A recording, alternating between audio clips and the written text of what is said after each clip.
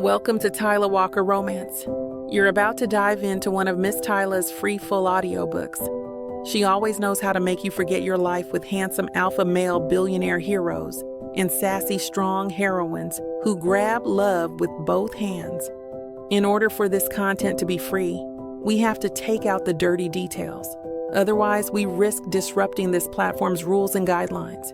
Buy the unabridged version of any Tyler Walker audiobook from tylerwalker.com, and with code SAVE40, you can get 40% off any digital product at checkout. Take this moment to subscribe to the channel, and remember that liking and commenting is what makes these free full audiobooks possible. Thank you for choosing to treat yourself with Miss Tyler.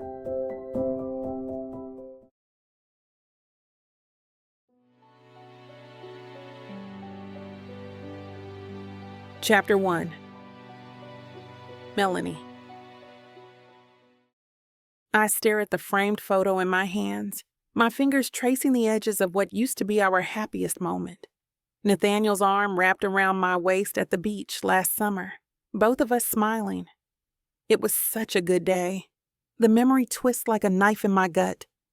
I drop the frame into the cardboard box labeled donations. "You don't deserve any more space in my life," I mutter, moving to the bookshelf where more remnants of our relationship mock me. The apartment feels hollow as I work through each room. Books he gave me, the coffee maker we bought together, that stupid vintage record player he insisted would make our Sunday mornings more romantic. All of it has to go. My phone buzzes with a text from the women's shelter where I volunteer. They need extra hands for tomorrow's group session. My fingers hover over the screen before I type. Count me in.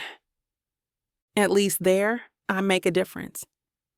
Those women trust me with their stories, their fears. If only I'd recognized the signs in my own relationship sooner. The constant texting, checking up on me. The way he twists situations to make me doubt myself. The bathroom cabinet reveals his forgotten aftershave. The scent hits me, and suddenly I'm back in that moment. Walking in on him with her in our bed, the girl that I was always worried about, the same one he swore was just a friend. Now I'm going through my apartment, getting rid of everything that was once tainted by Nathaniel, including that damn bed. I'm sleeping on an air mattress in the meantime, which is 1,000 times better. Damn you. I hurl the bottle into the trash, watching it shatter. Glass fragments scatter, like the pieces of my heart. My career counseling session notes sit on the kitchen counter, outlining my goals for the coming months.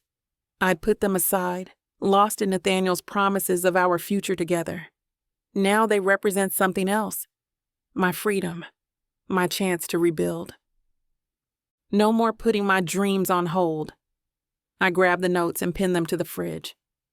The domestic violence hotline number I'd been too scared to call during our fights stares back at me from the corner of the paper.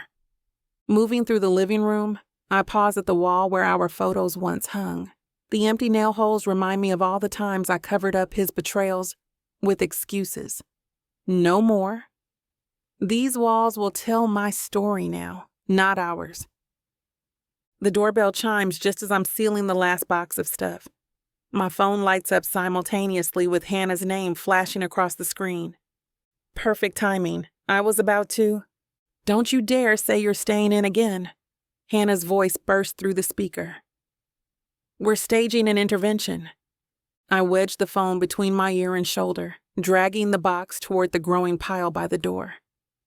I'm actually being productive. "Look, can I get you on video? I want you to see all these boxes." "Which will still be there tomorrow? When's the last time you went out? Had fun? Remembered what it feels like to smile?" I smile. The defense sounds weak even to my ears. "At those sad Lifetime movies you've been binging? That doesn't count."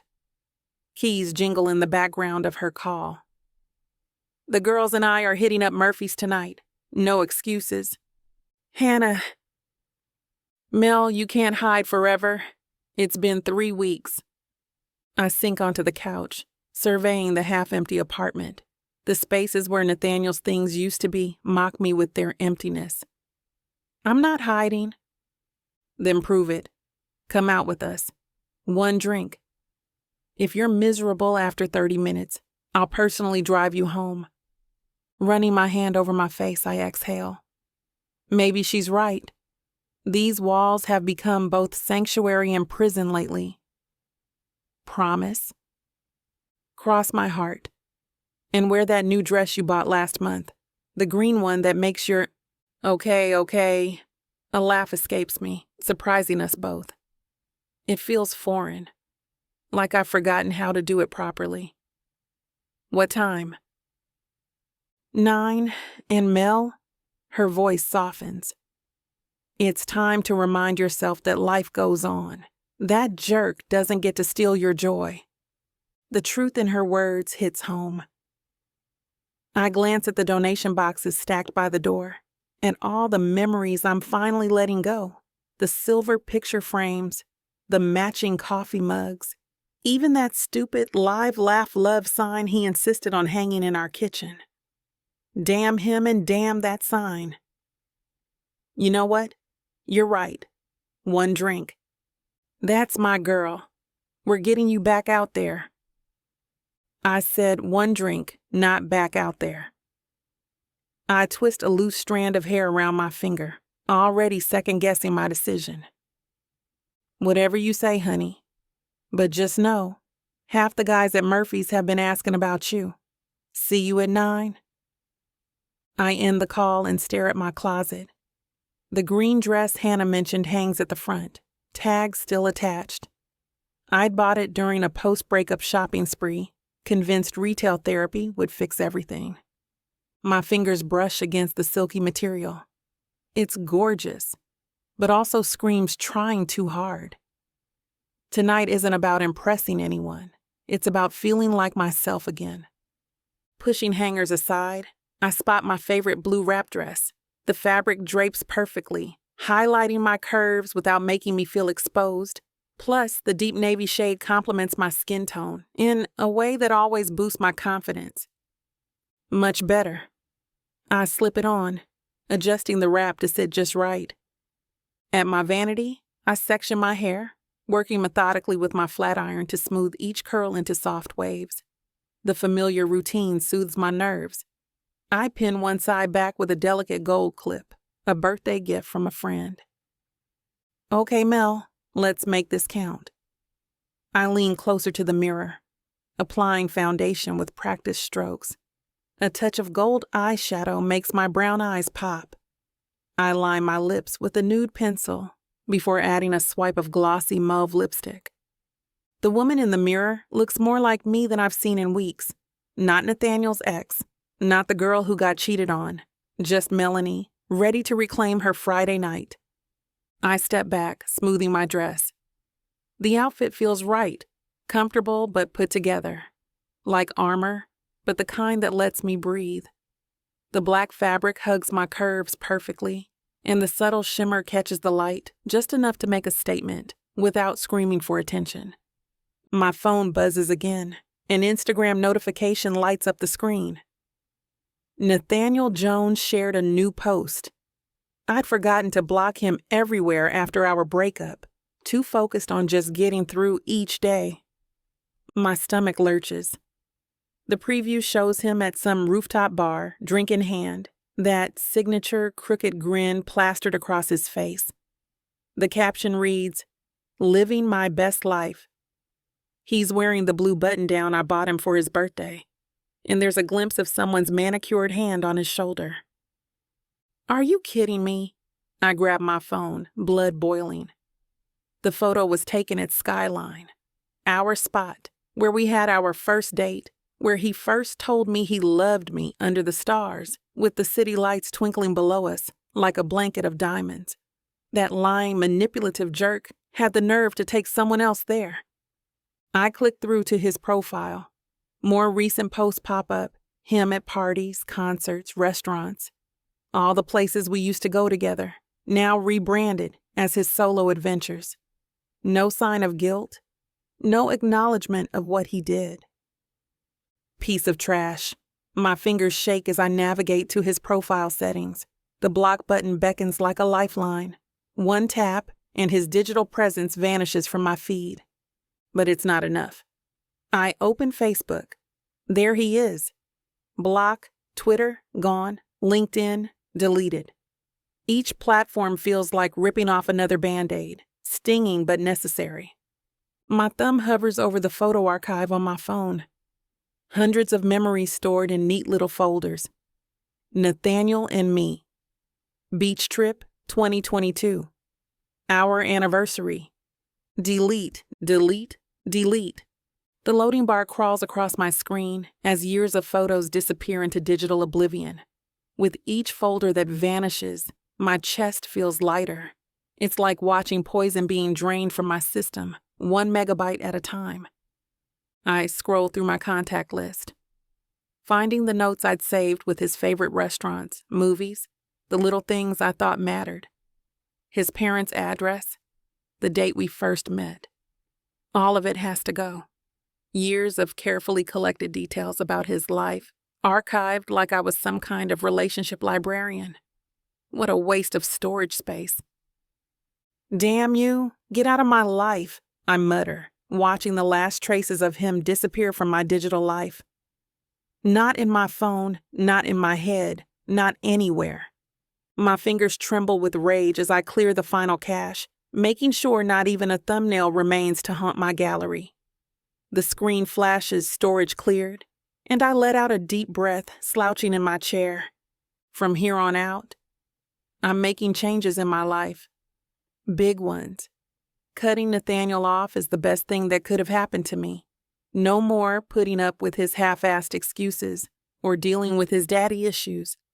No more pretending I don't see the way he checks out other women when we're together. Tonight, my friends will make everything feel better. I know they will. They've been blowing up my phone all day with promises of a bar trip, ice cream afterwards, a proper girls' night out. Maybe they'll even help me write that dating profile I've been too scared to make. It's time to show the world that Melanie Hawkins is done playing small. Chapter 2. Everett. I loosen my tie as I push through the heavy wooden door of Murphy's. The familiar scent of polished oak and whiskey wraps around me like an old friend. After 12 hours of back-to-back meetings, this place is my sanctuary. The usual Mr. Jones. Mike's already reaching for the Macallan 18 before I slide onto my regular stool at the corner of the bar. Make it a double. I rub my temples, the day's tension coiled tight in my shoulders. And drop the Mr. Jones nonsense. It's been what, 5 years? 6, but who's counting? Mike sets the crystal tumbler in front of me, amber liquid catching the dim bar lights. Rough one today. Try explaining to a room full of investors why they should sink millions into expanding our production line when half of them can't tell the difference between automation and a toaster. The whiskey burns just right going down. I've built this company from the ground up, turned our small town's economy around with it. But days like today remind me why I need this quiet corner, this drink, this moment of peace where I'm not Everett Jones, CEO of Pioneer Tech Solutions. The bar's nearly empty this early in the evening. A couple regulars nurse their beers at a corner table, and some college kids play pool in the back. The jukebox hums an old Eagles song, low enough that it doesn't grate on my nerves. Mike slides a bowl of mixed nuts my way, a habit he picked up years ago when he noticed I rarely eat during these long days. At least the hard part's over, right? For now. I take another sip, letting the scotch warm my insides, until the next crisis needs handling. The weight of my phone in my pocket reminds me of the dozens of emails still waiting for responses, but here at Murphy's, they can wait. Here, I'm just another guy at the bar, seeking refuge in good scotch and better silence. The quiet sanctuary of Murphy's gradually shifts as the evening crowd trickles in. The low murmur of conversations builds, chairs scrape against hardwood floors, and the jukebox switches to something with more bass. I signal Mike for another round, settling deeper into my corner spot. The door swings open, letting in a burst of evening air and laughter. A group of women enters, their heels clicking against the floor in an energetic rhythm. I wouldn't normally pay attention. I've learned to tune out the growing noise of happy hour, but something pulls my gaze up from my glass. That's when I see her. She moves with a natural grace, her deep blue dress following the curves of her body like water. Her smile lights up the dim bar as she talks with her friends, and there's something magnetic about her presence that commands attention without trying. Her locks are styled in an intricate updo, revealing a graceful neck adorned with a simple gold chain. I catch myself staring and try to look away, but it's too late. Her eyes meet mine across the room, and for a moment, everything else fades. The bar noise dims, the other patrons blur into the background, and there's just this electric connection hanging in the air between us. Her dark eyes hold mine with an intensity that makes my chest tight. She doesn't look away immediately like most would. Instead, there's a hint of a smile playing at the corners of her mouth, a spark of interest that mirrors my own. The moment stretches, charged with possibility, until one of her friends says something that draws her attention away. My fingers tighten around my glass. In 20 years of business, I've never hesitated to go after what I want. But something about this woman makes me pause, makes my usual confidence waver. She's not just beautiful, she radiates an intelligence and self-assurance that's far more intriguing than mere physical attraction. I down the rest of my whiskey, the liquid courage settling warm in my stomach.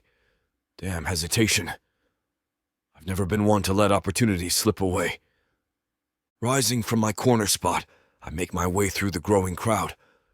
She's at a high-top table with her friends, and as I get closer, her beauty becomes even more striking. Those eyes that caught mine earlier now dance with subtle flecks of gold in the bar light. I couldn't help but notice you from across the room. My voice cuts through their conversation, deep and assured. Mind if I join you ladies for a moment? I maintain steady eye contact with her, and only her. Her friends exchange knowing looks and mumbled excuses about getting more drinks, leaving us in our own bubble of space. Smart women. They can read the room and the intensity crackling between us. I'm Everett. I extend my hand and she takes it. Her grip is firm, confident. The touch of her skin against mine sends a jolt through my system that I haven't felt in years. Damn, this woman is something else. Melanie. Her voice carries a hint of amusement, maybe even challenge. Though I'm wondering what made you brave enough to cross that room. I'm old enough to recognize when something's worth pursuing. I signal Mike for 2 fresh drinks, settling into the space beside her with the easy confidence that served me well in business and life. Though I get the feeling you already knew I would. I catch the slight quirk of her lips, the way her eyes assess me with equal parts interest and caution. Game on. She laughs, a rich sound that pulls at something in my chest, making me lean in closer without even thinking about it. Maybe. But tonight's supposed to be about forgetting, not analyzing. Forgetting? I watch her face carefully, noting the slight shadow that crosses her features. Messy breakup. She traces the rim of her glass with one finger, the gesture almost hypnotic. My friends dragged me out to get back out there, as they put it. Said I needed to stop moping around my apartment. Whoever let you go is a damn fool. The words come out rougher than intended, raw with an honesty that surprises even me. But I mean every syllable. A woman like this? Christ, what kind of idiot would walk away? Her grin lights up her whole face, transforming the earlier vulnerability into something brighter, more playful. The sight hits me right in the gut. You sound pretty sure about that, for someone who just met me. She tilts her head, studying me with those captivating eyes that seem to see right through my carefully constructed walls. So what do you do when you're not letting your friends drag you to bars? I take a sip of my whiskey, genuinely curious about the woman who's captured my attention so completely. I'm a social worker. Her eyes light up as she continues. I spend most of my time at the community center, working with domestic violence victims, helping them find their way out, get back on their feet. My respect for her deepens instantly. Here I've been dealing with profit margins and investor meetings while she's out there literally saving lives. It takes incredible strength to face that kind of darkness day after day and still maintain your spirit. It can be challenging, she admits, her fingers playing with the stem of her wine glass. But when you see someone finally break free, find their power again, it makes everything worth it. I run Pioneer Tech Solutions. The words feel hollow compared to what she just shared. Though I have to say, pushing papers and managing egos seems pretty insignificant next to what you do. Pioneer Tech? Hold on a second. Her eyebrows raise slightly. Your company's actually helped fund some of our programs. Small world. But trust me, writing checks is nothing compared to being in the trenches like you are. That takes real courage. You'd be surprised how much those checks matter. But it's not just about the funding. These women need someone to believe in them, to show them they're worth fighting for. And you do that every day. The admiration in my voice is unmistakable. Makes my boardroom battles seem pretty trivial. Every role has its purpose. She gives me a knowing smile. Though, I have to admit, I didn't expect the CEO of Pioneer Tech to be quite so humble. I lean back slightly, taking in her sharp wit and the way she carries herself. Humble isn't usually the first word people use to describe me, but you're not most people, are you, Melanie? And what makes you say that? She takes a slow sip of her drink, those intelligent brown eyes never leaving mine. Most people would have dropped my company's name by now, tried to network their way into my good graces. You're more interested in talking about the women you help. Maybe I just have different priorities. Her smile carries a hint of challenge, though I have to admit, your reputation preceded you. The business magazines paint quite a picture. Let me guess, ruthless corporate titan. Silicon Valley's next big thing? I can't help but chuckle. They love their labels. Actually, they called you innovative but intimidating. I'm still deciding on the intimidating part. She leans forward, closing the distance between us slightly. The scent of her perfume, something subtle and floral, makes my pulse quicken. And your verdict so far? The jury's still out. Her laugh is genuine, infectious. Though you did brave the gauntlet of my friends to come talk to me. That counts for something. Trust me, I've faced tougher crowds in the boardroom, though none quite as protective as your friends over there. I nod toward the bar where her group pretends not to watch us as they nurse their drinks. They keep checking to make sure you're okay. They're good people, especially after... She pauses, something flickering across her face. Well, let's just say they've had my back through some rough times. Those are the kind of friends worth keeping.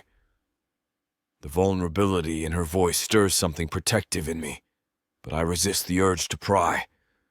Instead, I steer us toward lighter ground. So, besides saving the world one person at a time, what else drives Melanie? Hawkins, she fills in. And you'd be surprised. Sometimes it's as simple as a good book and better coffee. Other times, her eyes spark with mischief. Well, that depends on who's asking. Chapter 3. Melanie. The way Everett's eyes crinkle at the corners when he laughs draws me in. We've been talking for what feels like hours at Murphy's, our bar stools pulled close together. The background noise of clinking glasses and music fades as I focus on his stories. So there I am, standing in front of the board with completely wrong numbers, Everett says, gesturing with his whiskey glass.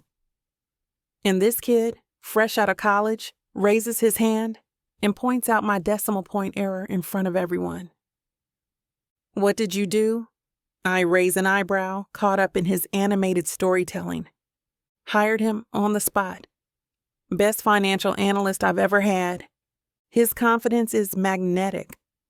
Unlike the awkward first date small talk I'm used to, conversation with Everett flows naturally. We've covered everything from our favorite hiking trails to our shared love of Thai food. I catch movement from the corner of my eye. My friends at their table across the bar, all giving me enthusiastic thumbs up. Heat explodes all across my body, and I take a sip of my wine to hide my smile. Your friends seem supportive?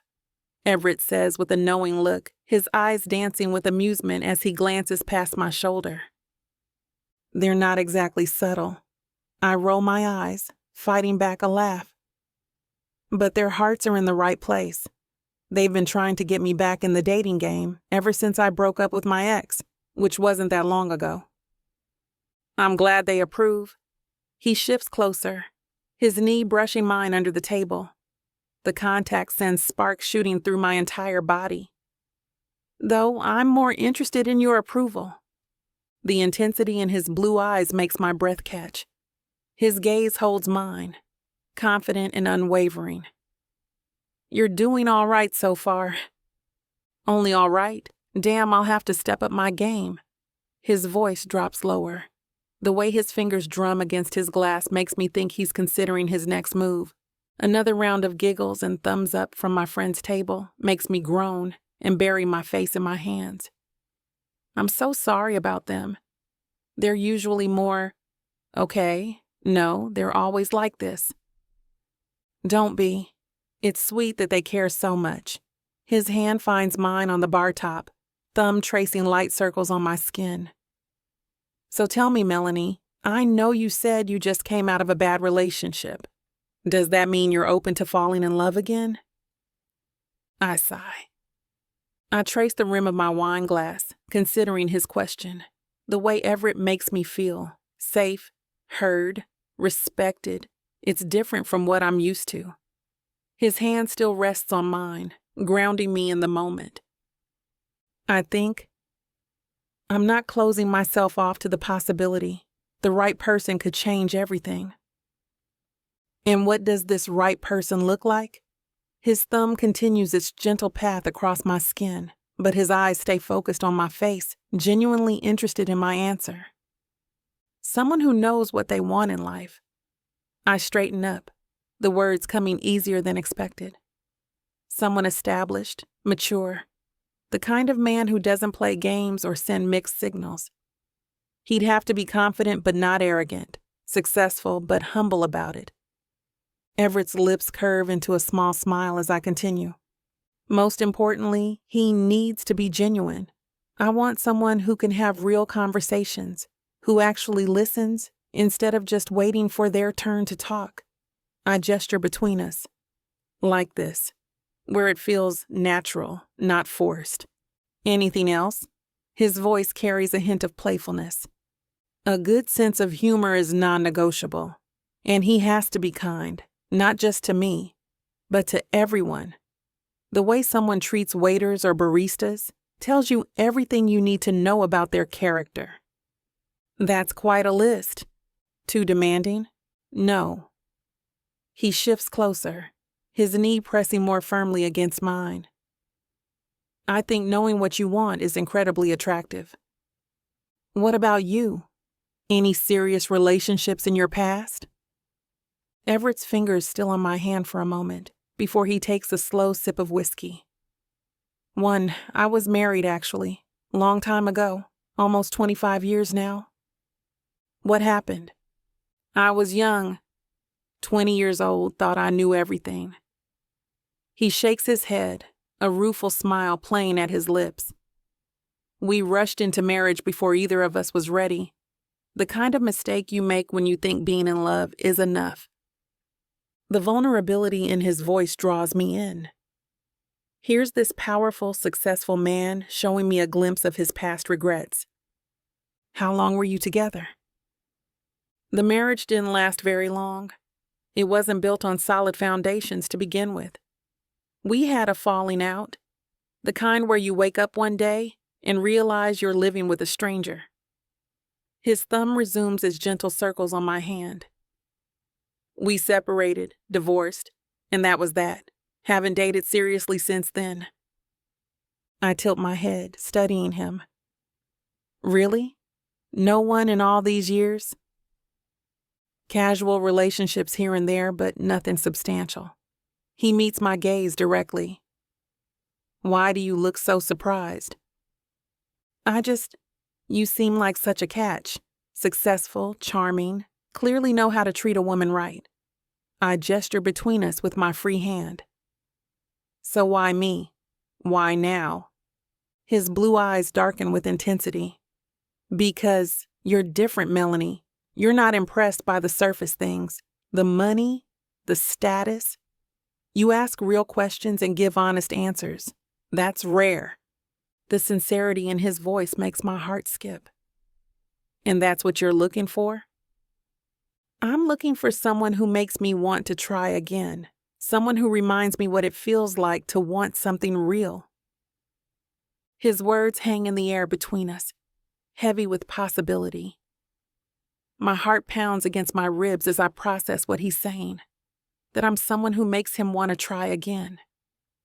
I take another sip of wine, buying time to steady my nerves. A man like Everett could have anyone, successful, established, devastatingly handsome, yet here he is, looking at me like I'm something precious. Something shifts inside me. Here I am, worrying about moving too fast. Meanwhile, just earlier, I saw how my ex was posting on Instagram, already parading around with someone new. The same ex who cheated on me, who made me question my worth. I look up at Everett, really look at him. The way his eyes never stray from my face when I'm speaking. How he actually listens, asks thoughtful questions. The gentle way his thumb still traces patterns on my skin. You know what? I set my phone face down on the bar. I think I'm ready to try something real too. His smile reaches his eyes, creating those irresistible crinkles at the corners. Yeah. I lean in closer, letting my knee press more firmly against his. Life's too short to let fear hold you back, right? Everett's smile only widens.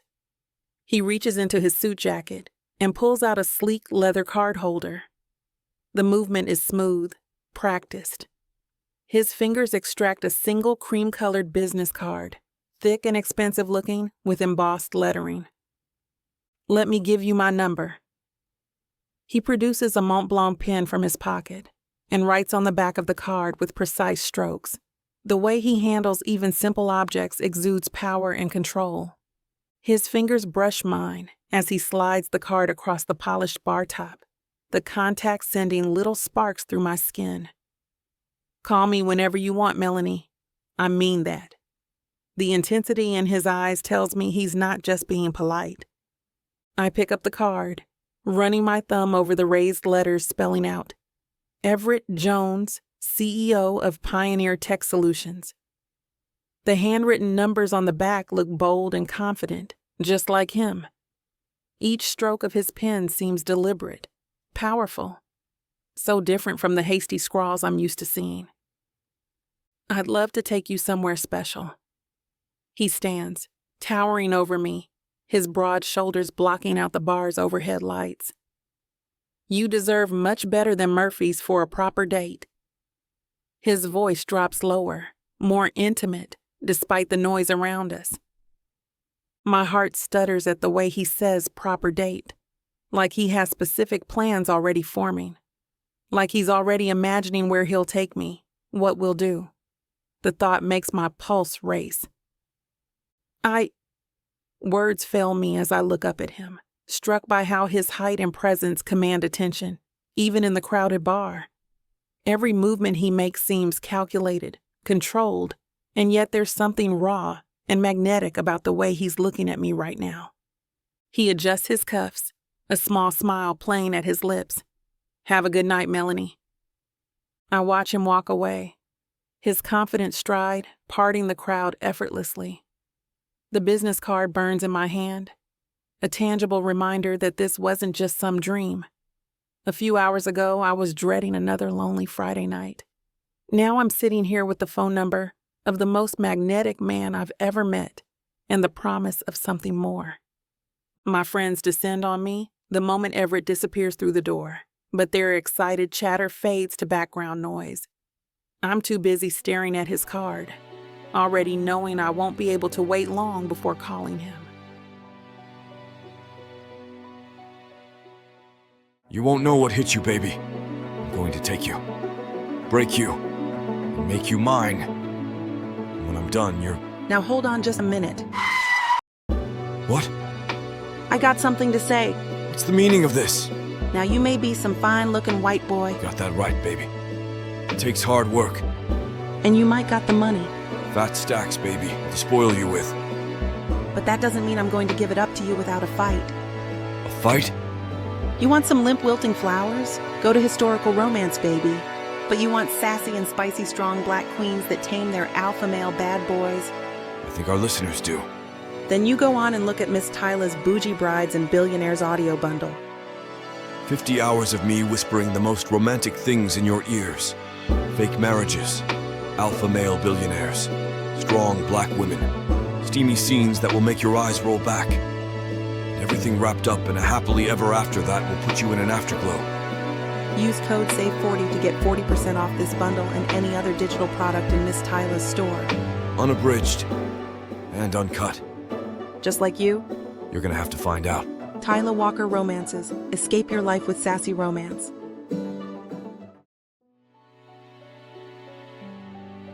Chapter 4. Everett. The clock on my office wall strikes 6, and for once, I'm eager to leave work behind. I grab my phone, fingers hovering over Melanie's contact. My heart rate picks up as I tap out a message confirming our 7 o'clock reservation at Bella Luna. Her response comes quickly. Can't wait, see you there. 4 simple words shouldn't make me feel like a teenager, but here I am, grinning at my phone like an idiot. I straighten my tie, check my reflection in the glass wall of my office. The salt and pepper in my beard looks distinguished today, not old. The elevator ride down to the parking garage gives me time to contemplate tonight. Melanie. Christ. She's something else entirely. 22 years between us, and yet she carries herself with more grace and maturity than women twice her age. I slide into my Aston Martin, the leather seats cool against my back. The engine purrs to life, but my mind stays fixed on her. Those curves that make my mouth go dry. That perfect skin, smooth and rich like dark honey. But it's her eyes that really get me. Deep brown, intelligent, seeing right through my carefully constructed walls.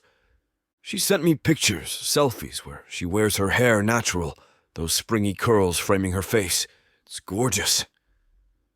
And when she laughs, really laughs, her whole face lights up. None of that polite society nonsense I'm used to. Everything about her is real, authentic. Pulling into Bella Luna's parking lot, I adjust my rearview mirror. Some men might feel insecure about dating a woman half their age, but Melanie isn't some trophy to parade around. She challenges me, makes me want to be better, makes me feel things I thought I'd buried years ago. The restaurant's valet approaches and I check my watch. 6:45. Perfect timing to ensure everything's ready for her arrival. I enter Bella Luna, greeted by soft lighting and the gentle murmur of conversation. Marco, the maître d', recognizes me immediately. Mr. Jones, so good to see you again. Your usual table is ready. He leads me to a secluded corner with a perfect view of both the restaurant's entrance and the city lights beyond the window.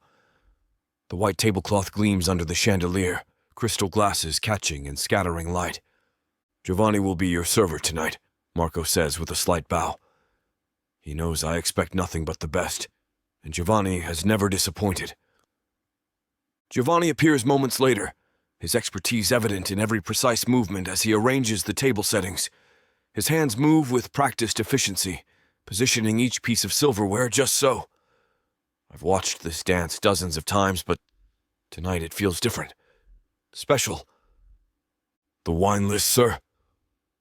I barely glance at it. The Don Melkor would be splendid. It's a power move, ordering a $1,000 bottle of wine without hesitation. But screw it. Tonight calls for something extraordinary. His eyebrows lift slightly. An excellent choice. I catch the note of approval in his voice. He knows his wines, and he knows I don't mess around when it comes to quality. The wine arrives, and Giovanni presents it with practiced grace. The cork releases with a soft pop, and he pours a small amount for my approval. The bouquet is perfect, rich and complex, just like the woman I'm waiting for. I take another deep breath of the wine's aroma, imagining how Melanie's eyes might light up when she tastes it. Everything has to be perfect tonight. No room for anything less. Movement at the entrance draws my attention. Melanie walks in, and the whole room seems to fade away. Her yellow dress hugs every curve, the denim jacket adding that casual edge that's so uniquely her. Her natural curls catch the light, bouncing with each step. Christ, she's beautiful. I'm on my feet before she reaches the table, drinking in the sight of her. Her smile, genuine and bright, hits me right in the chest. You look stunning, I say, pulling out her chair. Thank you. Melanie's voice carries that hint of southern warmth that drives me wild. Her eyes catch the wine bottle and her lips part. Is that? Try it. I pour her a glass, watching as she lifts it with delicate fingers. She brings the glass to her lips, takes a sip. Her eyes close for a moment, savoring. The way her full lips press against the crystal makes my breath catch. Oh my God, that's incredible. What is this? Don Melkor, Chilean Cabernet. I can't help but smile at her reaction, drinking in the way pleasure transforms her features. One of the finest they produce. The vineyard's been perfecting this blend since 1987. How much? She pauses, then continues with determination, straightening her shoulders like she's steeling herself for the answer. How much does a bottle like this cost? About $1,000. Her eyes go wide. The glass almost slips from her fingers, but she catches it, those delicate hands trembling slightly. $1,000? Everett, you can't. That's too much. You don't need to spend that kind of money on me. I lean forward, catching her gaze, my voice dropping. I want to. You deserve the best. And I mean every damn word. The wine's worth every penny, just to see that look of pure pleasure cross her face. A smile spreads across her face, shy but pleased. She ducks her head, pretending to study the menu, but I catch the way her fingers trace the stem of the wine glass with newfound appreciation. The Audiobook here is exceptional, I say, watching her scan the options. Though if you're in the mood for pasta, the black truffle ravioli is something else. Chef Mario makes the pasta fresh daily. Everything sounds amazing. She flips the page. What's your go-to? The Ryby. 40-day dry-aged, cooked over olive wood. Melts in your mouth. I tap the menu where it's listed. Though lately I've been partial to the sea base. They do this Mediterranean preparation with preserved lemons that's brilliant. When Giovanni comes around, notepad ready to take our orders, he looks at Melanie first. I think I'll have the penne arrabbiata, Melanie announces, closing her menu with quiet confidence. Not one of my suggestions, and that makes me smile. She's her own woman, knows what she wants. Giovanni nods approvingly. Excellent choice. And for you, sir? The Ryby. I hand him our menus, and he bows before heading off to the kitchen. So how was your day at the center? I take another sip of wine, watching her face light up at the question. We had a breakthrough with one of our clients. She finally left her husband after 3 years of abuse. Melanie leans forward, her passion evident in every word. She has 2 kids, And yesterday she just found her strength. Packed up while he was at work, took the children to her sister's. That takes guts. It does, and that's why our work matters so much. These women need someone in their corner, someone to tell them they're worth more than what they're settling for. She pauses, running her finger along the rim of her wine glass. Most of them have been isolated, cut off from family and friends. They need to know they're not alone. Her dedication hits me square in the chest. While I've been signing papers and sending emails, she's been out there saving lives. How many women do you help? Last month, we assisted 23 women in finding safe housing. But it's not just about the numbers. Each story, each woman. She shakes her head. They're all so different, yet similar. The patterns of abuse, the way these men slowly strip away their confidence. And you help build it back up. We try. Sometimes it's as simple as helping them create a resume, teaching them interview skills. Other times, her eyes darken with remembered pain. Other times, we're literally helping them escape in the middle of the night. The gravity of what she deals with daily settles over me. Here she is, 23 years old, fighting battles most people twice her age wouldn't have the strength for. You're incredible, you know that? The words slip out before I can stop them, raw and honest. I just do what needs to be done. Melanie shrugs, but there's steel beneath that casual gesture. Her fingers twist the napkin in her lap. These women deserve a chance. Giovanni appears with our plates, setting them down with practiced precision. The ribeye is perfectly seared, but I can't take my eyes off Melanie as she surveys the array of silverware like it's a tactical challenge. She picks up the wrong fork, then catches herself, glancing at my place setting. She mumbles something under her breath as she switches utensils. Start from the outside and work your way in, I say quietly, demonstrating with my own silverware. Though, honestly, the food tastes just as good no matter which fork you use. Her shoulders relax and she lets out a small laugh. That obvious, huh? You're perfect.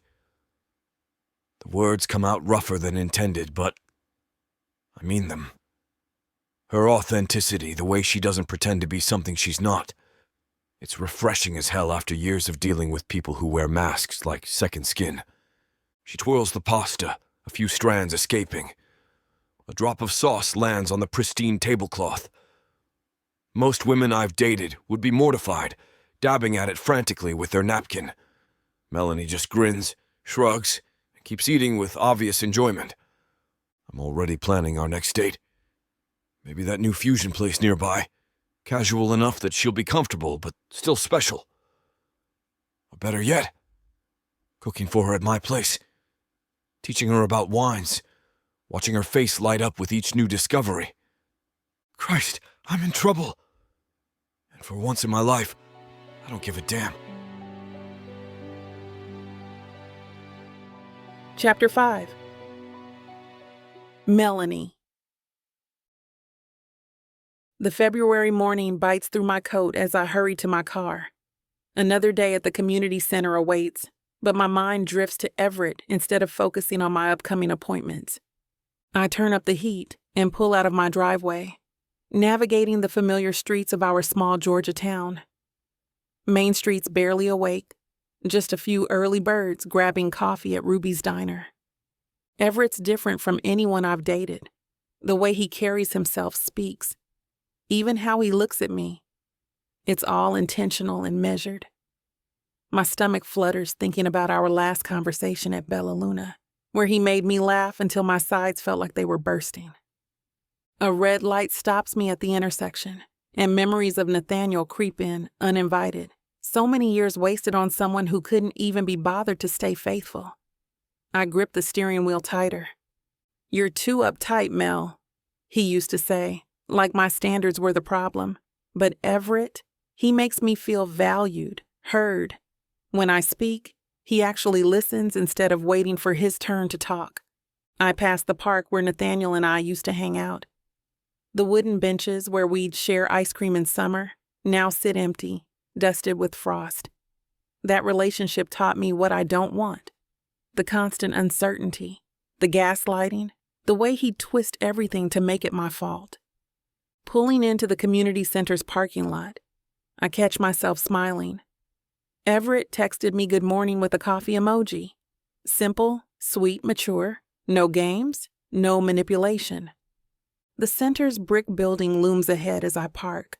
Before heading in, I check my reflection in the rearview mirror, smoothing down my curls.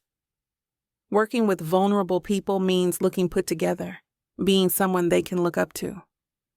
My phone buzzes. Another message from Everett, asking about dinner plans. The warmth in my chest has nothing to do with the car's heater.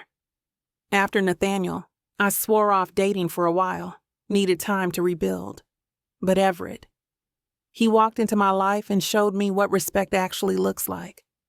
Walking into the building, I sigh at the sudden warmth that envelops me as I make my way inside.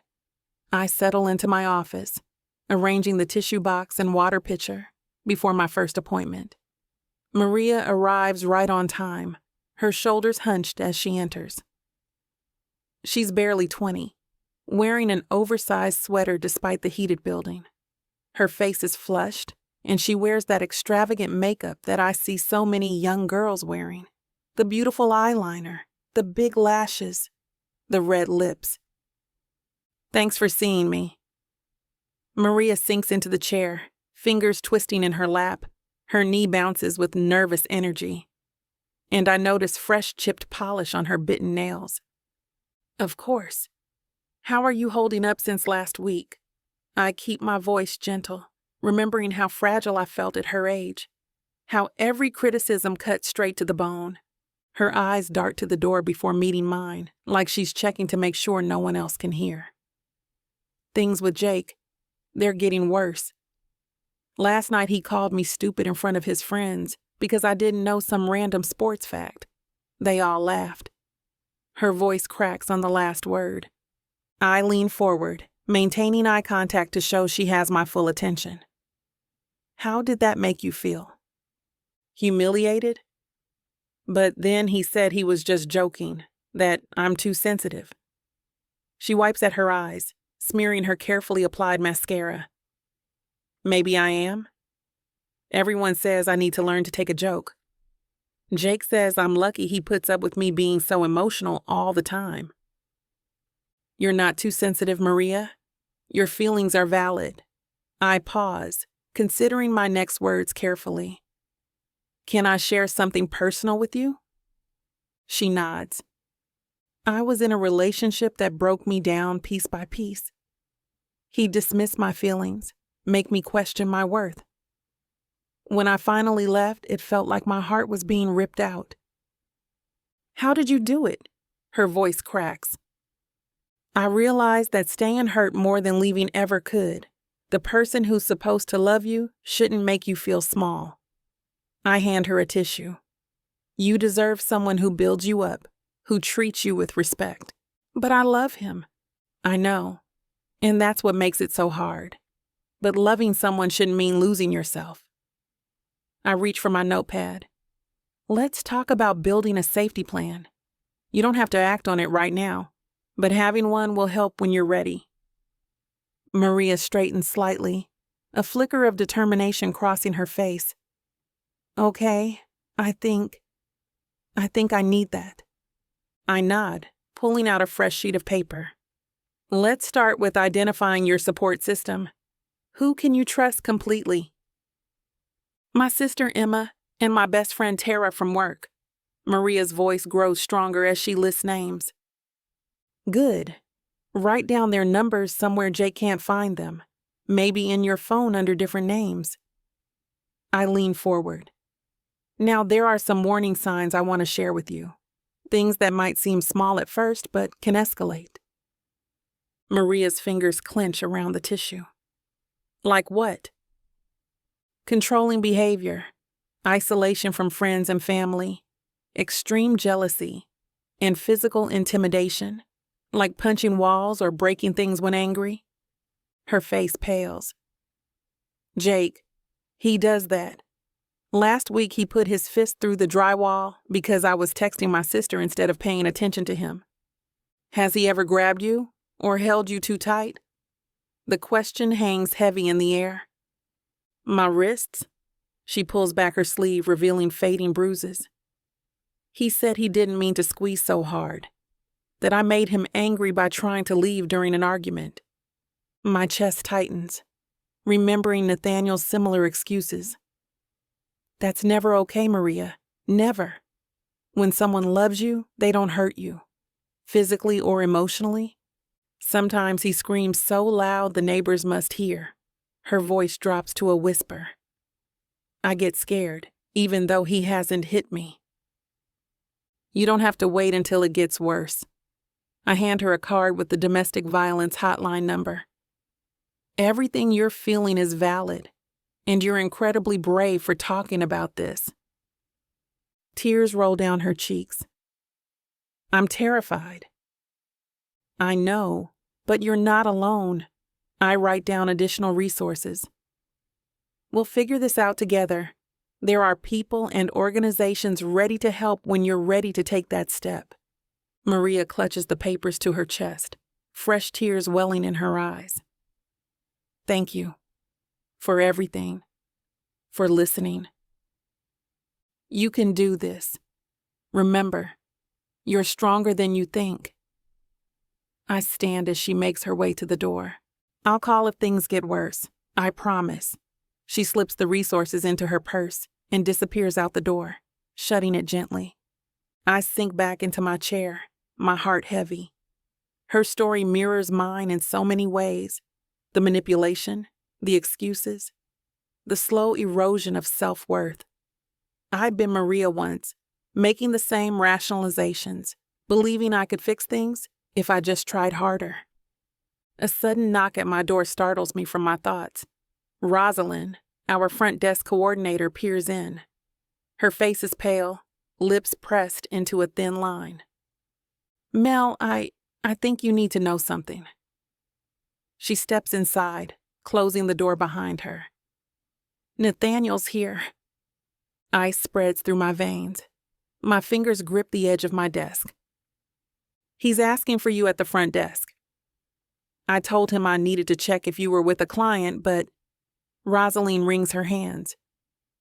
He seems pretty insistent about seeing you. The room spins slightly. After everything he put me through, he shows up here at my workplace. God, my voice comes out shaky. I can't deal with him right now. Want me to tell him you're in a meeting? My throat tightens. The mere thought of him standing in our lobby, probably wearing that practiced wounded expression he uses to manipulate people, makes my skin crawl. Tell him. I swallow hard, my hands trembling. Tell him I had an emergency and left through the back door. I can't face him, not here.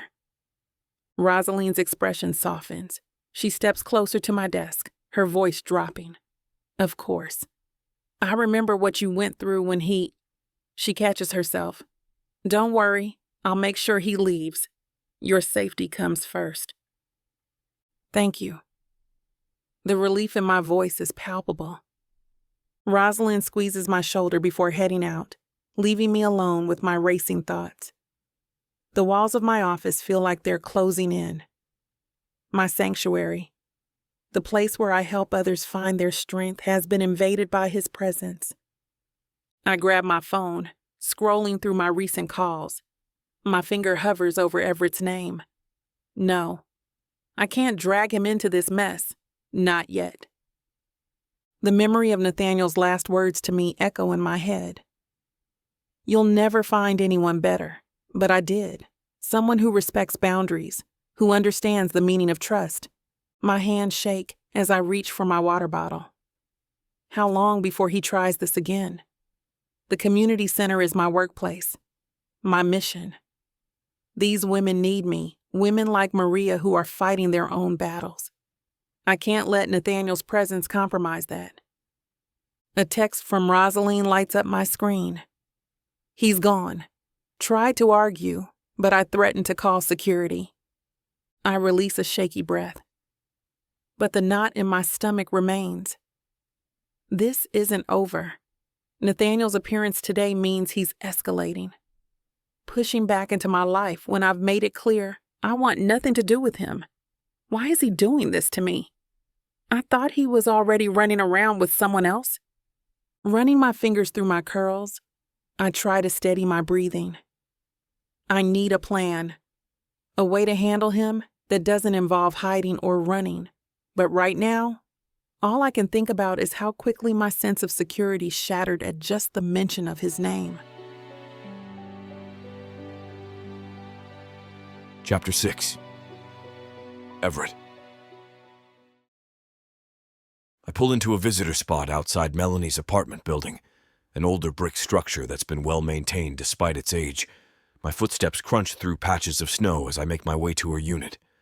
Melanie opens the door before I can knock. The warmth from inside wraps around me, a stark contrast to the February chill that's been nipping at my face since I got out of my car. "Come in." She steps back, giving me space to enter. Her apartment hits different notes than my mansion.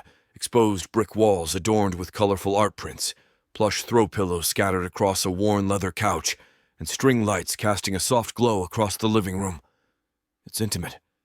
Lived in. "Can I get you something to drink? Coffee, tea?" Her hands fidget with the hem of her sweater. "Or water?" "Water's fine." I shrug off my coat, hanging it on a hook by the door. Something's off. Her usual easy confidence seems shaken. Her movements are jerky as she heads to the kitchen, nearly bumping into the counter. I follow, leaning against the doorframe. "Everything okay?" "Yeah, of course." The glass trembles slightly as she fills it from the tap. When she turns to hand it to me, I catch the uncertainty in her eyes before she looks away. "Mel." I set the untouched water on the counter and step closer.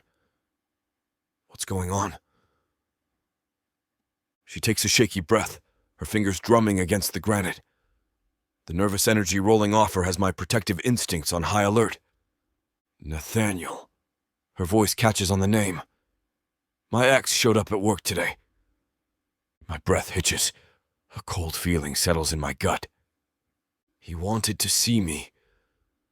Melanie wraps her arms around herself, her shoulders curling inward. "I didn't go out. I had Rosalind, the girl at the front desk, tell him I left the building due to an emergency. But really, I was petrified. I didn't even know what to do." The possibility crashes through my mind. My son, my estranged son who I haven't spoken to in years. The timing fits. Melanie's age lines up. But I need to be sure. "What happened between you two?" The words scratch my throat. "He cheated on me." Her fingers dig into her sweater. "Multiple times. With multiple women. The moment I had the physical evidence of his cheating, I left. I threw him out of this apartment." She releases a hollow laugh. "God, I thought I was stronger than this. One mention of him showing up and I'm hiding in my office like a coward." I want to tell her. The words press against my teeth, that the man who hurt her might be my own flesh and blood. But the shame of it, the gravity of that connection, holds me back. "You're not a coward." I close the distance between us, resting my hands on her shoulders. Being scared doesn't make you weak. It makes you human. Her eyes meet mine, glistening with unshed tears. I just froze. All the progress I've made, all the healing, and one surprise visit sends me spiraling. The guilt twists deeper. If this is my Nathaniel, and the pit in my stomach tells me it is, then my own son caused this pain. The thought makes me sick. "I'm here for you, Melanie," I say gently, reaching out my hand to her. "I want to make sure you're okay. I won't leave you until I know that for sure." "Thank you." She wipes at her eyes. "For listening. For being here." I pull her into a hug, my jaw clenched against the secret burning inside me. Her trust in me makes the omission feel like betrayal, but I can't bring myself to shatter this moment with the truth. Not yet. Not when she's this vulnerable. Melanie pulls back from our embrace, wiping her eyes with the back of her hand. She sniffles gently. I should probably start dinner. I have some ingredients I need to use up. No. I pull out my phone, already opening my delivery app. You're not cooking tonight. Pick whatever you want. My treat. After the emotional conversation we just had, the last thing she needs is to stand over a stove. Everett, I mean it. I hold the phone out to her. Choose a restaurant. My tone leaves no room for argument. Years of closing million-dollar deals have given me that power. Staring down at my phone, she hesitates, but I move it further in her direction. Eventually, she takes my phone with a resigned sigh. I guess I'll have to get used to your generosity eventually. I scoff, moving to sit on one of her kitchen bar stools. The cushion squeaks under my weight as I settle in. I have far too much money for one person. Seriously, spend it without feeling guilty. Having someone to share it with makes it worth something. Money has never brought me happiness, but seeing her smile just might. Her fingers hover over the screen. Thai food okay? Perfect. It's my favorite, remember? I watch as she scrolls through menu items. The earlier tension has eased from her shoulders, replaced by the simple task of choosing dinner. Get whatever you want, and extras for lunch tomorrow. You're impossible. But there's a smile playing at the corners of her mouth as she taps in our order. We settle onto her couch while waiting for the food. Melanie tucks her feet under her, angling toward me. A stray curl falls across her face, and I can't resist reaching out to brush it away. My fingers linger against her cheek. You're stunning, you know that? The words slip out before I can stop them, raw and honest in the quiet of her apartment. I've never seen anyone as beautiful as you are. My hand moves from her cheek to cup her jaw, drawn to her like a magnet. Her eyes widen and she ducks her head, but I catch the smile she tries to hide. Thank you. You've been so kind to me since that night at Murphy's. Her fingers play with the hem of her sweater. The weight of my earlier realization about Nathaniel presses against my conscience. But looking at her now, seeing the trust in her eyes, I push the guilt aside. This moment belongs to us. Nothing else matters but the way she's looking at me, the soft curve of her lips, the warmth of her skin under my touch. You make me feel safe, she whispers. Her hand finds mine, our fingers intertwining naturally. Like I matter. You do matter. My voice comes out rough with emotion, barely controlled desire and protectiveness mixing together. More than you know. I stroke my thumb across her knuckles, tracing patterns into the smoothness of her skin. I shift closer on the couch, drawn to her like a magnet. Her eyes hold mine, deep brown pools that I could drown in. The air between us crackles with electricity. My heart pounds against my ribs. The urge to kiss her overwhelms me. I lean in slowly, giving her time to pull away if she wants. But she stays perfectly still, her breath catching. When my lips meet hers, they're soft and warm. The kiss is gentle, tentative, a question more than a demand. She answers by wrapping her arms around my neck, pulling me closer. Her body melds against mine as she deepens the kiss. Her fingers thread through my hair. I cup her face in my hands, tilting her head to get a better angle. She tastes like mint. A small sound escapes her throat, half sigh, half moan, and it drives me wild. My thumb traces her jawline as we kiss. Her skin is impossibly smooth under my touch. She presses closer, eliminating what little space remained between us. The weight of her against me feels perfect, like she was made to fit in my arms. The rest of the world fades away. There's only this moment, only her, the softness of her lips, the warmth of her body, the way she holds on to me like she never wants to let go. We finally pull apart, both breathing heavily. Her eyes are dark, lips swollen from our kisses. She traces her thumb along my bottom lip, the gentle touch sending electricity through my body. It's so soft, so tentative, filling me with a warmth I never knew I needed. Are you sure this is a good idea? Her voice comes out husky, uncertain. I believe it is. I catch her hand in mine, pressing a kiss to her palm. But I won't do anything you don't want. We can stop right now if that's what you need. Melanie stays quiet, her fingers still intertwined with mine. The silence stretches between us, filled with possibility and tension. I watch the emotions play across her face, desire warring with hesitation. I want this. She meets my gaze, determination replacing the uncertainty. Really badly. That's all I need to hear. I surge forward, capturing her lips with mine. This kiss is different from our first, deeper, hungrier. My hands tangle in her hair as she grabs fistfuls of my shirt, pulling me closer. A groan escapes my throat when she nips at my bottom lip. The passion between us ignites, consuming everything else. Her body arches into mine as I trail kisses down her neck. She tastes like honey, incredibly sweet and intoxicating. My fingers skim the hem of her sweater, desperate to touch more of her skin. Chapter 7. Melanie. Everett's hands explore my body with a confidence that sends shivers down my spine. His touch is firm, possessive, as if he knows exactly what he wants and isn't afraid to take it. I can feel the heat radiating off him, his breath hot against my neck as he trails kisses down to my collarbone. His fingers hook under the hem of my sweater, pausing just long enough for me to nod, to urge him on. I hate to put a stop to a good time, but it looks like we've hit this platform's limit for spiciness. This platform's got some rules we have to play by if we want to keep giving you these stories for free. And trust me, this scene isn't something you want to miss. While we can't get into all the details here, you can still dive into the full, uncut version at tylerwalker.com. Miss Tyler has an entire collection of unabridged audiobooks and ebooks waiting for you. And the best part? You can treat yourself with 40% off when you use the code SAVE40. That's right.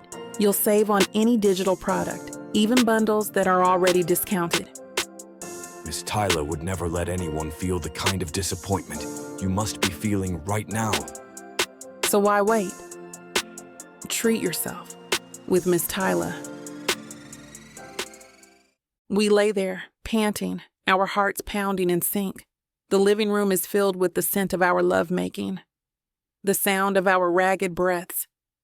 Everett's face is buried in the crook of my neck, his breath hot against my skin. I can feel his heartbeat slowing, returning to its normal rhythm.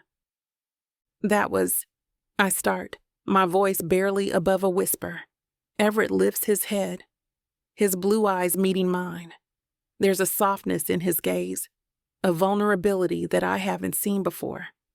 Incredible, I finish, a small smile playing on my lips. I've never felt that good before. None of my exes, they never made me feel this way. A smirk tugs at the corner of Everett's mouth, a glint of satisfaction in his eyes. That's because you're unforgettable, Mel, he says, his voice a low rumble. And I intend to make sure you never forget it. He leans down, capturing my mouth in a passionate kiss. His lips are gentle, coaxing, a stark contrast to the fierce hunger of our earlier kisses. This kiss is different. It's slow and sweet, a promise of more to come. I melt into it, my body relaxing against his, my arms tightening around him. Everett pulls back, his thumb tracing the line of my jaw. "You're something else, Melanie Hawkins," he murmurs, his eyes never leaving mine. I can see the sincerity in his gaze, the truth in his words. It sends a shiver down my spine, a thrill of excitement and anticipation. I open my mouth to respond, but Everett silences me with another kiss, this one deeper, more insistent. His tongue explores my mouth, tangling with mine, sending sparks of desire shooting through my body. I can feel him hardening inside me again, his body ready for more. And so am I. Suddenly, I pull away, gasping for breath, the world slowly coming back into focus. The scent of our passion lingers in the air, but there's another smell vying for my attention, something savory and spicy. The Thai food, I say, my stomach rumbling as if on cue. Everett chuckles, a sound that's low and sexy, vibrating through his chest. Great timing, he says, shifting off me. I watch as he stands, completely comfortable in his nakedness. His body is a work of art, all hard lines and sculpted muscles. I could stare at him all day, but my growling stomach has other plans. He grabs his boxers and pants, sliding them on. I sit up, looking around for my clothes. Everett smirks, bending down to pick up his shirt. He hands it to me, a playful glint in his eyes. Here, he says, might be more comfortable. I take the shirt, sliding the sleeves across my arms and doing a few buttons. It's soft against my skin, smelling of him. I stand, letting the hem of the shirt fall to mid-thigh, then pad barefoot towards the door. Peeking through the peephole, I see the distorted image of 2 large bags sitting on the floor. I unlock the door, opening it just enough to snatch the bags inside. The aroma of Thai spices fills the room, making my mouth water. Everett comes up behind me, his arms snaking around my waist. He nuzzles my neck, his beard tickling my skin. Smells delicious, he murmurs. I agree, leaning back against him. His body is warm, solid, a perfect complement to mine. I'm starving. He chuckles again, releasing me. Well, let's not keep you waiting. I watch as he fetches plates and cutlery from the kitchen, moving around my apartment like he's been here 100 times. There's something so natural about his presence here, something that makes my heart flutter in a way that's both exciting and terrifying. He catches me staring, a smirk playing at the corners of his mouth. See something you like? He asks, setting the plates down on the coffee table. Very much, I reply, holding his gaze. His eyes darken, a promise of more to come shining in their depths. But for now, there's food to be had, and I'm not about to let it get cold. I sit down on the couch, tucking my legs beneath me. Everett joins me, his thigh brushing against mine. He starts opening the containers, revealing an array of dishes. Pad Thai, green curry, tom yum soup, mango sticky rice. It's a feast, and I can't wait to dive in. Handing me a plate, Everett smiles. What a great way to continue our night together, he says, his voice warm and genuine. It really is, I agree, scooping some pad thai onto my plate. Our fingers brush as he passes me the chopsticks. Suddenly, I'm not just hungry for food, but that can wait. For now, we eat. Our bodies close, our conversation easy. It's perfect. It's everything. Chapter 8. Everett. I stare out the windows of my Pioneer Tech Solutions office, watching the lazy clouds drift over downtown Oak Ridge. The small town sprawls below, its mix of historic buildings and modern developments creating a patchwork that reminds me of the complexities in my own life. My fingers drum against the mahogany desk as I pull up Melanie's social media profile again. Her latest post shows her volunteering at the women's shelter, that radiant smile lighting up the photo. The same smile that's been haunting my thoughts since our first meeting. Damn! The word echoes in my empty office. One Google search. That's all it would take for her to connect the dots. Nathaniel Jones, son of Everett Jones, CEO of Pioneer Tech Solutions. The same Nathaniel who cheated on her and shattered her trust. I close the browser and lean back in my chair. The irony of the situation isn't lost on me. After years of minimal contact with my son, his ghost now threatens the first real connection I've felt with someone in years. The local business journal on my desk features my latest interview. Everett Jones, the tech titan of Oak Ridge, another breadcrumb that could lead Melanie straight to the truth. In a town of barely 50,000 people, secrets have a way of surfacing like cream in coffee. My phone buzzes against the desk, Melanie's name lighting up the screen. My heart does a strange little skip as I reach for it. After seeing that article, I should have known this was coming. Melanie, what a nice! When were you going to tell me? Her voice cracks with emotion. Gone is her usual warmth, replaced by something raw and wounded. The sound makes my chest tighten with an unfamiliar ache. I straighten in my chair, my grip tightening on the phone. The leather of my executive chair creaks under my sudden tension. Tell you what. Don't. She takes a shaky breath. I can almost see her standing there, probably pacing, that fierce determination in her eyes that first drew me to her. Is it true? Is Nathaniel your son? The question hits like a punch to the gut. The silence stretches between us as I close my eyes, remembering all the scenarios I'd imagined for this conversation. None of them prepared me for the pain in her voice. I'd faced hostile takeovers and cutthroat negotiations, but nothing had ever made me feel this goddamn helpless. Everett? Her voice wavers, demanding an answer I'm not ready to give. Yes. The word comes out rough. He is my son. God, I can't believe this. Her laugh holds no humor. All this time. We're not close. I stand, pacing to the window. Haven't been for years. The last real conversation we had was when he dropped out of college 4 years ago. That doesn't change anything. You knew who I was, what he did to me, and you said nothing. My free hand presses against the cool glass, the town below blurring as memories of Nathaniel's childhood flash through my mind. Birthday parties that I missed, school events I delegated to nannies whenever it was my turn to take him from his mother, the growing distance that turned into a chasm. You're right, I should have told you. But Melanie, my relationship with Nathaniel has nothing to do with... It has everything to do with this. Her voice catches. Every time I look at you now, I'll see him. The man who made me feel worthless, who... She stops, and the silence cuts deeper than her words. You knew exactly who I was, what your son did to me, and you let me. Melanie, I trusted you, Everett. Do you understand what that means? After what happened with him, trusting anyone was... A sharp exhale crackles through the phone. And now I find out you're his father. It feels like another betrayal. My forehead presses against the cool glass. Below, a couple walks hand in hand down Main Street, their easy intimacy a stark contrast to this moment shattering around me. I'm nothing like him, Melanie. Nothing.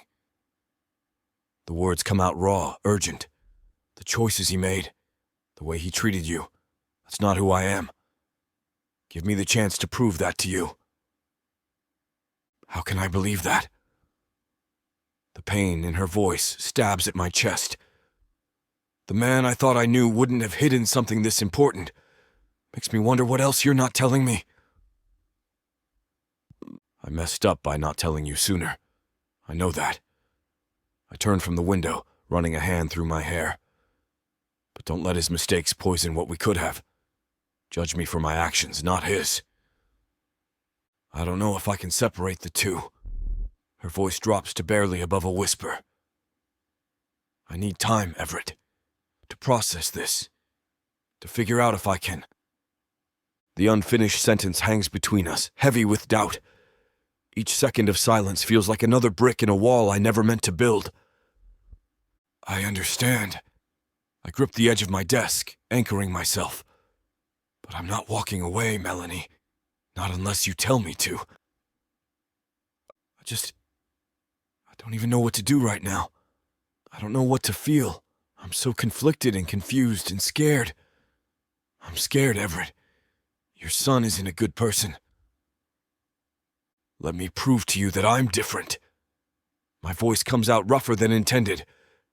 Give me that chance, Melanie. That's all I'm asking. Well... She pauses, and the silence cuts through me like a blade. I need space to think about all of this, to figure out if I can look at you without seeing him, without wondering if... Take whatever time you need. I'll be here. My knuckles whiten against the desk, but know that everything between us has been real. Every moment, every conversation. Maybe that's what scares me the most. Her voice drops lower. I have to go. Melanie, wait. The call ends. The dial tone echoes in my ear like a flat line. Damn. I slam my fist against the desk, sending papers scattering across the floor. The business journal with my face slides to a stop near my feet, mocking me with its headlines about success and leadership. I collapse into my chair, dragging both hands down my face. The magnitude of my mistake crashes over me like a tidal wave. I had chances, dozens of them, to come clean about Nathaniel in the past few days. Instead, I'd convinced myself the timing wasn't right, that I needed to establish something real between us first. What nonsense. All I'd done was prove I'm exactly what she fears. Another man who'd betray her trust. My phone sits silent on the desk. No messages, no calls. Just the background photo of Melanie and me from our night at Bella Luna, both of us smiling like we had all the time in the world. The irony twists in my gut. I'd spent years building this company, making split-second decisions worth millions. Yet I couldn't figure out how to tell one woman the truth about my son. What a genius you are, Jones! I lean back, staring at the ceiling. The weight of secrets and silence presses down on my chest until it's hard to breathe. I stare at the photo of us one more time before pocketing my phone. The clock on my office wall ticks past 2 o'clock. I'm just wasting this day when I could be fixing this mess with Melanie. Damn it. Without hesitation, I send a quick email to my personal assistant to cancel my meetings for the rest of the day. That should give me enough time to come up with a plan, to figure out what to do next. Already, some ideas start populating the endless labyrinth of my thoughts. My fingers hover over the keyboard as I pull up the contact information for every high-end florist in Oak Ridge. No, flowers are too impersonal, too easy. She deserves more than some generic gesture. Think, Jones. I push away from my desk and pace the office. Our last night together replays in my mind. Her laughter over dinner, the way her hand felt in mine, that spark when our eyes met. It was real. All of it. Valentine's Day is coming up soon. The timing couldn't be worse or better. I need something that shows her I see her. Really see her. Not just as another conquest or a way to make amends for Nathaniel's mistakes. My eyes land on the women's shelter brochure on my desk, the one I'd been studying after seeing her volunteer work. The same shelter that helped her rebuild after what Nathaniel did. I grab my phone and dial my assistant. Sally, clear my schedule for tomorrow morning, and get me everything you can find on the Oak Ridge Women's Shelter's funding needs. Their funding needs, sir. Everything. Operating costs, wish lists, expansion plans, and find out who runs their Valentine's fundraiser. They don't have one, sir. Budget cuts last year. Perfect. A plan starts forming. Get me a meeting with their board tomorrow and contact our events team. I pull up Melanie's social media again, studying her latest post about empowering women through community support. The pieces click into place. A Valentine's fundraiser gala, not just flowers and chocolates, but something that matters to her. Something that shows I understand what drives her. The shelter needs funding. Melanie needs to see I'm nothing like Nathaniel. And I need her to know that all of the days we've spent together weren't distractions. It was the start of something I'm not willing to lose. Chapter 9. Melanie. I stare at the letter in my hands, the paper trembling. The words blur through my tears, but their message remains crystal clear. Unblock me and talk to me again, or there will be consequences. My stomach twists into knots. I found peace after blocking Nathaniel on everything, and now there's this. Coupled with the fact that Everett didn't tell me that he was the father of the man who is now harassing me senselessly. Well, to say I'm having a bad day would be an understatement. A gentle knock on my office door makes me jump. Rosaline pokes her head in, her smile fading as she sees my face. Mel, what's wrong? I hold up the letter, unable to find words. She crosses the room and takes it, her dark eyes scanning the page, her lips pressed into a thin line. That entitled piece of... She cuts herself off. This is harassment. You should take this to the police. I don't know. I wipe my eyes with the back of my hand. Maybe he's just upset and... Don't you dare make excuses for him. Rosalind perches on the edge of my desk. He cheated on you, and now he's threatening you because you won't talk to him? Hell no. But what if going to the police makes things worse? What's worse is letting him think this behavior is okay. She taps the letter against my desk. You've worked too hard helping other women stand up to guys like this. Take your own advice. My chest tightens. She's right. I spend my days counseling women about toxic relationships. Yet here I am, hesitating to protect myself. The community center has your back, Rosalind continues. We can help you file a report. Document everything. Screenshots of him trying to contact you. This letter, dates, times. Build a paper trail. I take a shaky breath and straighten my spine, drawing on the same strength I encourage in the women I counsel. You're right. I can't let him intimidate me like this. I'd be such a hypocrite. That's my girl.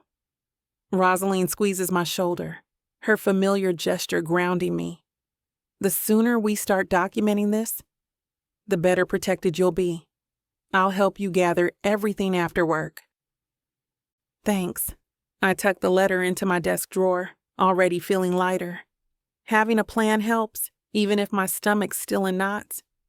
I try to focus on the stack of paperwork in front of me, instead of imagining Nathaniel's reaction to me reporting him to the police for harassment. God, when did my life get so out of control? Oh, Rosalind snaps her fingers, her eyes lighting up with that look she gets when she's about to spill some tea. That reminds me, the craziest thing happened this morning. Got a call from Pioneer Tech Solutions. My heart skips and I nearly knock over my coffee. Pioneer Tech? Yeah, some executive wanting to discuss funding opportunities for the center. They're specifically interested in helping organize a Valentine's Day fundraiser.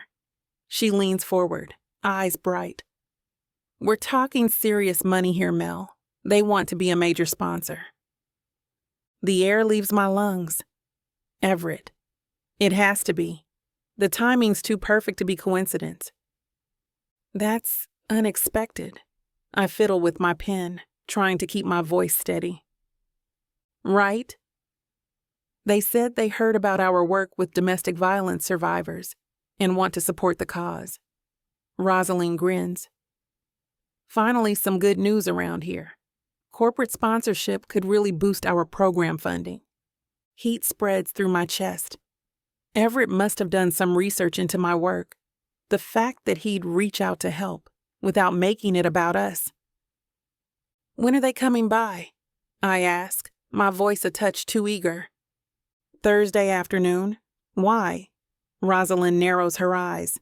Wait, do you know something about this? No, just curious. I bite my lip to hold back a smile.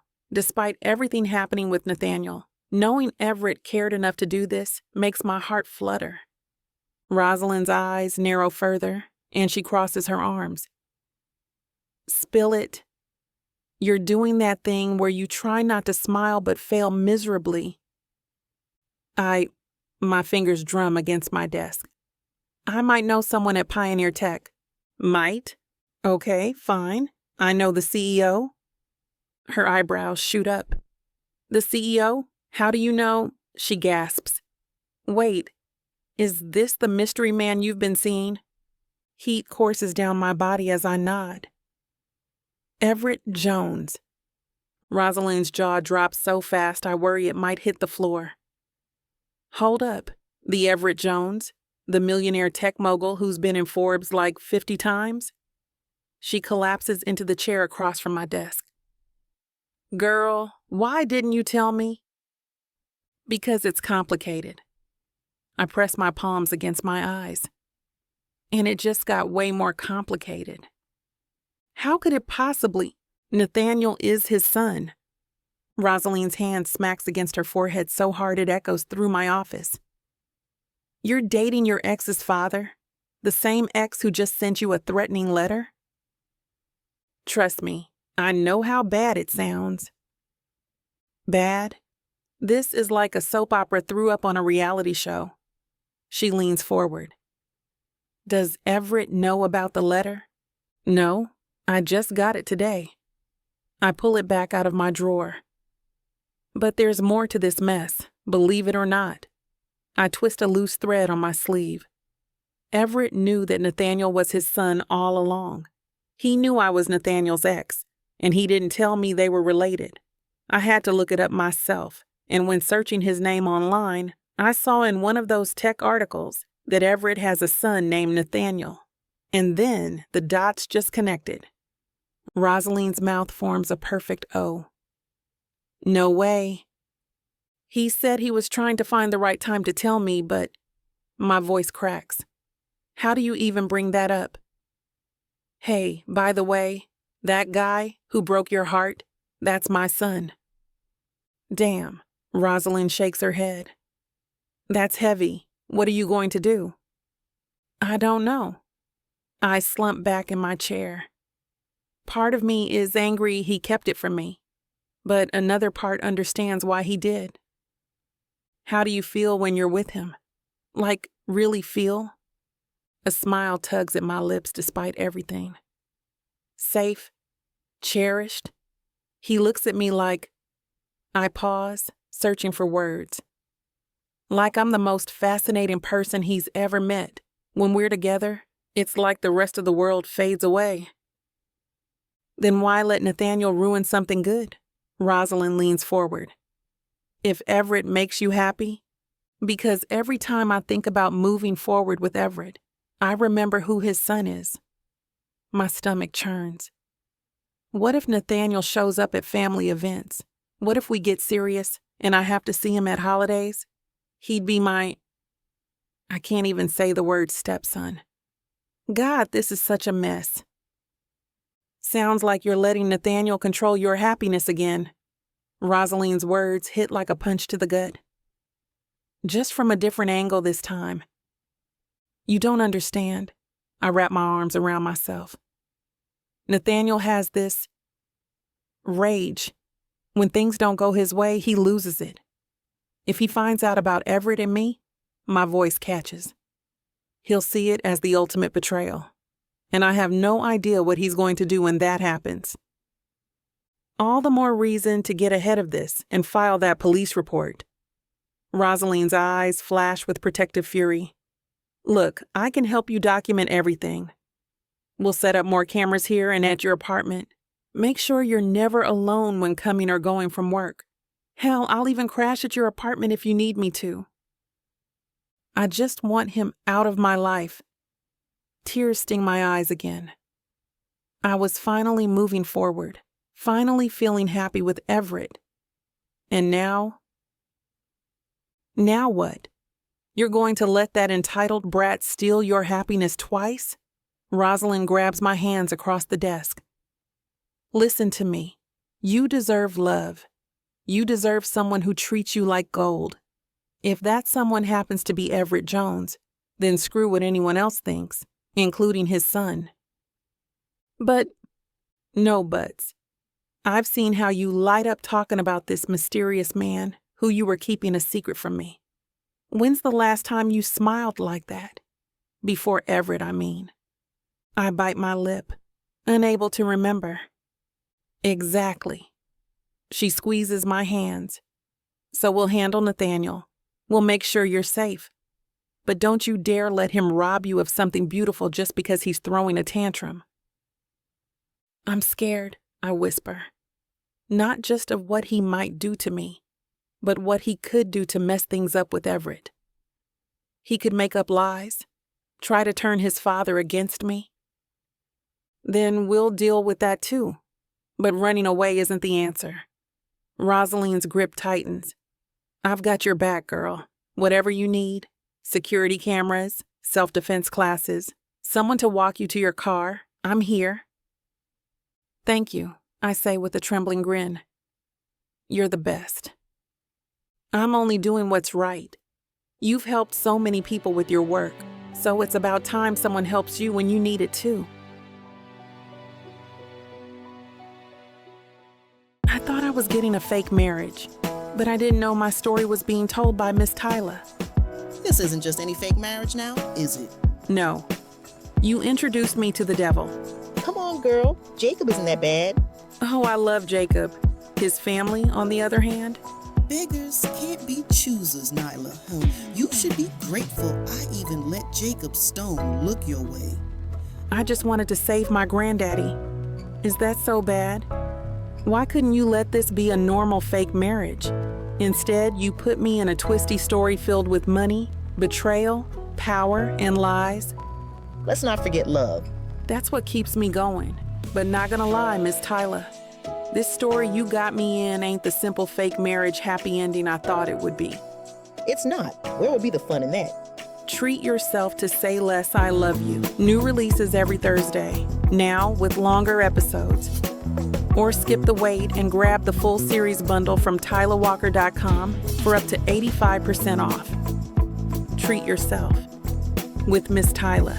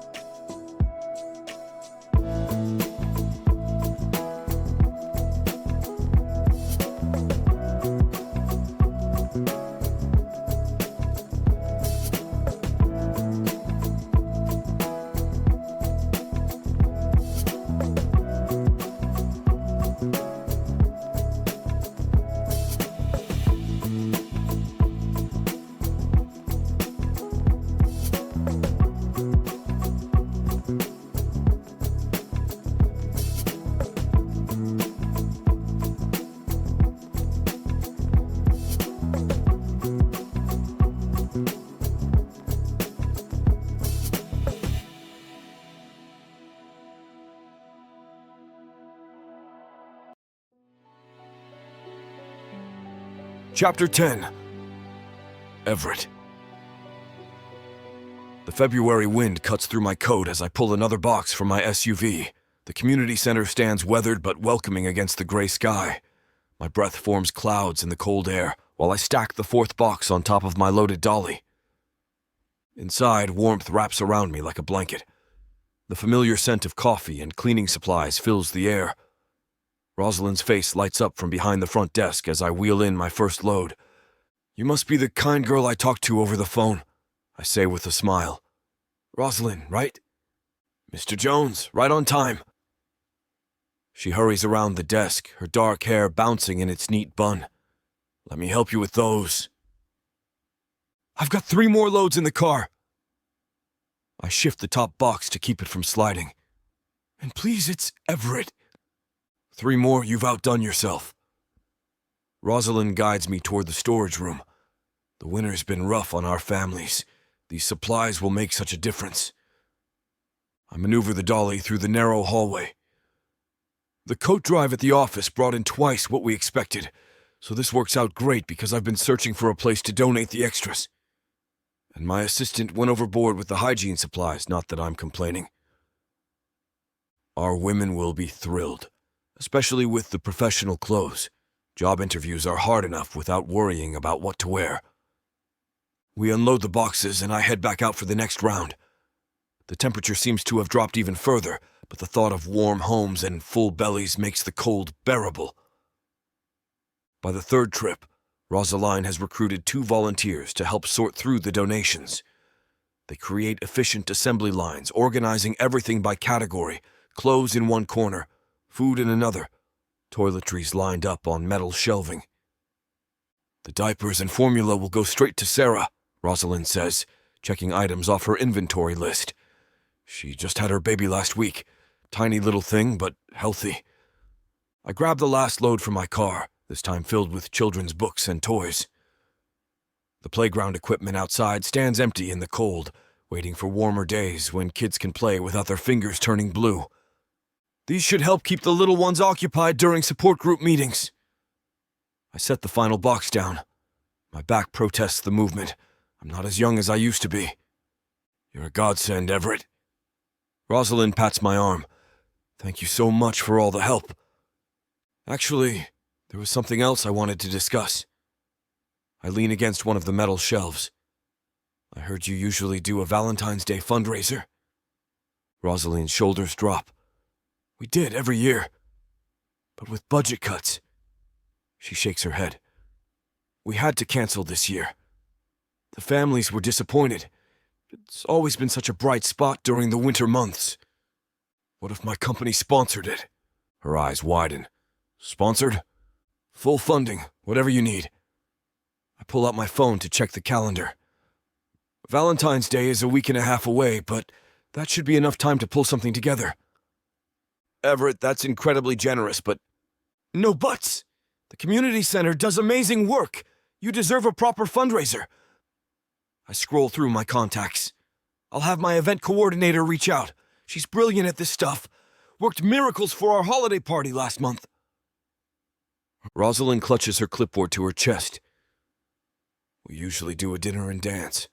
Nothing fancy, but go wild with the planning. Sky's the limit. I type out a quick message to my assistant. Decorate the gym of the community center. Get catering, entertainment, whatever you think would make it special for everyone. I don't know what to say. Her eyes glisten.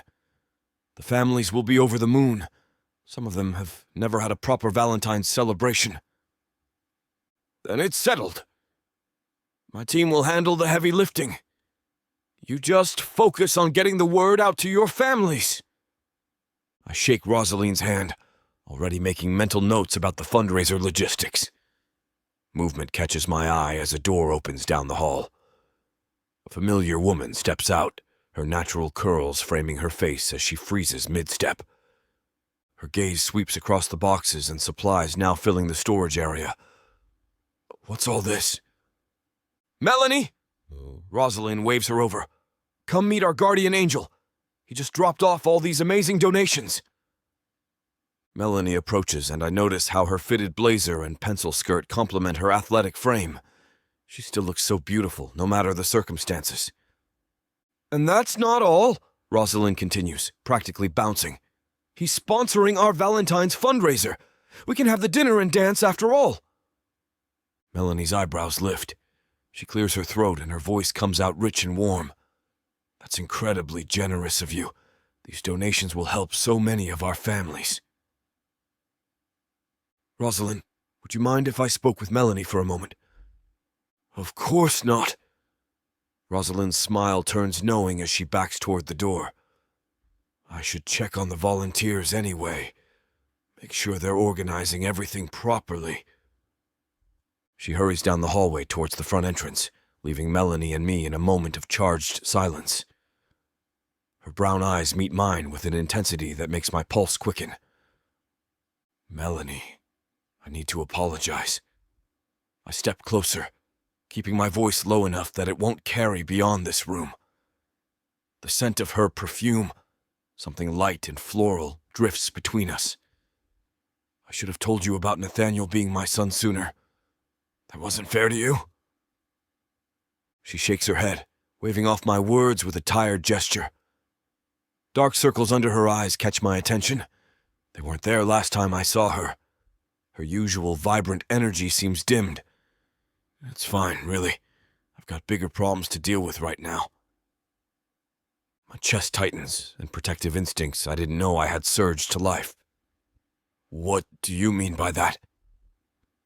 Melanie crosses her arms, her shoulders tensing as she shifts her weight from one foot to the other. Her whole body language screams discomfort. Nathaniel's been sending me letters. She pulls in a sharp breath, and I notice her fingers digging into her arms. They're not exactly friendly catch-ups. What kind of letters? Ice spreads through my veins as scenarios, each worse than the last, flash through my mind. That familiar mixture of anger and disappointment in my son threatens to overwhelm me. The kind that make it clear he won't take no for an answer. Her voice drops to barely above a whisper, trembling slightly. Each one gets more intense, more demanding. She won't meet my eyes now, staring instead at a spot on the floor between us. Damn. The word slips out before I can stop it. Have you gone to the police? Not yet. I'm going to today. Part of me hoped he'd just stop. She leans against the metal shelving. The latest one came yesterday. He said if I don't meet with him, he'll make sure I understand what I'm throwing away. My jaw clenches. The fact that my own son would stoop to intimidation tactics makes my blood boil. Do you have the letters with you? They're in my office. She straightens up, squaring her shoulders. I've been keeping them all, just in case. Smart move. I fight to keep my voice steady, to not let my anger show. Melanie, I'm so sorry that he's doing this to you. Shaking my head, I remember the short times I spent with Nathaniel while he was growing up. Sure, I wasn't the best father, but did I really help to make this monster? It's terrible to know I'm related to him. Nathaniel mentioned having an absent father in his life, she says, gazing at me pensively. Were you not around very much? His mother and I split custody after the divorce. Whenever he was with me, my nanny would take care of most of the child rearing, I admit, scratching at my nape. In hindsight, that was probably an awful idea. Well, you did the best that you could with him. Melanie shrugs. Some people are just crooked, I guess.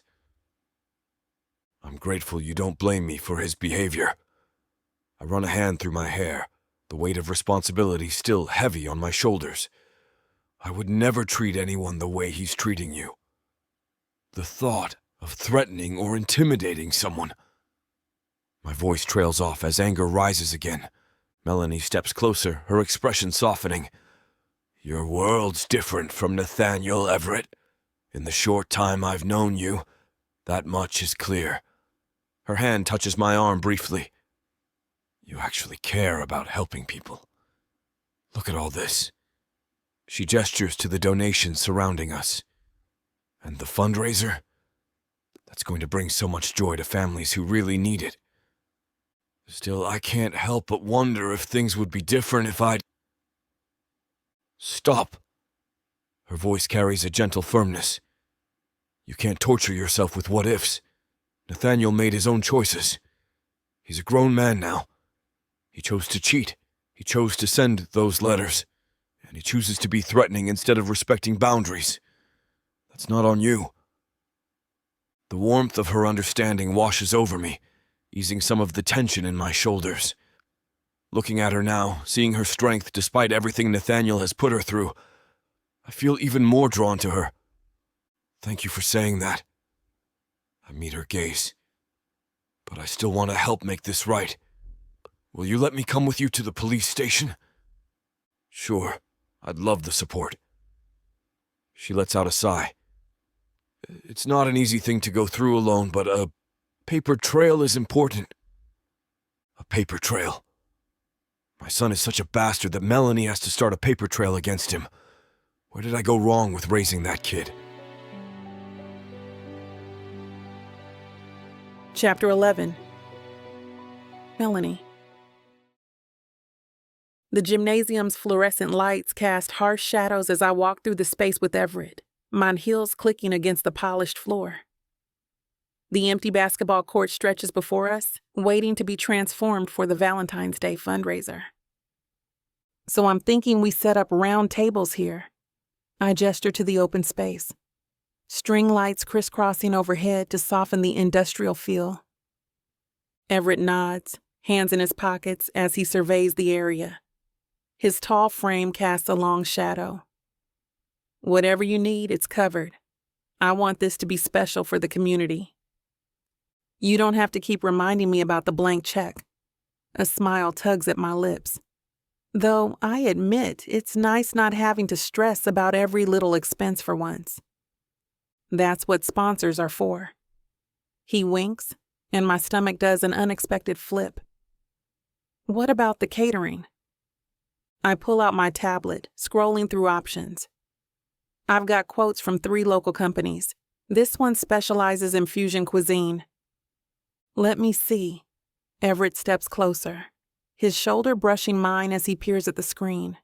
His cologne, subtle but masculine, makes it hard to focus on the menu items. The prices seem reasonable, but what matters is the quality. Have you tried their food? Not yet. They're doing a tasting tomorrow at 2. I'll clear my schedule. He pulls out his phone, tapping quickly. We should sample everything together.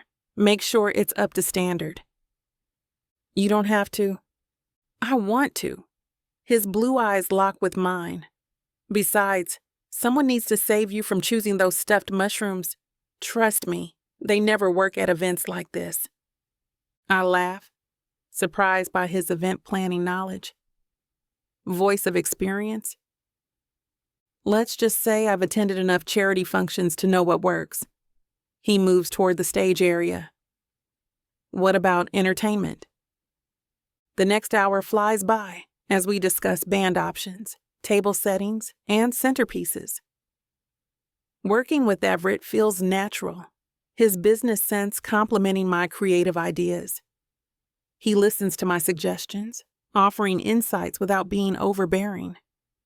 When we reach the entrance area, I spread out the floor plan. The welcome station will go here, with the silent auction items displayed along this wall. Perfect. His fingers trace the layout, accidentally brushing against mine. Neither of us pulls away immediately. You've really thought of everything. Not everything. We need an event, a reason for people to stick around all the way through. What if we added a game element? I tap my pen against my notepad. Something to get people mingling and having fun, not just sitting at their tables all night. What kind of game? Everett's interest peaks. Maybe a Valentine's-themed scavenger hunt? We could hide clues around the venue, make teams compete for prizes. I wave my hand around the space. The gym gives us plenty of room to work with.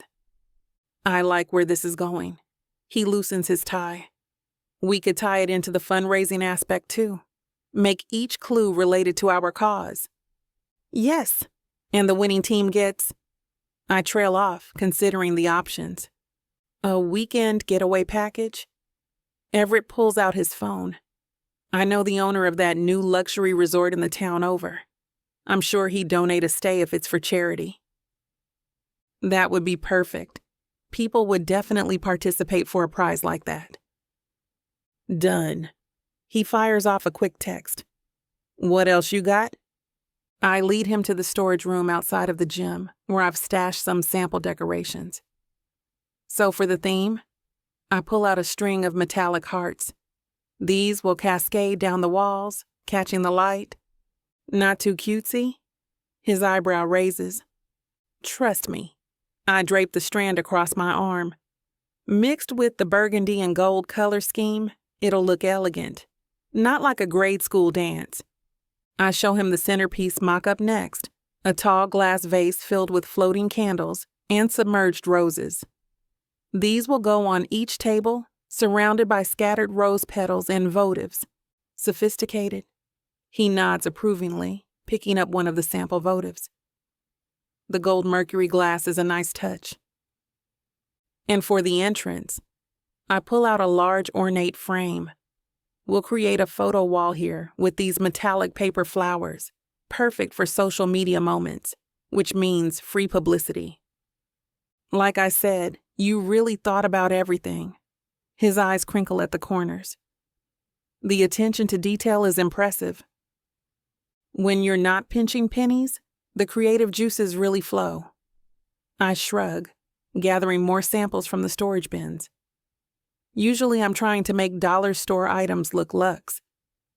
And now, Everett's voice carries a hint of amusement. Now I'm like a kid in a candy store. I hold up 2 different types of crystals. Did you know they make these in 7 different sizes? 7. God help my bank account. He steps closer, examining the way they catch the light. Though seeing you this excited makes it worth it. Oh, please, this is pocket change for you. I toss him one of the crystals. Catch. He snatches it from the air with surprising grace. Show off much. Says the man who just caught that without looking. I reach for a box on the top shelf, stretching up on my toes. Here, let me show you how these will... The box shifts unexpectedly. I stumble backward right into Everett's solid chest. His hands steady my waist, and suddenly I'm very aware of how close we are, surrounded by sparkly decorations in this dim storage room. Careful. His breath brushes my ear. I turn to face him, intending to step away, but his hands remain on my waist. The tension from our conversation over the phone, that heated argument about Nathaniel, crackles between us. Everett? His lips find mine before I can finish. The crystal drops from his hand, clinking against the floor as he pulls me closer. The kiss is different from our first, less desperate, more certain. My fingers curl into his shirt, and for a moment I forget about everything else. The fundraiser, our age gap, Nathaniel. I break away, pressing my forehead against Everett's chest. We shouldn't... His hands slide from my waist, but he doesn't step back. Because of what happened last time? Or because you're still thinking about him? It's not that simple. I step back, creating space between us. My heart pounds against my ribs as memories of Nathaniel's outburst flash through my mind. You don't know how Nathaniel gets when he's angry. The things he says, the way he acts. He becomes a completely different person. Believe me, Melanie, I know exactly what he's capable of. Everett's jaw tightens, and I catch a glimpse of pain in those striking blue eyes. And I won't let him dictate your life or mine. Not anymore. I shake my head as I wrap my arms around myself, trying to hold on to some semblance of control. The weight of the situation settles heavy on my shoulders. He's not stable, Everett. The last time I saw him, screw that. Everett's voice carries a sharp edge that makes me flinch. His expression softens immediately, but the intensity remains. My son needs to grow up and deal with his own mess. He lost you through his own actions. That's on him, not you. But no. He closes the distance between us again, his hands cupping my face.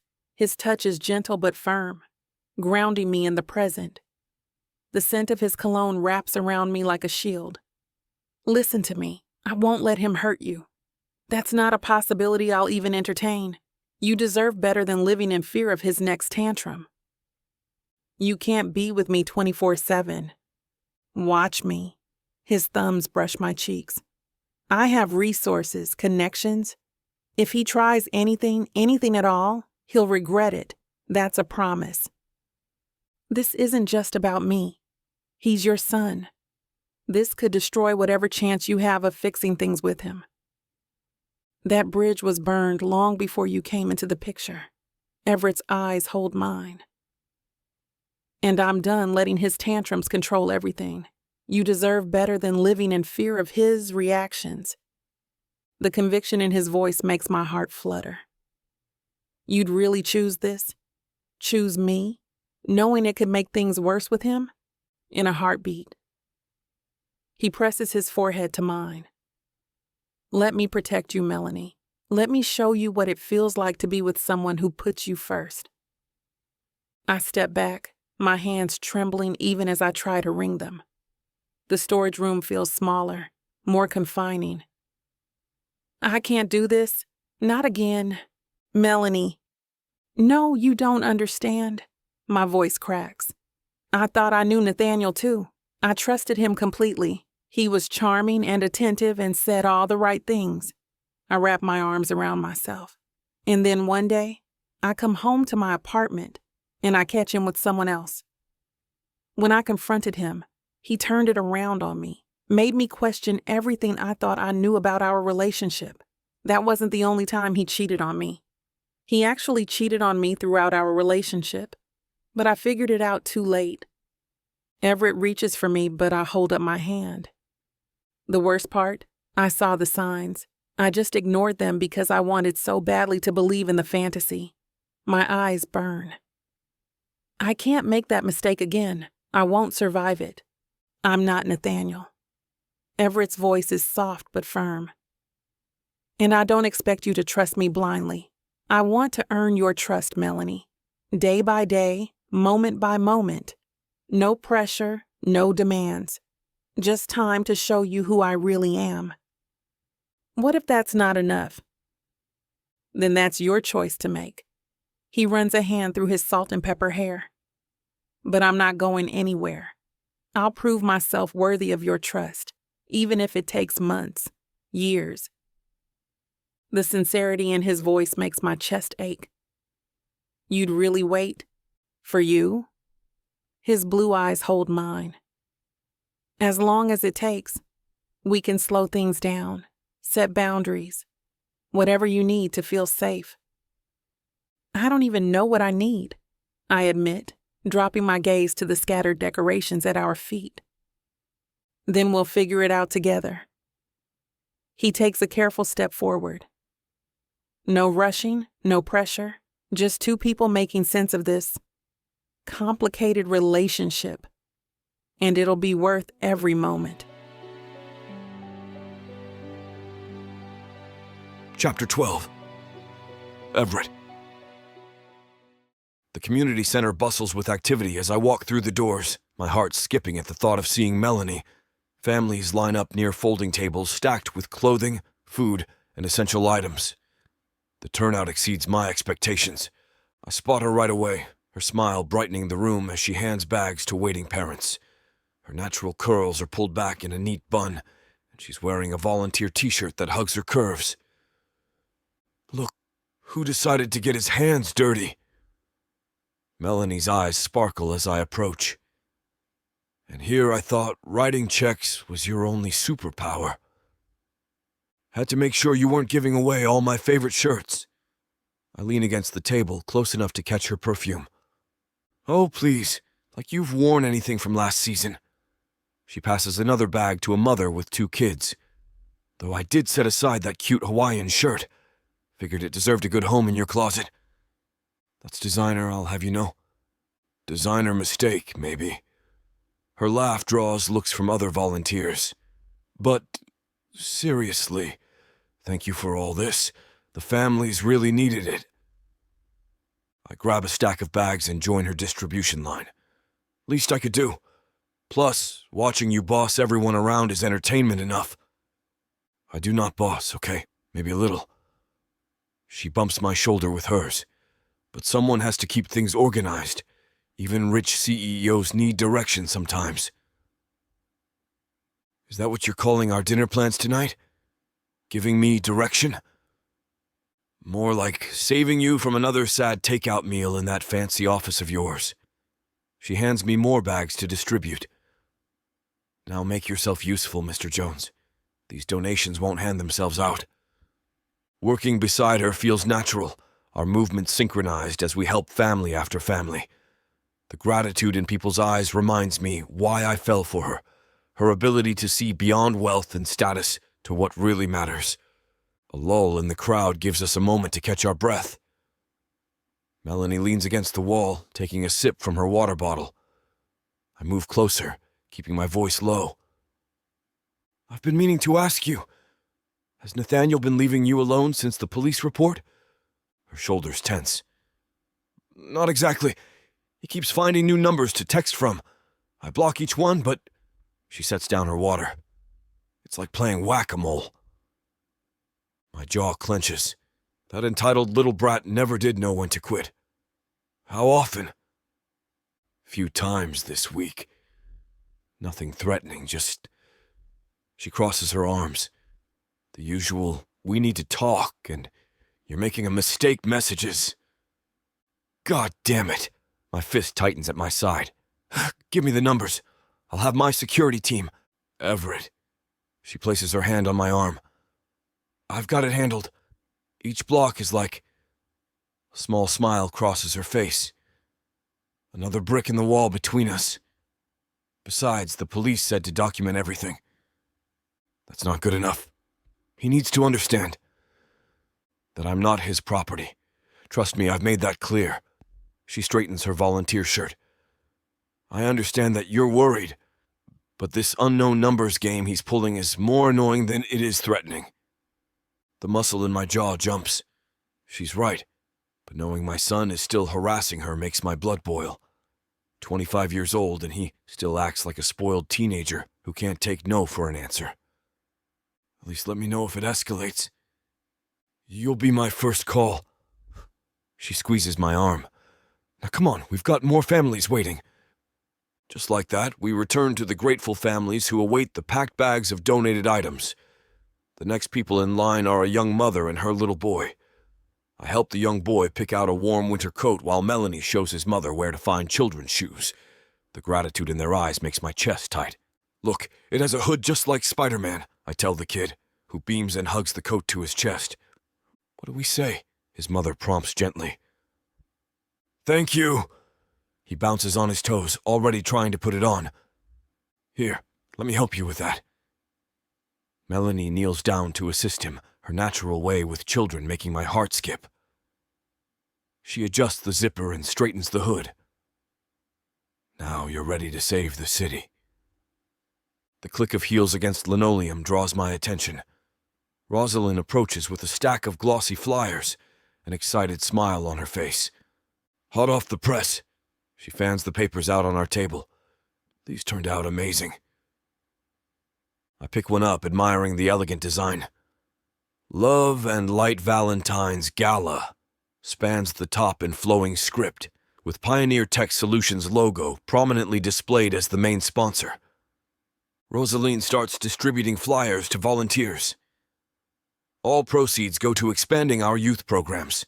We're hoping to add more after-school activities and mentorship opportunities, which wouldn't be possible without certain generous CEOs. Melanie bumps my shoulder with hers. Though I still can't believe you talked your board into this level of sponsorship. They didn't need much convincing once they saw the community impact numbers from last quarter. I help her reorganize some displaced items. Besides, who could say no to helping out the community center? The line at the community center grows longer, stretching past the entrance doors. Melanie surveys the scene, her eyes narrowing with determination. We need to split this into sections. She waves over 2 volunteers. Amanda, handle clothing with Everett. Ryan, you're with me on food distribution. Let's keep families moving through efficiently. I follow her lead, admiring how she takes control of the situation. The other volunteers respond instantly to her direction, creating a smooth flow of traffic through the center.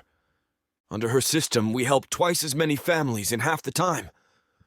She moves between stations, adjusting procedures and offering encouragement to volunteers who look overwhelmed. The way you handle this... I catch her during a brief pause. It's impressive. You've got everyone working like a well-oiled machine. Just doing what needs to be done. She straightens a pile of folded sweaters. These families shouldn't have to wait in line all day. That's exactly what I mean. You see a problem and fix it. Natural leader right there. Her eyes soften for a moment. Thanks, though I learned from the best. My mom always said if you want to help people, you've got to be organized about it. I watch as she kneels down to help a little girl try on shoes, taking time despite the crowd to ensure they fit properly. Even with the pressure of the growing line, she gives each person her full attention. Perfect fit. She high-fives the girl. Now let's find your mom some nice work shoes too. The genuine care she shows, combined with her efficient management of the event, makes my chest tight with pride. This is the woman who's captured my heart. Brilliant, compassionate, and unstoppable when she sets her mind to something. Eventually, the lines grow shorter and shorter. The bags of items dwindle down as the day goes on. We've donated most of the items once everything is said and done. The last family waves goodbye, their arms full of donated items. Exhaustion hits me as I help Melanie and the other volunteers fold up the tables and stack the chairs against the wall. My muscles ache, but seeing her satisfied smile makes it worth it. She takes a seat on a folded chair, and I notice there's still some cups of hot cocoa needing to be enjoyed. I grab 2 cups and bring them over, taking the seat right next to hers. Here, you deserve this after running the show today. Our shoulders touch as we sit side by side. The quiet feels intimate after hours of controlled chaos. She wraps both hands around her cup, inhaling the chocolate aroma. Thank you for staying the whole time. She takes a sip. Most donors just drop off their checks and bounce. And miss seeing you in action? Not a chance. The words slip out before I can stop them. But I'm done pretending I'm not falling for her. Every time I see her like this passionate, capable, caring, it hits me harder. Her eyes meet mine over the rim of her cup, dark and searching. You're different than I expected. You know that? Different good or different bad? I lean back slightly, studying her face for any hint of what she's thinking. Just different. She sets down her cocoa, a small frown creasing her forehead. When I first met you, I thought you'd be exactly like... She catches herself, but I know exactly who she means. Like any other rich millionaire. I keep my voice light, masking how much her opinion matters to me. Yeah. Her fingers trace the cup's edge in slow, deliberate circles. But you're not even close. There's something raw and honest in her voice that makes my chest tighten. The space between us crackles with possibility. Every fiber of my being wants to pull her closer, to show her exactly how different I am. But I respect her boundaries. After the mess my son put her through, the last thing she needs is another man pushing too hard, too fast. Let me drive you home. The words come out rougher than intended, betraying how much I want to extend our time together. She hesitates, teeth catching her bottom lip. I can call a rideshare. Not at this hour. I stand, offering my hand. I insist. You've done enough for everyone else today. Let someone take care of you for once. Her fingers slide into mine as she rises. Okay. But only because you're being so chivalrous about it. Chapter 13. Melanie. Everett's hand rests gently on the small of my back as we ascend the stairs to my apartment. Each step echoes in the quiet hallway, my heart pounding in rhythm. I fumble with my keys, nerves tingling, acutely aware of his presence behind me. The warmth of his body radiates, drawing me in like a moth to a flame. I finally manage to unlock the door, turning to face him. Well, this is me, I say, my voice barely above a whisper. The air between us crackles with electricity. Everett leans in, his hand cupping my cheek. Melanie, he murmurs, his voice a low rumble that sends shivers down my spine. His eyes sear into mine with an intensity that makes my breath hitch. "Yes?" I manage to reply, my heart thrumming wildly. His thumb brushes against my skin, a soft caress that sets my pulse racing. "I can't just say goodbye," he admits, his voice husky. Before I can respond, his lips meet mine, pressing against them with a hunger that mirrors my own. I melt into him, my hands snaking up to his shoulders, pulling him closer. His body is hard against mine, pinning me to the door.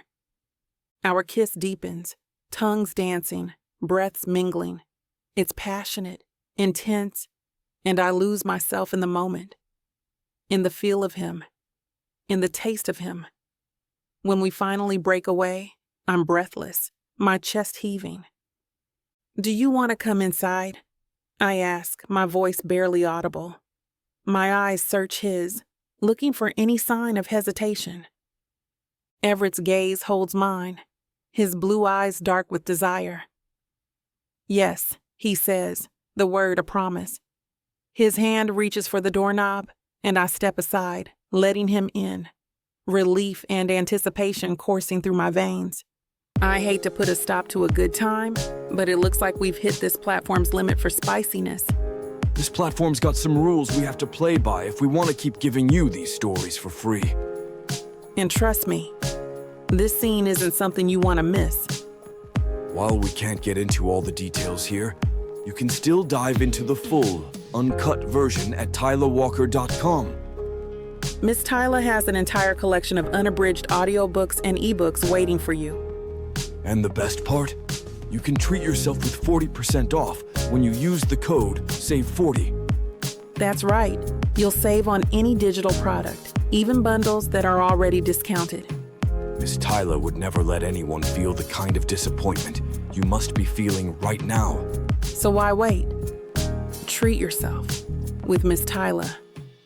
Everett's hand gently strokes my hair, the rhythmic motion lulling me into a state of deep peace. My eyelids grow even heavier, sleep tugging at the corners of my mind. I nestle closer to him, burrowing my face into the curve of his neck, breathing in his scent, a mix of woodsy cologne and pure masculinity. "Everett," I murmur, my voice groggy but content. "Yeah, Mel." His voice rumbles gently, vibrating against my cheek. "Do you think this will last?" The question slips out, born from a mixture of fatigue and vulnerability. A tiny seed of fear sprouts within my body, making me hold my breath as I await his answer. He shifts slightly, his arm tightening around me, pulling me impossibly close.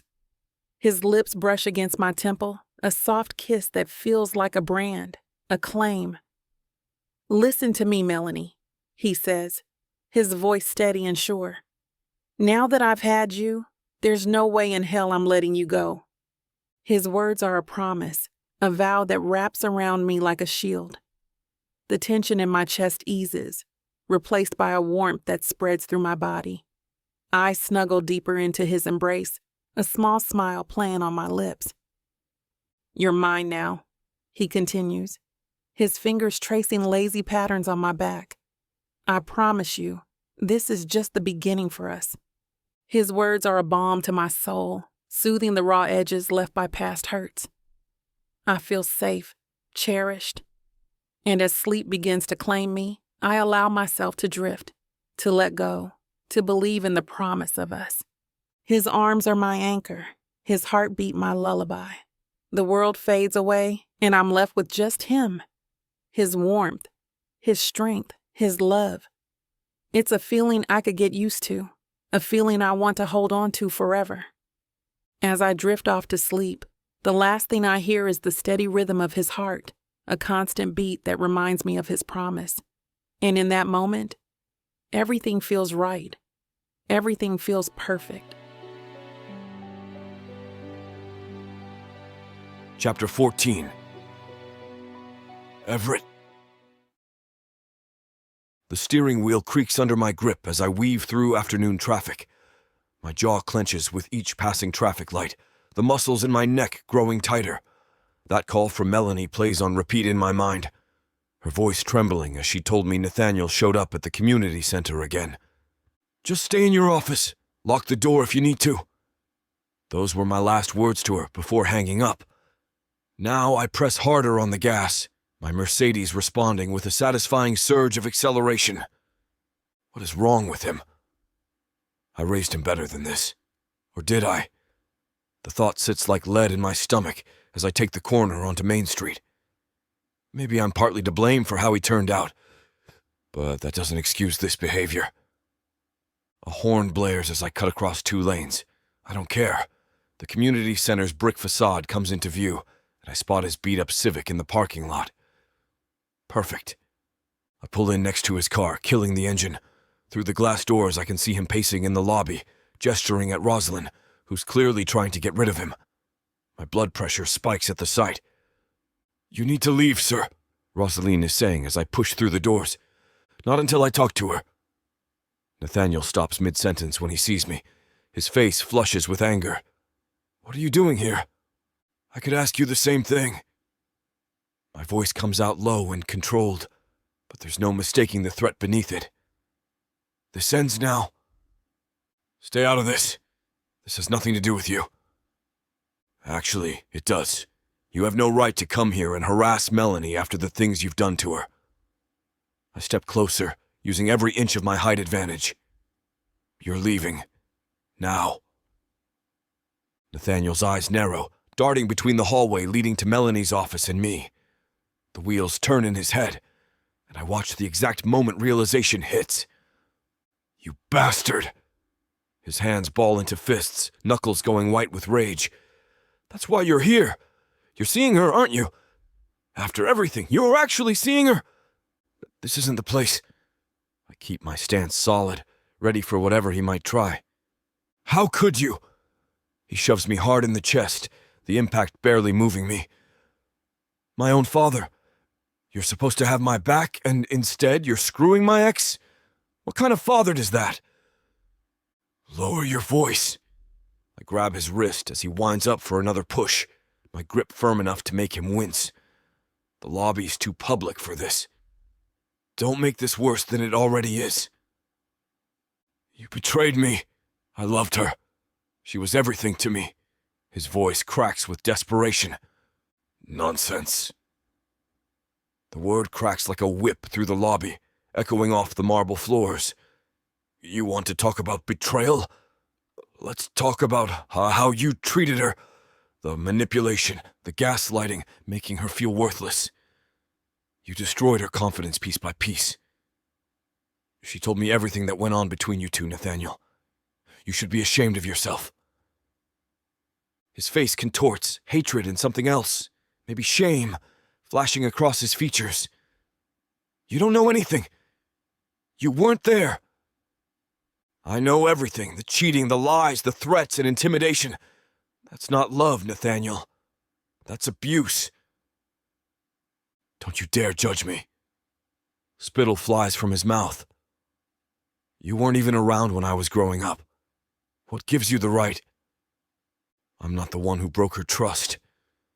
I'm not the one who slept with another woman and then blamed her for it. You did that all on your own." "She was mine."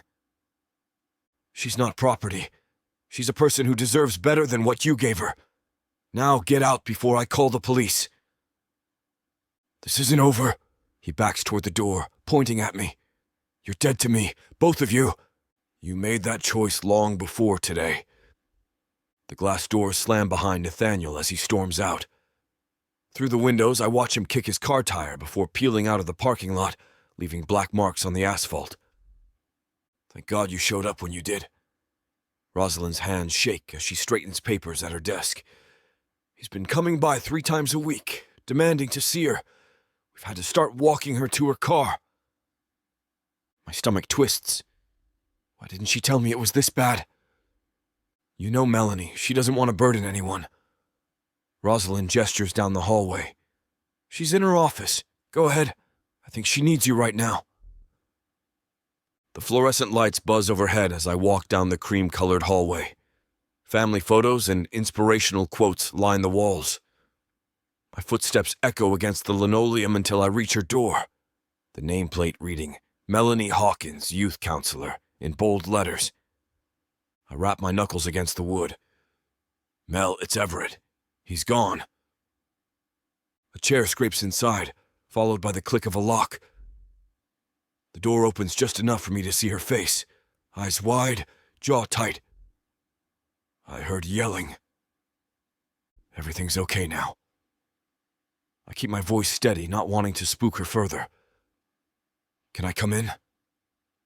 She steps back, letting the door swing open. The small office is warm and inviting, with plants on every surface and artwork from her young clients pinned to a corkboard. But the tension in her shoulders tells me she's anything but relaxed. I'm so sorry. Melanie's fingers twist around each other as she paces behind her desk. I didn't know what else to do. He wouldn't leave, and Rosaline couldn't make him. Stop apologizing. I closed the door behind me, giving us privacy. You did exactly what you should have done. But he's your son. I shouldn't have put you in that position. Her hand trembles as she tucks a curl behind her ear. I tried talking to him first, explaining through the door that it was over, but he just got more aggressive. Melanie. I step forward, wanting to reach for her, but keeping my distance. She needs space right now. Listen to me. You did nothing wrong. The minute he showed up here, he crossed a line. Calling me was the right move. She drops into her chair, shoulders hunched. I feel like such an idiot. Like maybe if I'd been clearer when we broke up. Don't do that to yourself. My voice comes out sharper than intended, and I soften my tone. You were crystal clear. He's choosing not to listen. That's on him. Not you. Her eyes dart to the window, checking the parking lot. What if he comes back? He won't. But if he does, you call me again. Immediately. I lean against her desk, keeping my body language open and non-threatening. I mean it, Mel. Any time, day or night. I don't care if I'm in a meeting or asleep. You call and I'll be here. Thank you. The words come out barely above a whisper. She wraps her arms around herself, a gesture that makes my chest ache. I never thought he'd act so crazy. The Nathaniel I knew... The Nathaniel you knew was a facade. This is who he really is.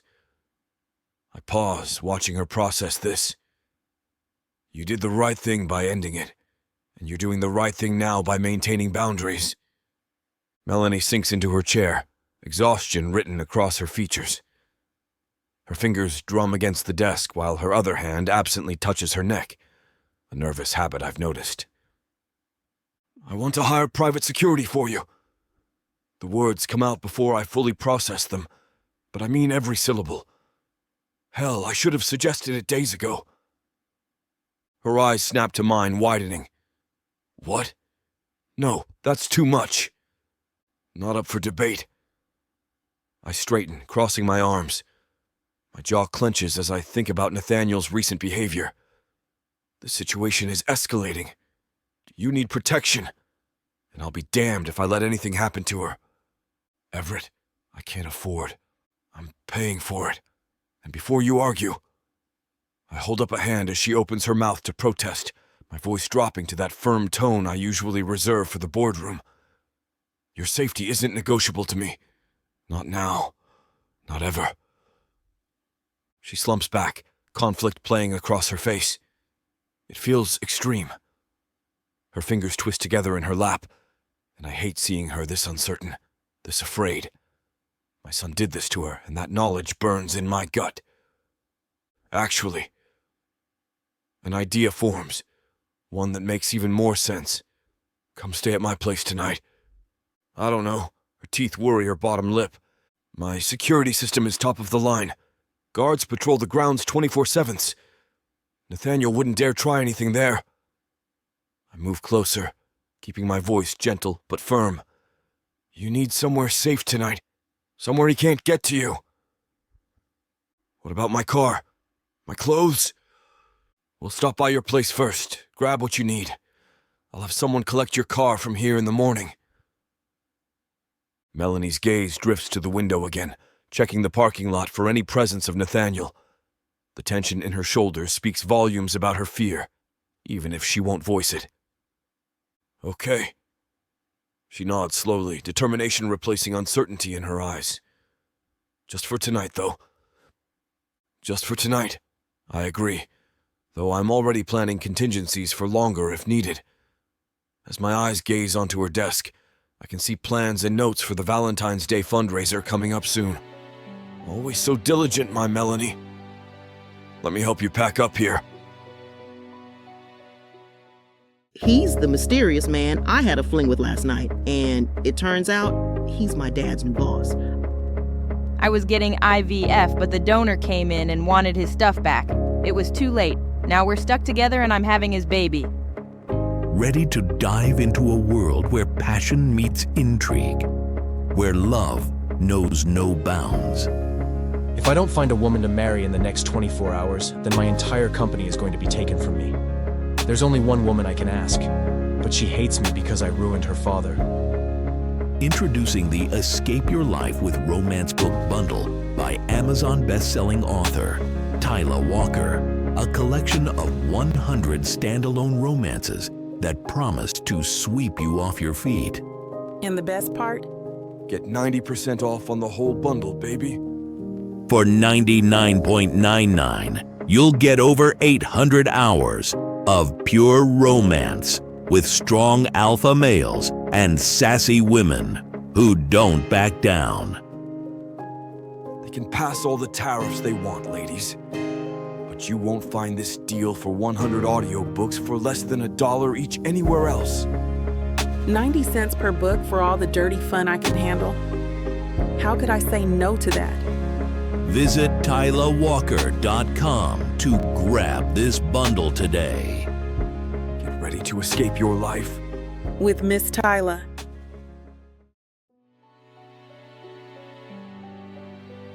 Chapter 15. Melanie. The grand double doors swing open, revealing a foyer that takes my breath away. Crystal chandeliers cast dancing light across marble floors, their pristine surface reflecting like mirrors beneath my feet.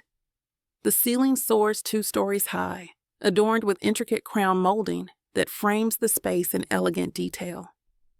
Everett's hand rests on the small of my back as he guides me through his domain. Welcome to my humble abode. Humble? I arch an eyebrow at him. This place could fit my entire apartment complex. Thunder crashes outside, and rain pelts against towering windows that stretch from floor to ceiling. Lightning illuminates the manicured gardens beyond, now shrouded in sheets of water. You're shivering. His fingers trail up my arm. Let me show you somewhere more comfortable. We ascend a sweeping staircase, my hand gliding along the polished mahogany banister.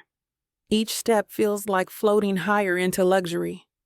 The upper hall stretches before us, lined with original artwork and illuminated by wall sconces that cast a warm glow. Everett leads me to double doors at the end of the hall, pushing them open to reveal his bedroom. A massive bed commands the space, draped in what looks like the softest charcoal gray linens I've ever seen. The mattress sits high off the ground, a mountain of pillows arranged against a tufted headboard. Damn, that's a big bed. The words slip out before I can stop them.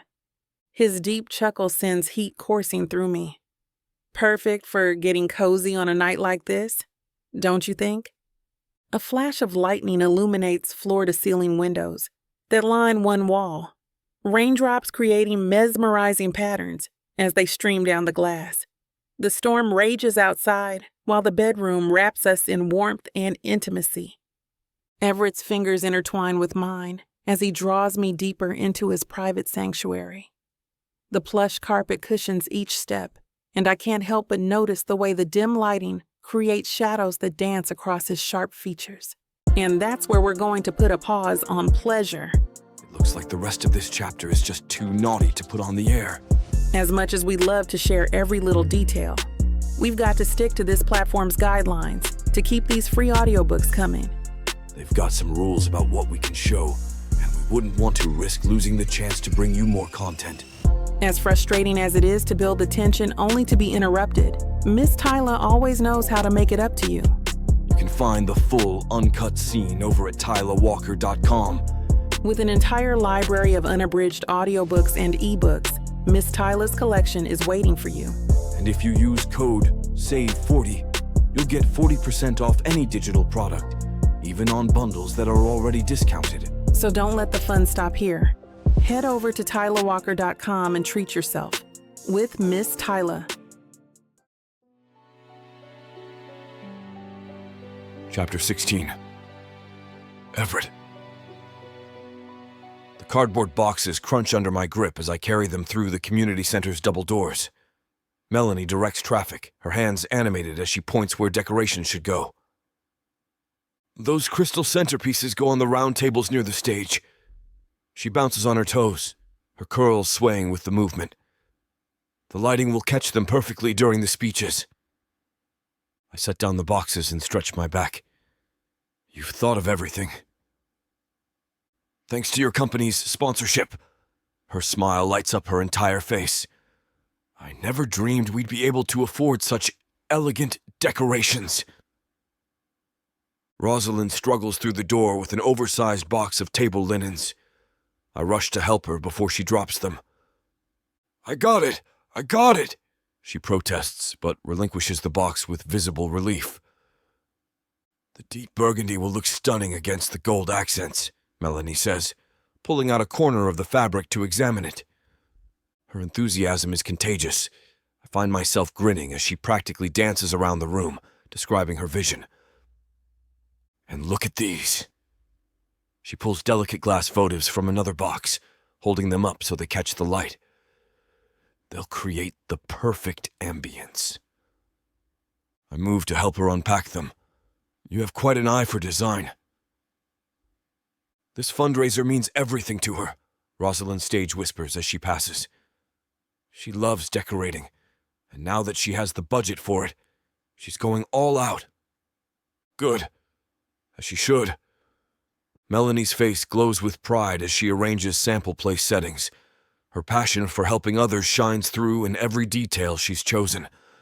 Watching her in her element, completely lit up with joy, makes every dollar I invested worth it.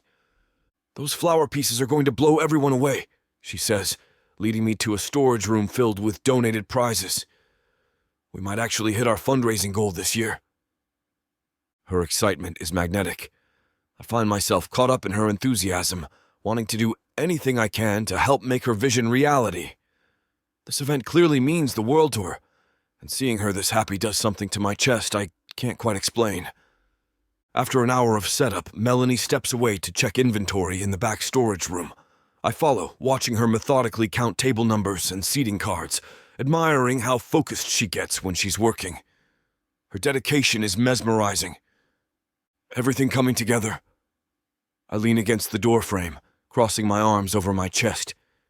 The confined space makes me hyper-aware of her presence, the subtle scent of her perfume drawing me in. Perfect. More than perfect, actually. She turns, and the small space suddenly feels electric. Her eyes light up in a way that makes my heart slam against my ribs. I still can't believe you made all this possible. You did the hard part. Your dedication to helping others. The words catch in my throat as she moves closer, her proximity making it hard to think straight. It's incredible. Her eyes meet mine, deep brown pools I could drown in. Everett! My hands find her cheeks, thumbs brushing her soft skin. Time suspends as I lean down, pressing my lips to hers. She melts into me, her mouth warm and sweet. The kiss deepens as she grabs my shirt, pulling me closer. Everything else fades away. The fundraiser, the storage room, the whole damn world. There's only her, the taste of her lips, and the way her body fits perfectly against mine. When we finally break apart, my heart pounds. I've fallen for you, Melanie. Your kindness, your generous spirit. Everything about you draws me in. That beautiful soul of yours shines so bright. Her lips part in surprise. Everett, She blinks rapidly, hands still gripping my shirt. You're the best thing that's ever happened to me. The way you believe in me, support my dreams. I capture her lips again, pouring every ounce of emotion into the kiss. Her arms wrap around my neck as she rises on her toes to meet me. The world narrows to just us, wrapped in this perfect moment. I pull back from the kiss, breathless, my fingers still tangled in her soft curls. Let me help with anything else you need for tonight. Just name it. I want this fundraiser to be perfect for you. Melanie tucks a curl behind her ear, her lips still flushed from our kiss. Her eyes sparkle with that determination and sweetness that drives me crazy. Actually, there is one thing. The welcome banner. I left it at the print shop down the street. Would you mind? Consider it done. I press a quick kiss to her forehead, inhaling the sweet scent of her shampoo. Damn, even that small contact sets my blood on fire. The afternoon sun hits my face as I step outside, my mind replaying that kiss. Her taste lingers on my lips, and I can still feel the way she melted against me. My keys jingle in my hand as I round the corner to the parking lot, a stupid grin plastered on my face. I haven't felt this alive in years. I stop dead. My Range Rover sits in the empty lot, but something's wrong. The metallic screech of my keys hitting the pavement barely registers. All four tires lie flat against the asphalt, deep gashes torn through the rubber. Savage knife marks stripe the sidewalls. Black marker stretches across my rear window in jagged, hate-filled letters. Damn you! The message drips down the glass, fresh enough that beads of ink still roll toward the bumper. My hands clench into fists. Someone did this while we were inside. Someone watched, waited for the right moment. The lot remains empty except for my vandalized car. No witnesses, no cameras, just the evidence of pure malice displayed across my vehicle. My phone weighs heavy in my pocket. One call to my security team and they'll handle everything. But something stops me. This feels personal. Targeted. The timing too precise to be random. My jaw clenches as the realization hits. Nathaniel. The message, the timing. This has my son's petty rage written all over it. After everything I've done for him, after all the chances I've given him, he pulls this childish nonsense. The entitled little prick probably thinks he's making some grand statement, but all he's doing is proving exactly why I cut him off. The door behind me swings open. Melanie's sharp intake of breath breaks the heavy silence. The sound cuts through my anger, reminding me that this affects more than just me. Oh my God. She rushes forward, her hand covering her mouth. Everett, I'm so sorry. This is Nathaniel, isn't it? He must have been here today or... Hey! I turn to her, gripping her shoulders gently. Her whole body trembles beneath my touch, and I fight down a surge of rage at my son for causing her this distress. No need to apologize. This isn't your fault. But your car! Her eyes dart between the slashed tires and the crude message, her voice catching. He's doing this because of me, because we... Stop! My voice comes out firm but gentle. My son chose to act like a spoiled brat throwing a tantrum. That's on him, not you. I gesture at the Range Rover. This? It's just a car. I'll have it towed and replaced by tomorrow. But what if he won't do anything to you? My hands slide down to catch hers, squeezing them tight. I won't let him. Her fingers grip mine like a lifeline. I never thought he'd go this far. Neither did I. The disappointment in my chest weighs heavy. My own flesh and blood, resorting to vandalism and intimidation. But I meant what I said. You're safe. The only casualty here is a replaceable vehicle. I sigh, running a hand through my hair as I stare at the vandalized car. The rage simmers beneath my skin, but something deeper gnaws at my gut. Disappointment. This isn't the first time Nathaniel has lashed out when things don't go his way. My mind drifts to his senior year of high school. After his girlfriend broke up with him for being controlling, he convinced the entire basketball team to spread vicious rumors about her. The poor girl had to transfer schools. I remember the screaming match that followed when I confronted him about it. "He's always been like this," Melanie says softly, her hand still gripping mine. "Even when we were together, if I talked to another guy, he'd find ways to make their lives miserable. He wanted me completely isolated, dependent on him, but he never applied those same rules to himself. Wanting to have his cake and eat it too." The phrase hits home, hard. That's exactly it. When I caught him cheating, he actually tried to convince me it was my fault for not giving him enough attention. She shakes her head. Then he turned around and said he'd change, that he'd do anything to keep me. But it was all a lie. The pieces click into place. Nathaniel doesn't want Melanie back. He just can't stand the idea of her moving on, of her being happy without him, of her being with me. The slashed tires aren't about love or jealousy. They're about control. "He's never faced real consequences," I mutter, more to myself than Melanie. "I enabled it, paid his way out of trouble, cleaned up his messes. Thought I was protecting him, but you were trying to be a good father." "Maybe, but I created this." I gesture at the vandalized car. A grown man who thinks destruction is an acceptable response to not getting his way.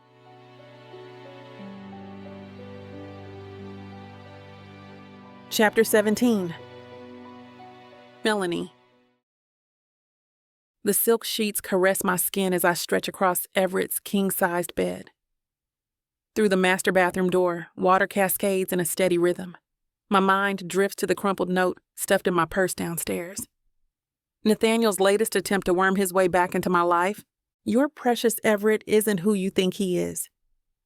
His business empire, built on lies and illegal dealings, the SEC is already investigating him. I'm trying to protect you. I roll my eyes at the memory of his messy scrawl. Of course Nathaniel would try something like this. He's always been jealous, always needed to be the center of attention. The fact that I'm dating his father must be eating him alive. The shower continues its steady beat as I trace patterns on the expensive bedding. But what if? The thought sneaks in despite my attempts to squash it. Everett's wealth is obvious. This mansion alone screams old money. The art on the walls probably costs more than I'll make in a decade. I sit up, hugging my knees to my chest. I barely know anything about how Everett made his fortune. When the topic comes up, he smoothly changes the subject or gives vague answers about smart investments. Then again, most successful businessmen play things close to the chest. A memory surfaces. Last week at dinner, Everett took an urgent phone call and stepped away. When he returned, his jaw was tight. His usual warmth replaced by something harder. He brushed it off as a difficult client, but no. I shake my head. This is exactly what Nathaniel wants, to plant seeds of doubt.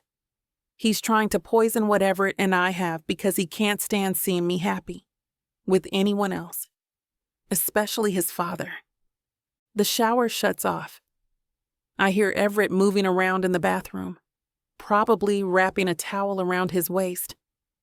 My stomach churns with guilt for even entertaining Nathaniel's accusations.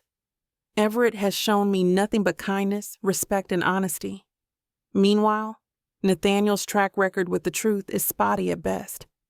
Still, as I listen to Everett humming while he goes through his post-shower routine, a tiny voice whispers in the back of my mind.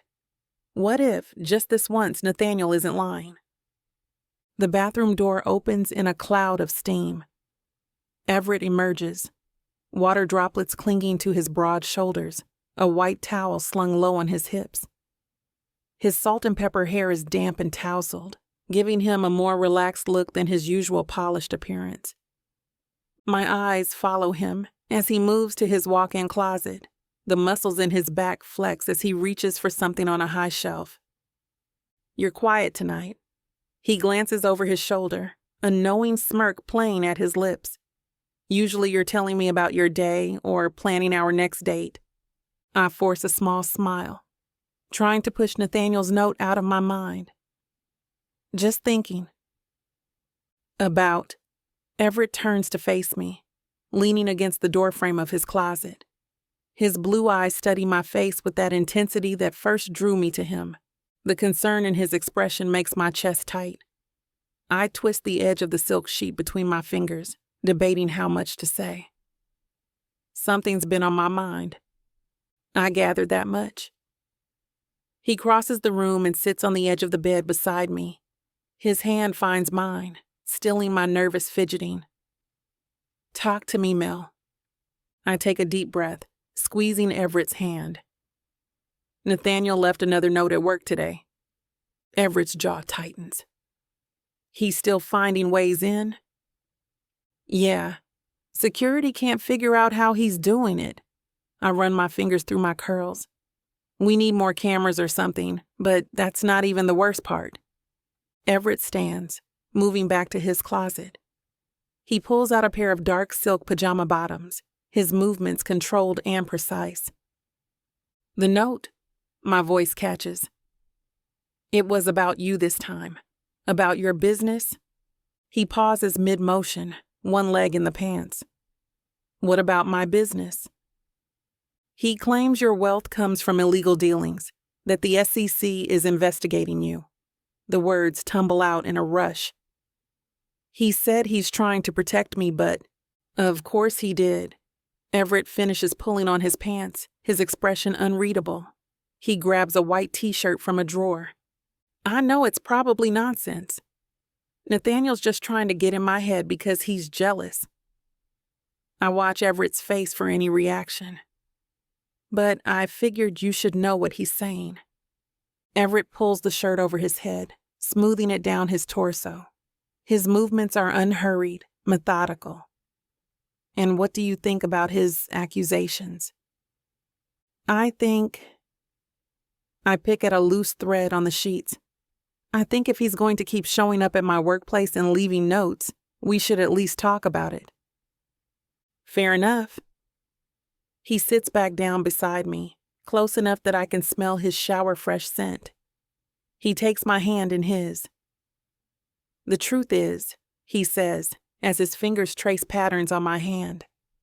One of my earliest business partners did get into trouble with the SEC.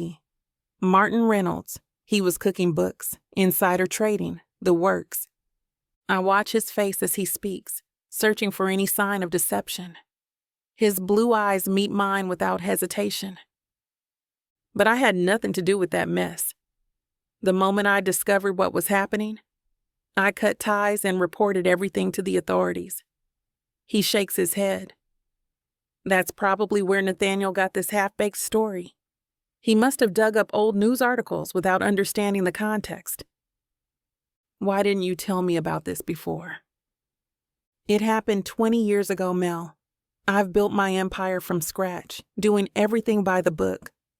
When you've been in business as long as I have, there are bound to be some people who try to drag you down with their poor choices. His thumb brushes over my knuckles. I learned early on that integrity is everything in business. One wrong move can destroy decades of hard work. The tension in my shoulders eases. That makes sense. And Nathaniel? Everett's voice carries a hint of bitterness. He wouldn't understand what it takes to build something from nothing. He's never had to work for anything in his life. God, you're right about that. I think back to how Nathaniel would complain about the most basic responsibilities. He used to whine about having to make his own coffee in the morning, called it servant work. Exactly. Everything's been handed to him on a silver platter. When I tried teaching him about business, about starting from the bottom and earning respect, Everett's jaw tightens. He just wanted to jump straight to the corner office. That sounds like Nathaniel. I squeeze his hand. He always took the easy way out. Even with us, instead of working through our problems, he chose to cheat. Everett's eyes grow distant, lost in memory. You know, this reminds me of something that happened when Nathaniel was in middle school. His English teacher, Mrs. Peterson, gave him a C on an essay. Let me guess, he threw a fit? Worse, he marched into my office demanding I get her fired. Everett shakes his head. Claims she was discriminating against him because of our family name. Wanted me to call the school board, threatened to pull our donations. You're kidding, but I know he's not. The entitled behavior matches perfectly with the Nathaniel I dated. I read the essay myself. It was mediocre at best, clearly written the night before. When I refused to intervene, he spent weeks trying to make that poor woman's life hell. Started rumors about her. Convinced other students to act up in class. I leaned back against the headboard, pulling my knees to my chest. That's so cruel. But honestly, it tracks. When we were dating, he'd get nasty if things didn't go his way. Once, a barista got his coffee order wrong, and he demanded to speak to corporate.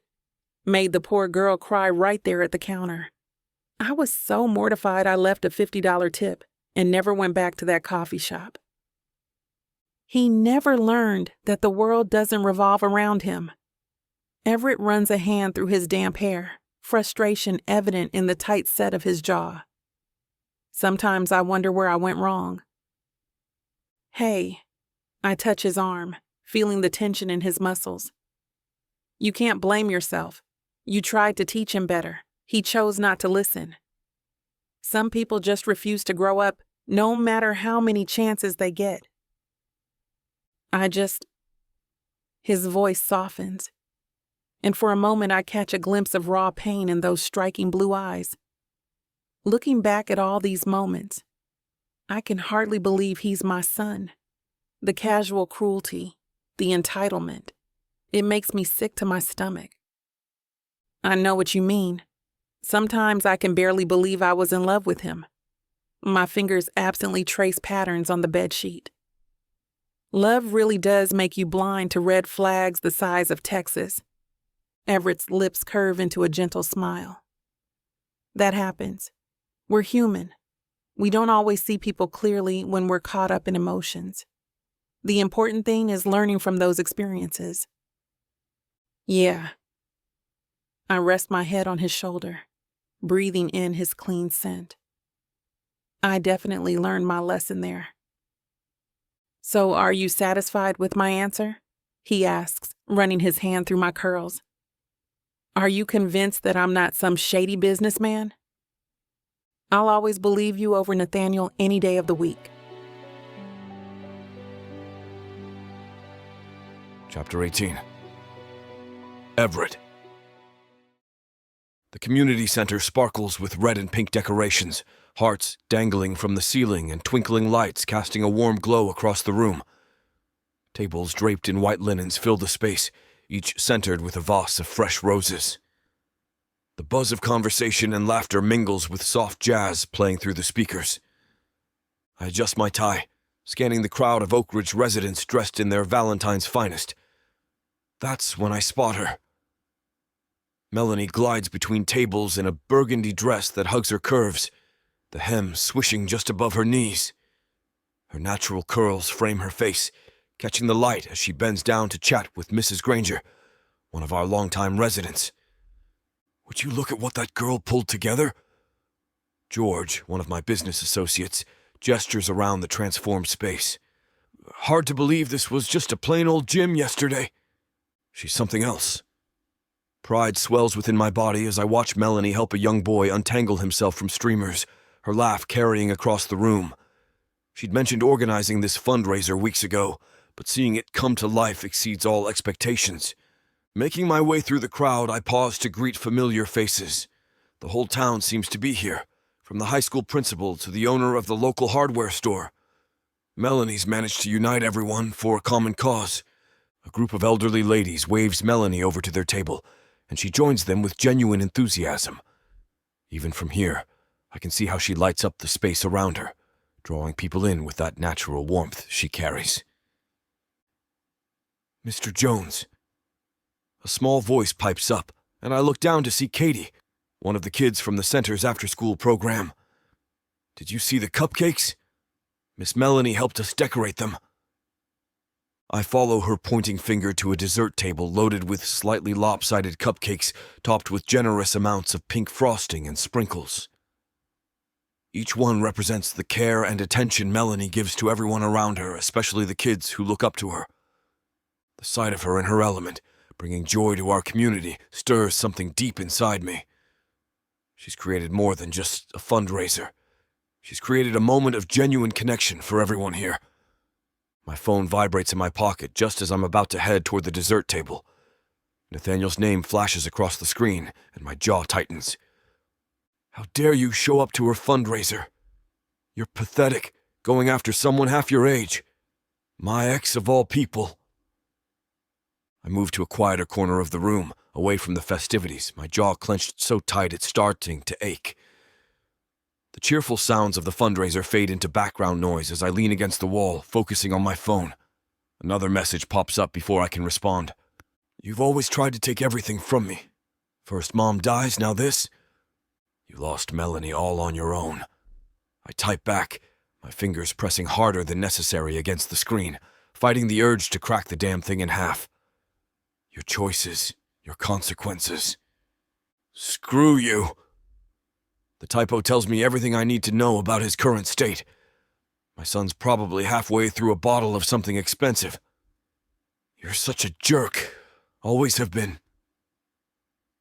3 dots appear and disappear several times before his next message comes through.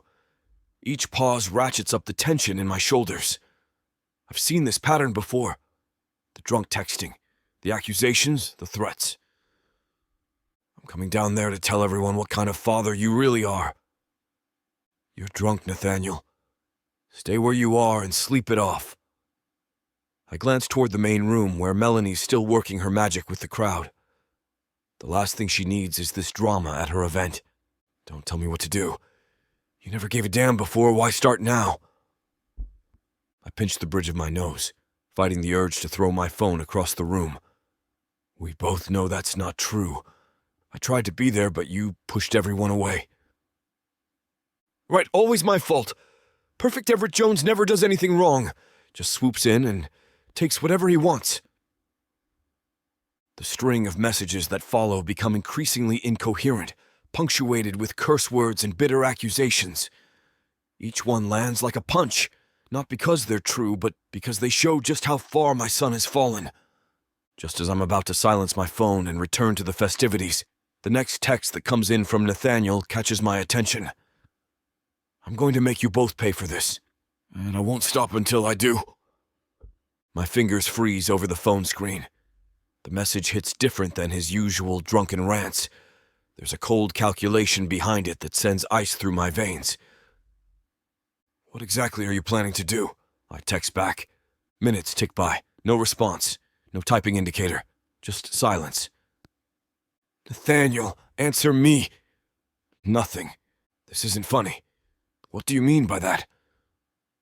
The lack of response amplifies the threat. My son's always been one for dramatic declarations, but this feels different. My hand clenches around the phone as fury builds inside me. That entitled little brat thinks he can threaten us.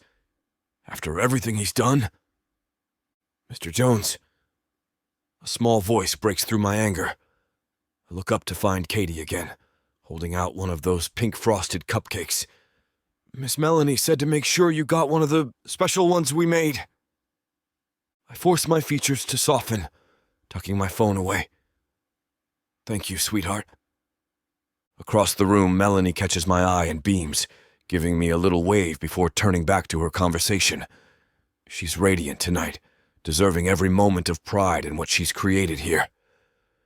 I won't let Nathaniel's threats poison this evening for her. But even as I bite into the cupcake and give Katie an exaggerated thumbs up, my mind races with possibilities of what my son might do. I've seen the destruction he's capable of when he feels wronged. The question is, how far will he go this time? I take a deep breath, trying to calm myself down as I finish the last of this cupcake. Nathaniel's threats can wait. Right now, this event and Melanie deserve my full attention. Making my way back through the crowd, I spot her near the stage, shuffling through index cards with that adorable look of concentration on her face. "Hey, beautiful." I slide up behind her, placing a hand on the small of her back. She jumps slightly, then relaxes into my touch. "There you are. I was starting to think you'd snuck out early and missed the main event. Not a chance." My eyes drift over the carefully organized cards in her hands. "You've put so much work into this. I'm proud of you, you know that? What you've created here tonight. It's incredible, and I love you for it. For everything you are." Her eyes widen, glistening in the twinkling lights. "Everett." She rises on her tiptoes, pressing a soft kiss to my cheek. Her lips linger for a moment, and I catch the subtle scent of her perfume. "Thank you. That means everything to me." A group of kids crowds around the stage, their excitement practically vibrating through the floor. "Miss Melanie! Is it time? Is it time?" They bounce on their toes, treasure hunt maps clutched in their hands. "You better get up there before they riot," I tease, giving her a gentle nudge toward the stage. She flashes me one more brilliant smile before ascending the steps, her burgundy dress catching the light. The children's faces beam up at her, hanging on her every movement as she approaches the microphone. "Good evening, everyone." Melanie's voice rings clear through the speakers. "Welcome to our Valentine's Day fundraiser. I'm very pleased to announce the start of the community center treasure hunt." The kids at the front of the stage bounce with barely contained energy, their maps crinkling in their grip. Melanie outlines the rules. Teams of 4, following clues hidden throughout the community center, with prizes for the winners. "And while our young adventurers search for treasure," she continues, "I want to remind everyone why we're here tonight. The Oak Ridge Community Center isn't just a building. It's the heart of our town. Your donations will help fund after-school programs, senior activities, and youth mentorship initiatives." My pride for her swells as she details each program, her passion evident in every word. This place has become her mission, her way of turning pain into purpose after everything that happened with Nathaniel. I make my way to the donation table where Rosalind sits with her ledger. Without hesitation, I pull out my checkbook. "Evening, Rosalind." I scribble out the check, adding a few extra zeros. Her eyes nearly pop out of her head when I hand it over. $10,000? She clutches the check like it might disappear. "Everett, this will fund the summer youth program entirely." That's the idea. I tuck my checkbook away, watching as groups of kids scatter across the center, giggling and whispering as they decode their first clues. "You know what?" Rosalind leans forward, lowering her voice. "Melanie was worried about meeting our funding goals this quarter. This will mean everything to her." She shakes her head, smiling. "You're the best thing that could have happened to her, to all of Oak Ridge, really. The way you support this community is incredible." I wave off her praise, but warmth spreads through my chest at her words. The real credit goes to Melanie. She's the one who showed me what this place could be.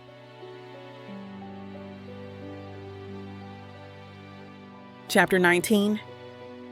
Melanie. The late afternoon sun cast long shadows through the stairwell windows as I climbed to my apartment. My calves burned from the familiar trek up, one of the many charming features of this old building that I won't miss. I round the final landing, fishing my keys from my purse, when my steps falter. Red spray paint mars my white apartment door, crude letters spelling out hooker across the weathered surface. My stomach lurches. Oh God. My fingers tremble as I approach, noticing a piece of paper stuck to the door with clear tape. The handwriting hits me like a punch to the gut, the same messy scrawl that has been accompanying all these other threatening notes. I tear the paper free, my heart thundering against my ribs as I read. "This is your last warning. Stay away from my father or things will get worse. You're nothing but a gold-digging brat trying to worm your way into our family. Back off now. The paper crumples in my fist. Tears sting my eyes, but anger burns hotter than fear. The nerve of him. After everything he did to me. My phone's already in my hand before I realize I'm reaching for it. I need to document this. The camera clicks as I capture the graffiti in the note, my hand still shaking. A door creaks open down the hall. Mrs. Martinez, my elderly neighbor, peeks out. Melanie, I heard someone up here earlier today, banging around. I was going to call the police, but they left before I could. Are you okay, honey? My voice cracks. I'll be fine. Did you see who it was? She shakes her head. No, but they were cursing up a storm. Should I call someone? No, I'll handle it. I unlock my door, slipping inside before she can see the tears finally spilling over. The familiar scent of my apartment, vanilla candles and old hardwood, does nothing to calm my racing pulse. I lean against the closed door, letting out a shuddering breath. Tears blur my vision as I unlock my apartment door and enter, clutching my phone. Shutting the door gently, I decide to do something audacious. The screen swims before me as I navigate to my blocked contacts. My thumb hovers over Nathaniel's number, a familiar ache spreading through my chest. No more hiding. No more letting him think he can terrorize me. I unblock his number and hit call before I can second-guess myself. The dial tone echoes in my ears, each ring amplifying my anger. Just when I think it'll go to voicemail, the line connects. Well, finally decided to stop ignoring me? His voice carries that smug tone I used to mistake for charm. How dare you? The words rip from my throat. Vandalizing my door, leaving threatening notes, slashing your own dad's tires. What kind of sick person does that? What are you talking about? Don't play dumb with me, Nathaniel. I have photos of everything. The spray paint, the notes, all of it. Your handwriting hasn't changed since college. Listen, sweetheart. Don't you dare sweetheart me. My voice rises, strength replacing fear. You lost that right when you decided to screw around behind my back. And now you're mad because what? I'm moving on with my life? Because I won't let you control me anymore? You think you can just waltz in and take advantage of my father? Take advantage? Are you kidding me right now? I grip my phone tighter as I clench my jaw. He and I met by chance at Murphy's. We started talking and things blossomed from there. It happened naturally. And honestly, he's the best man I've ever had. So if you think you can come along and try to screw things up for us, you're sadly mistaken, you bastard. Unlike you, he actually knows how to treat someone with respect. Silence crackles over the line. When he speaks again, his voice is low, dangerous. You better watch yourself, Mel. Or what? You'll spray paint more slurs on my door? Send more threatening notes? I laugh, but there's no humor in it. Go ahead. Give me more evidence for the police report I'm filing tomorrow. I've documented everything, and I mean everything. Your dad's lawyers won't be able to save you this time. A dull thud echoes through the phone, followed by the distinct sound of splintering wood. Damn? Nathaniel's voice comes through ragged. You're the worst thing that ever happened to me. You know that? I wish you'd just die in a car accident and save everyone the trouble. Wow, classy. I examine my nails, letting out an exaggerated yawn.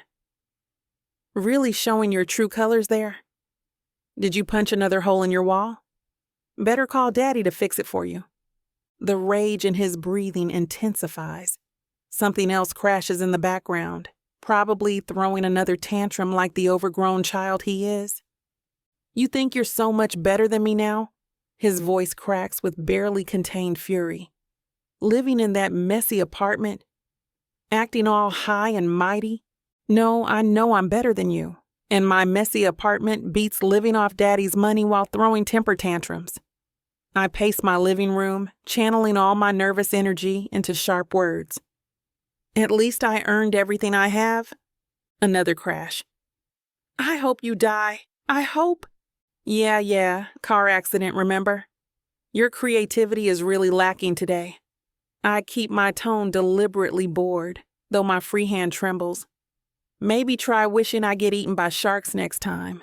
Spice it up a little. The line goes dead with a sharp click. My hand drops to my side, phone still clutched tight as a strange mix of pride and relief washes over me. My legs feel wobbly, so I sink into my favorite armchair, letting out a long breath. Did I really just do that? Stand up to him like that? After months of letting his words cut me down, I finally push back. A laugh bubbles up from my chest, quiet at first, then building into something real and free.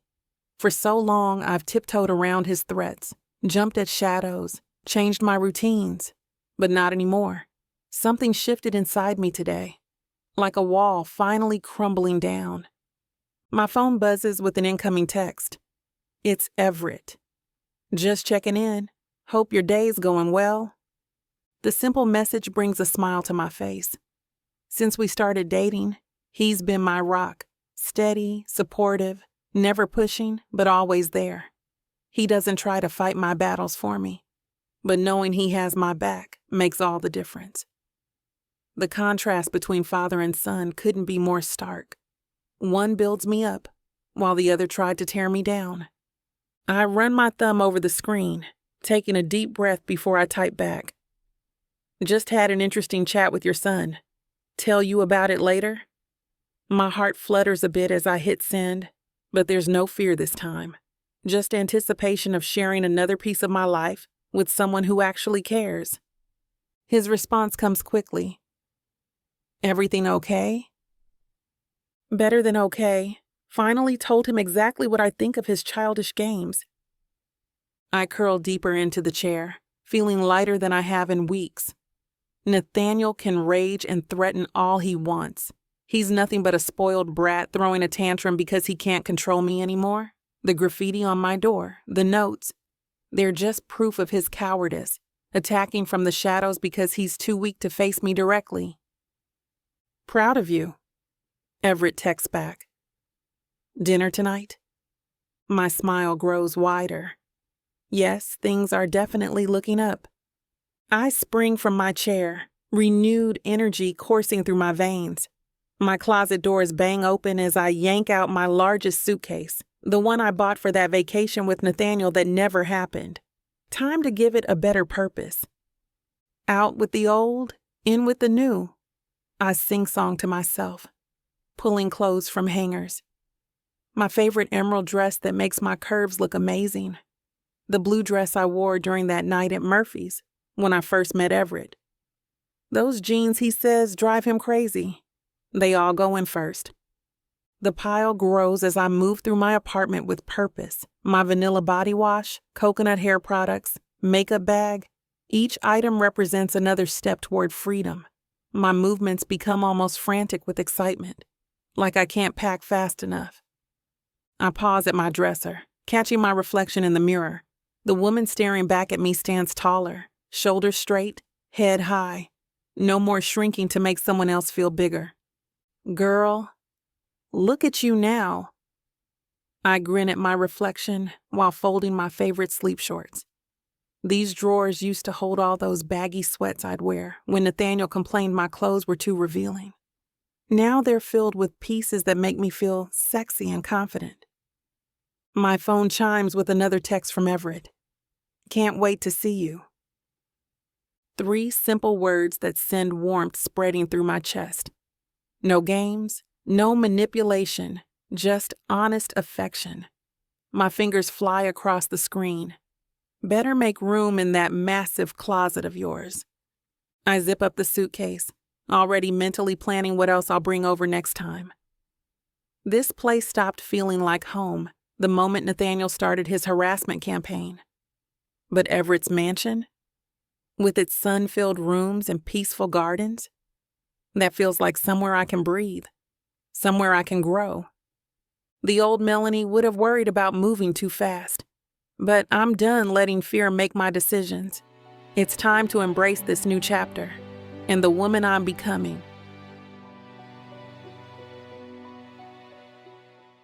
You know that feeling when a book pulls you in, wraps around you, and refuses to let go?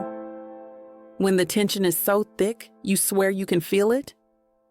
Welcome to 30 sinfully addictive romance audiobooks that will ruin your sleep. Wow, I wasn't ready for this. One chapter in, and I'm already hooked. Oh, you thought this was just another audiobook collection. No, sweetheart. This is the Dirty 30.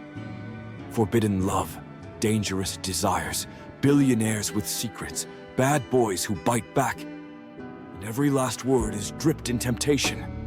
I thought I could just listen to one chapter before bed. Now it's 2 a.m. and I need answers. So what are you waiting for? Click the link. Start listening. Let the Dirty 30 ruin you in the best way possible. Escape your life with Miss Tyla. Chapter 20. Everett. I lean back in my leather chair, scrolling through quarterly reports when my assistant drops an orange folder on my desk. No note, no explanation. Just a folder that screams trouble. And when I open it, my gut feeling is completely confirmed. The first photo hits me like a punch to the gut. Melanie and me outside Vincenzo's, my hand on the small of her back. Another shows us sharing a private moment in the garden of my estate. Each image more intimate than the last. Damn. I slam the folder shut, but curiosity forces me to open it again. Someone's stalking us, documenting our every move. Mixed between the photos are confidential documents. Pioneer Tech's upcoming merger details, financial projections, even the patents we've been developing in stealth mode. Information that could sink us if it landed in the wrong hands. My jaw clenches as I connect the dots. Nathaniel. That entitled little brat thinks he can blackmail his own father. I grab my phone, ready to call security, but pause. The last thing I need is this getting out, having the board questioning my judgment. The intercom buzzes. Mr. Jones, your 2 o'clock is here. Cancel it. Cancel everything for the rest of the day. Sir?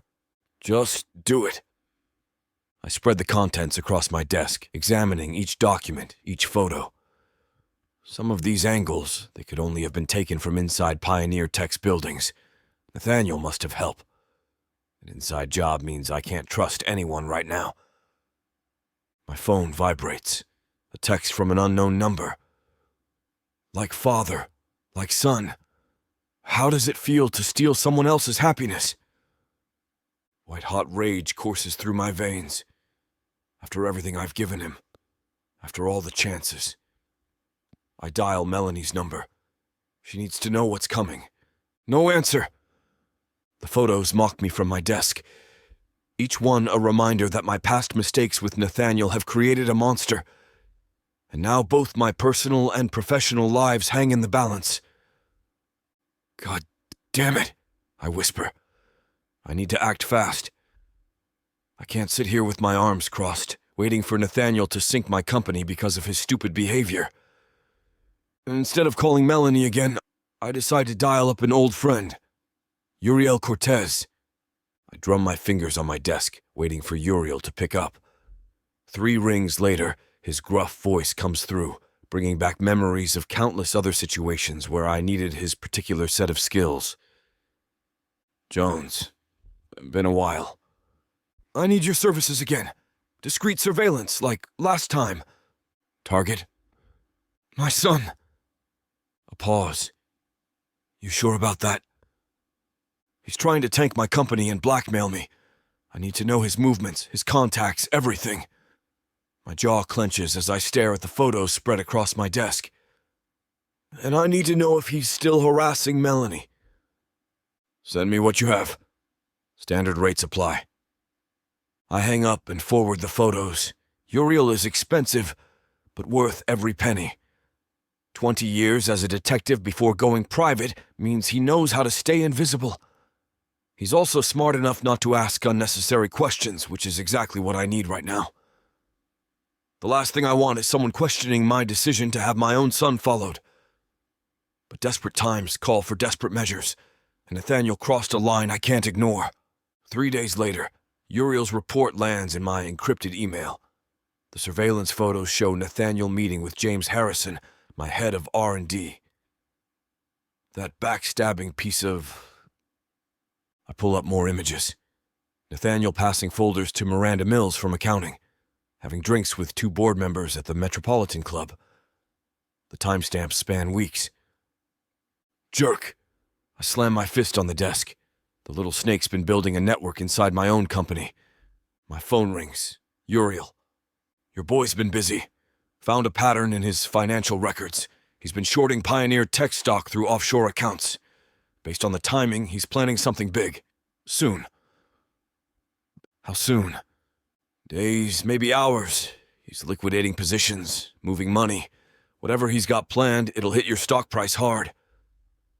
I lean back, mind racing through contingencies. Nathaniel's not just trying to hurt me personally anymore. He's orchestrating a full-scale attack on everything I've built. Keep following him. I want to know every move he makes. Will do, but... Jones, be careful. Kid's got that look in his eyes. The kind that says he doesn't care who gets hurt. The next day, I start getting to work to drag out the pests that have infected my company from the inside out. I stride into Pioneer Tech's offices at dawn, security team at my back. Time to cut out the cancer. James Harrison is first. I find him at his desk, reviewing schematics for our latest project. The same ones he's probably been feeding to my son. The sight of him sitting there, acting like everything's normal while stabbing me in the back, makes my blood boil. James, pack your things. He blinks, coffee cup frozen halfway to his mouth. I'm sorry. Security will escort you out. Your severance package will arrive by courier along with your NDA paperwork. My voice is steel, leaving no room for discussion. 10 years of trust, gone in an instant. Mr. Jones, I don't understand. Save it. I've seen the photos of you with my son. I cross my arms, jaw clenched. The betrayal tastes bitter in my mouth. Did you think I wouldn't find out? That I wouldn't notice my own project specs ending up in competitors' hands? The color drains from his face. 2 security guards step forward as he stammers excuses. His hands shake as he tries to gather his belongings, knocking over that precious coffee cup he'd been nursing. Serves him right. Miranda Mills is next, then Peterson from legal. By noon, I've cleaned house of everyone who's had contact with Nathaniel. My phone hasn't stopped buzzing. Board members demanding explanations, the HR director trying to manage the fallout. I ignore them all. Let them stew in their panic. They should have vetted their people better. Sir. My assistant catches me between terminations, her voice wavering slightly. The board is calling an emergency meeting. They're concerned about the sudden dismissals. Let them be concerned. I check my watch, jaw tight. Tell them I'll address their questions at 4. And they better be ready for some hard truths about their hiring practices. Whispers follow me through the halls. Employees duck into offices as I pass, afraid they're next. Good. A little fear means fewer potential traitors.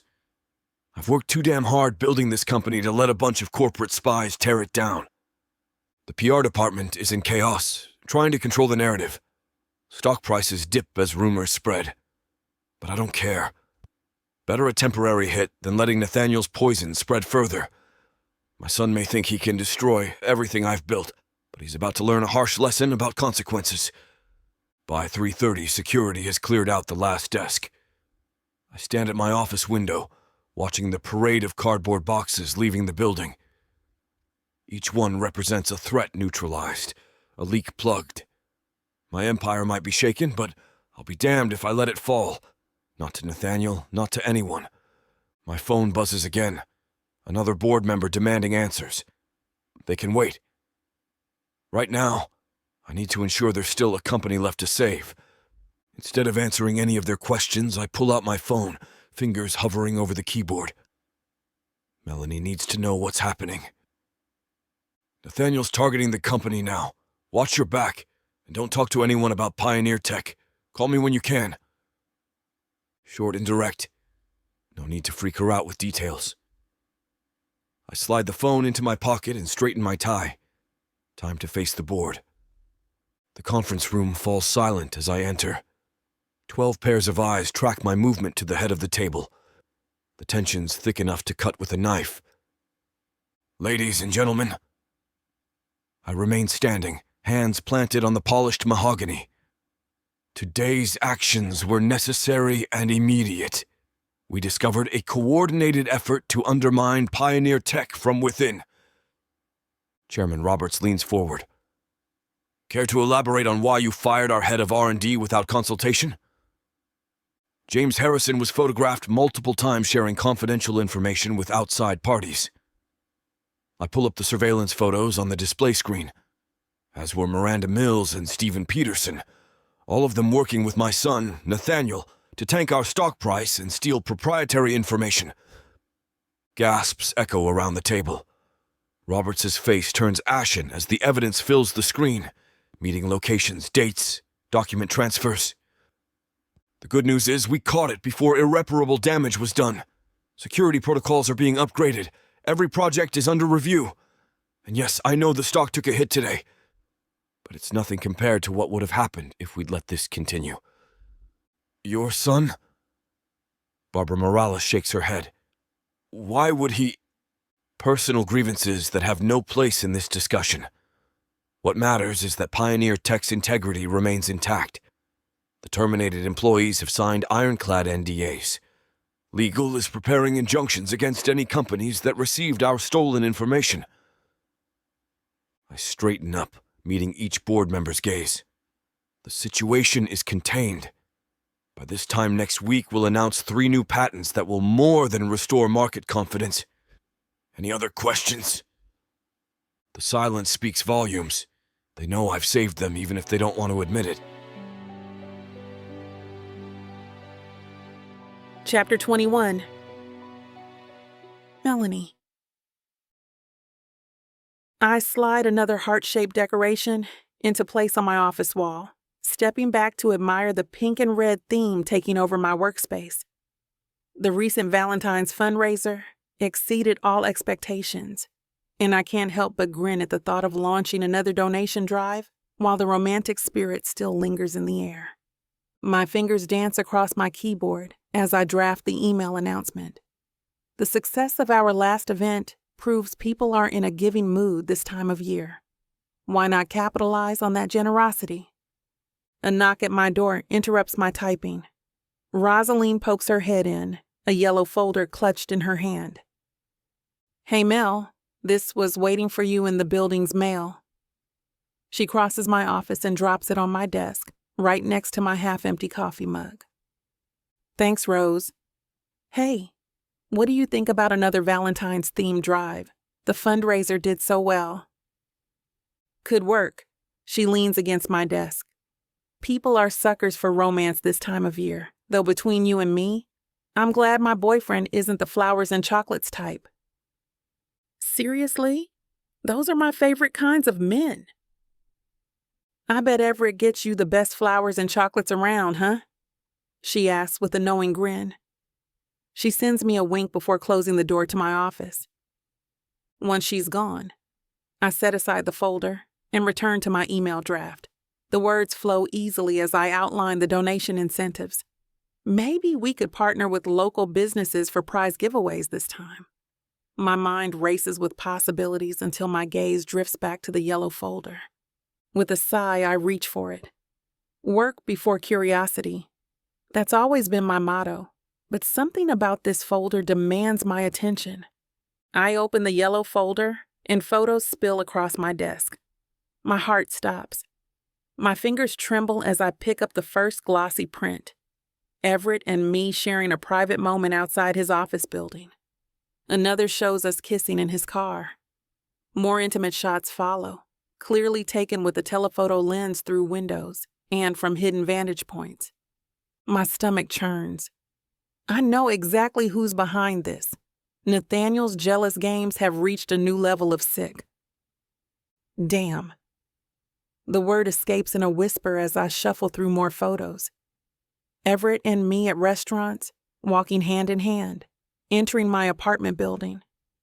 Each image feels like another violation, another intrusion into what should have been private moments between us. My hands shake so badly I drop the last photo. It slides under my desk and I leave it there, unable to look at any more evidence of being stalked. The walls of my office suddenly feel too exposed. How long has Nathaniel been watching us? What else has he seen? I grab my phone to call Everett, but hesitate. He told me that Nathaniel was threatening his company. Has Nathaniel sent threatening things to Everett, too? Knowing this, he's probably going to be in meetings all day. Besides, what can he really do? Hire more security? File another restraining order that Nathaniel will just ignore? The certainty I've felt about our relationship starts to crack. Everett makes me feel safe when we're together, but he can't be with me every second. And Nathaniel? He's always there in the shadows now, watching, waiting. Even Everett's wealth and influence can't stop his own son's obsession. I gather the photos with trembling hands and shove them back in the folder. The cheerful Valentine's decorations mock me from the walls. My earlier excitement about the fundraiser feels hollow now. My phone buzzes. A text from Everett checking in. I stare at his message, my thumb hovering over the keyboard. For the first time, I wonder if being with him is worth the constant fear, the feeling of eyes always watching. If Everett can't protect me from his own son, who can? I set my phone face down on the desk. Everett's message unanswered. The folder of photos taunts me from the corner of my desk, but I force my attention back to the donation drive planning. My fingers hover over the keyboard. What was I writing about? Prize packages? Right. I type a few sentences about local business partnerships, delete them, then try again. Get it together, Mel, I mutter, rubbing my temples. The words on my screen blur as my mind drifts to that phone call with Nathaniel recently. I'd finally stood up to him, told him exactly what I thought of his manipulative behavior. The satisfaction I'd felt then curdles in my stomach now. I pull up the spreadsheet of potential business partners, but the names swim before my eyes. Did challenging Nathaniel just make everything worse? The photos spread across my desk prove he's unhinged enough to hire someone to follow us. Or maybe it's been him all along. My cursor blinks accusingly as I stare at the blank email draft. What kind of prizes would even work for this? I can't focus. Every shadow outside my window makes me flinch. The last time I saw Nathaniel in person, he'd seemed so different, dangerous. Not the entitled but ultimately harmless ex I thought I knew. He was here at my job, yelling and demanding to see me while I barricaded myself in my office. Now he's escalated to stalking, to threatening his own father's company. I grab my coffee mug, needing the caffeine to ground me, but it's stone cold. Perfect. Just perfect. Focus on work, I tell myself firmly, one task at a time. But my eyes keep drifting to that damned yellow folder. Each time I manage to string together a coherent sentence about donation tiers or sponsorship opportunities, my mind snaps back to those photos, to Nathaniel watching us, to wondering what he'll do next. Maybe if I hadn't pushed back so hard, hadn't told him exactly what I thought of him. But no, I can't second-guess standing up for myself. Can I? My phone buzzes again. Another text from Everett. I leave it unread. I push away from my desk, needing to warn Rosalind. My legs feel shaky as I walk down the hallway to the front desk where she works. She looks up from her computer as I enter, her smile fading when she sees my face. Rose, I need to show you something. I place the yellow folder on her desk. Nathaniel's been having someone follow me and Everett. Look at these. Her eyes widen as she flips through the photos. Damn, Mel, this is seriously creepy. I know, and after that scene he caused here, my voice cracks. I'm worried he might try something at the center. We need to be extra careful, maybe beef up security or something. We should call the police right now. Rosalind reaches for her phone. I shake my head. They won't do anything. Trust me, I've tried. Unless he physically attacks me, they say there's nothing they can do. The restraining order is just a piece of paper. But this is stalking. There has to be laws against this. They'll just say they can't prove who took the photos or who sent them. I sink into the chair across from her desk. And even if they did talk to him, it would probably just make him angrier. This isn't right. She closes the folder, disgust written across her face.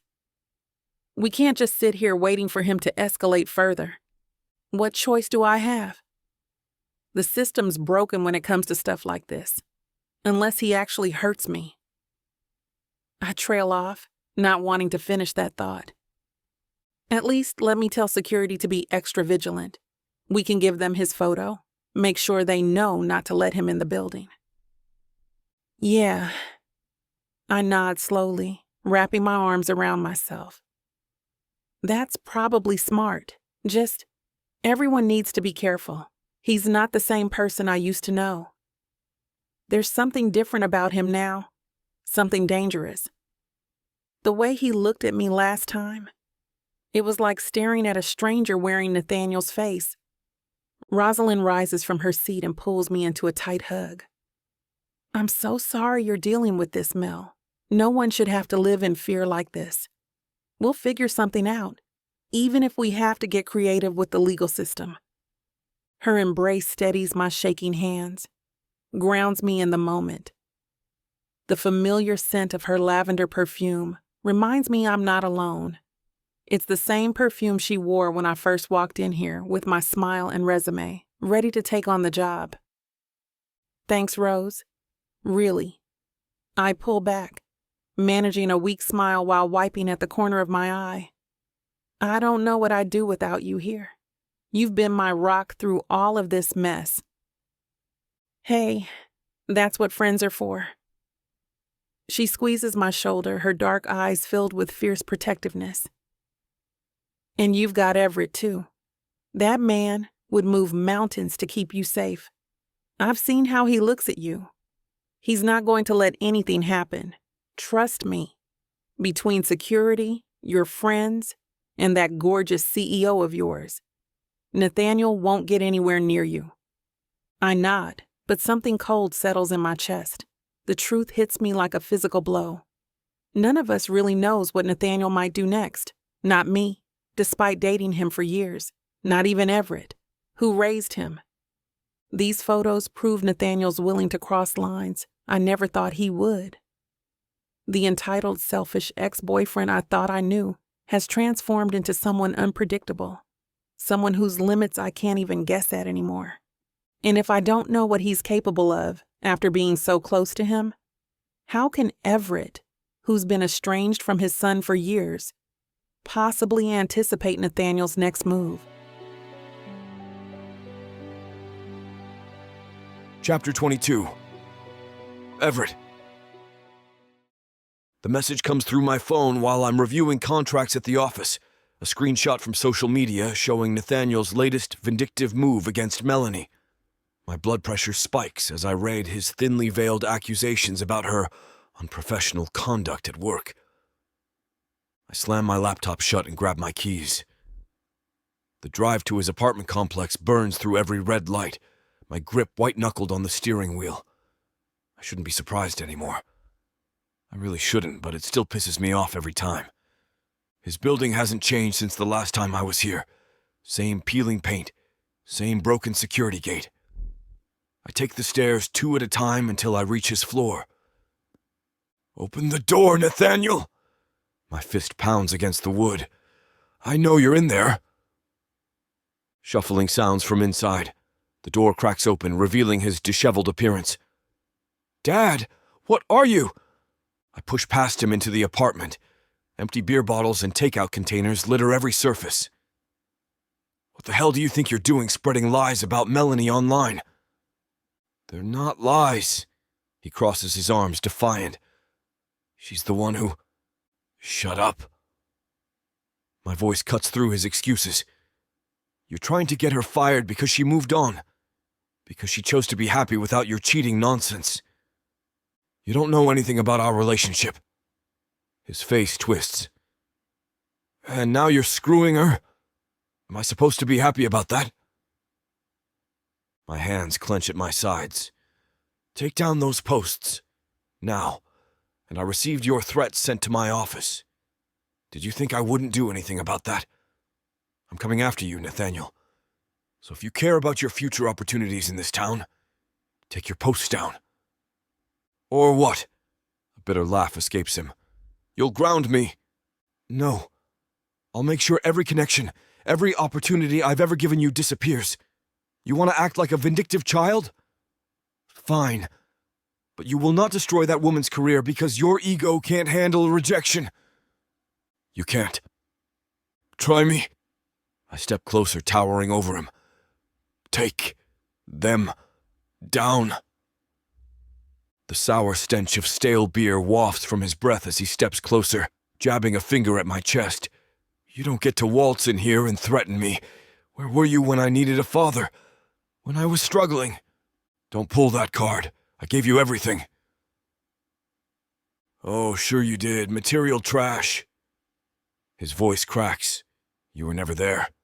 And now? Now you're trying to take the one good thing I had?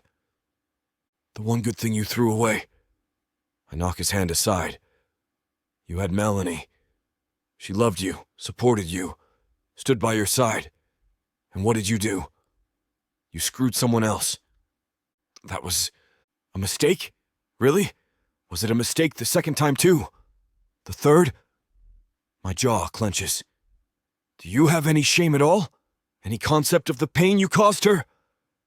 Nathaniel's face reddens. You don't know anything about our relationship.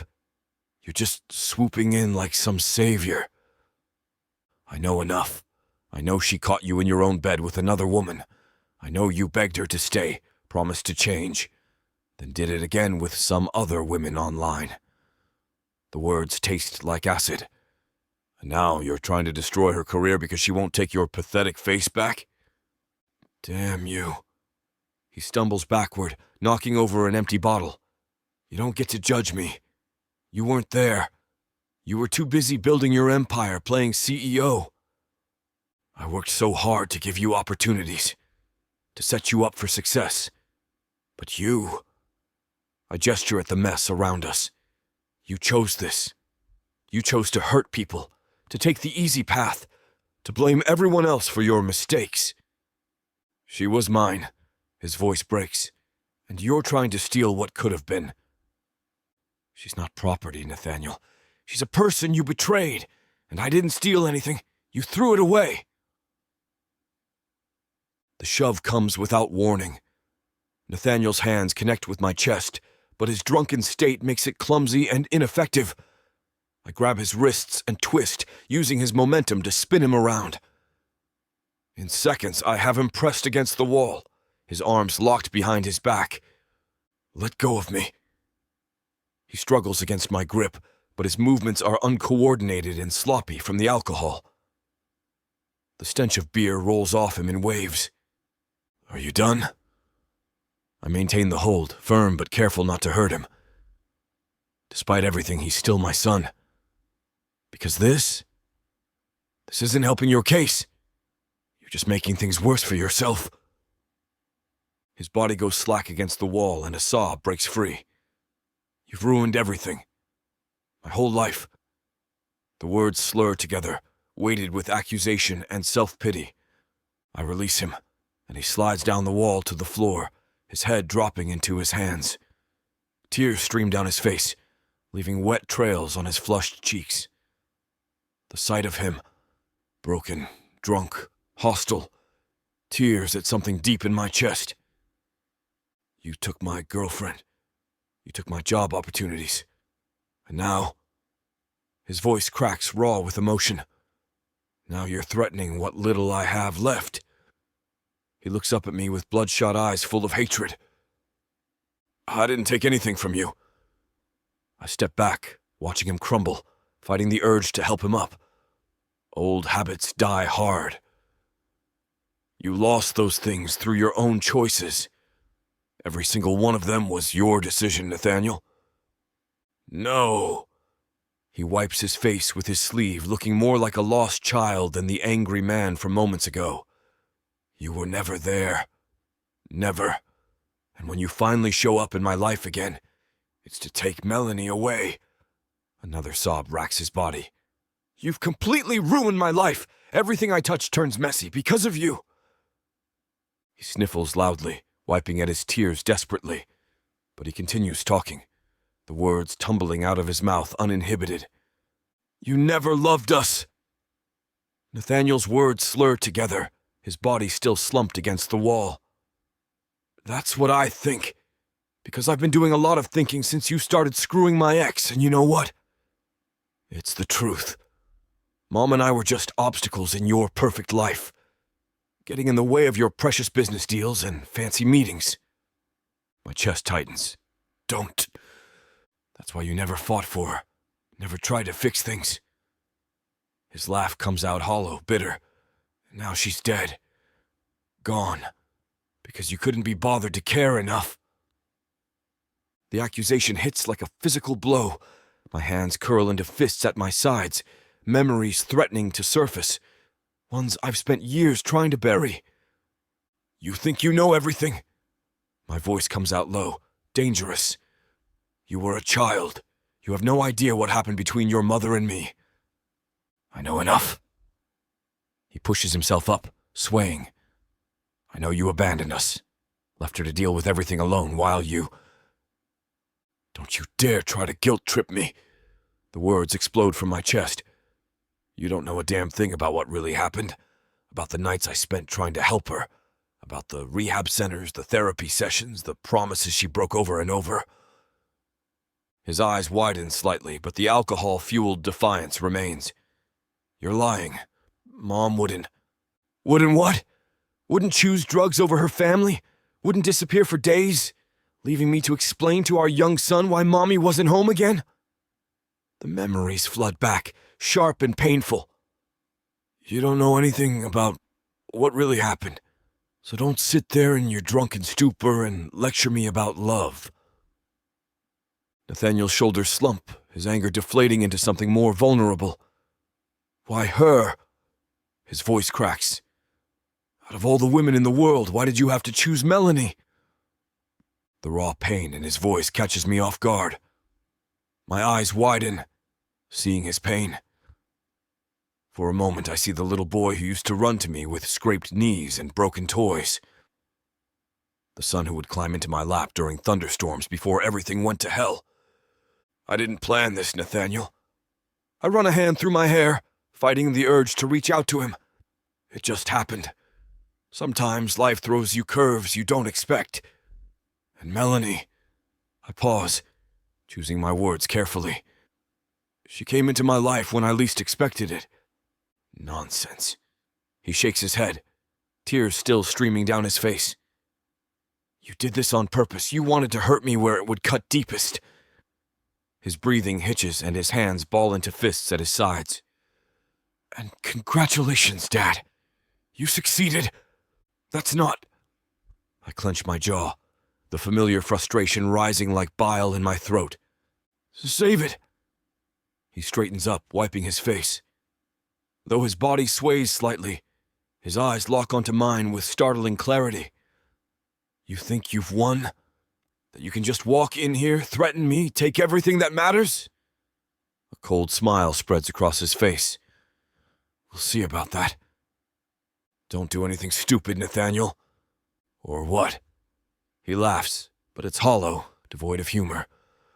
What else can you possibly take from me? The defeat in his voice transforms into something darker, more dangerous. I recognize that look. It's the same one I've seen in the mirror during my darkest moments. The look of a man with nothing left to lose. Chapter 23. Melanie.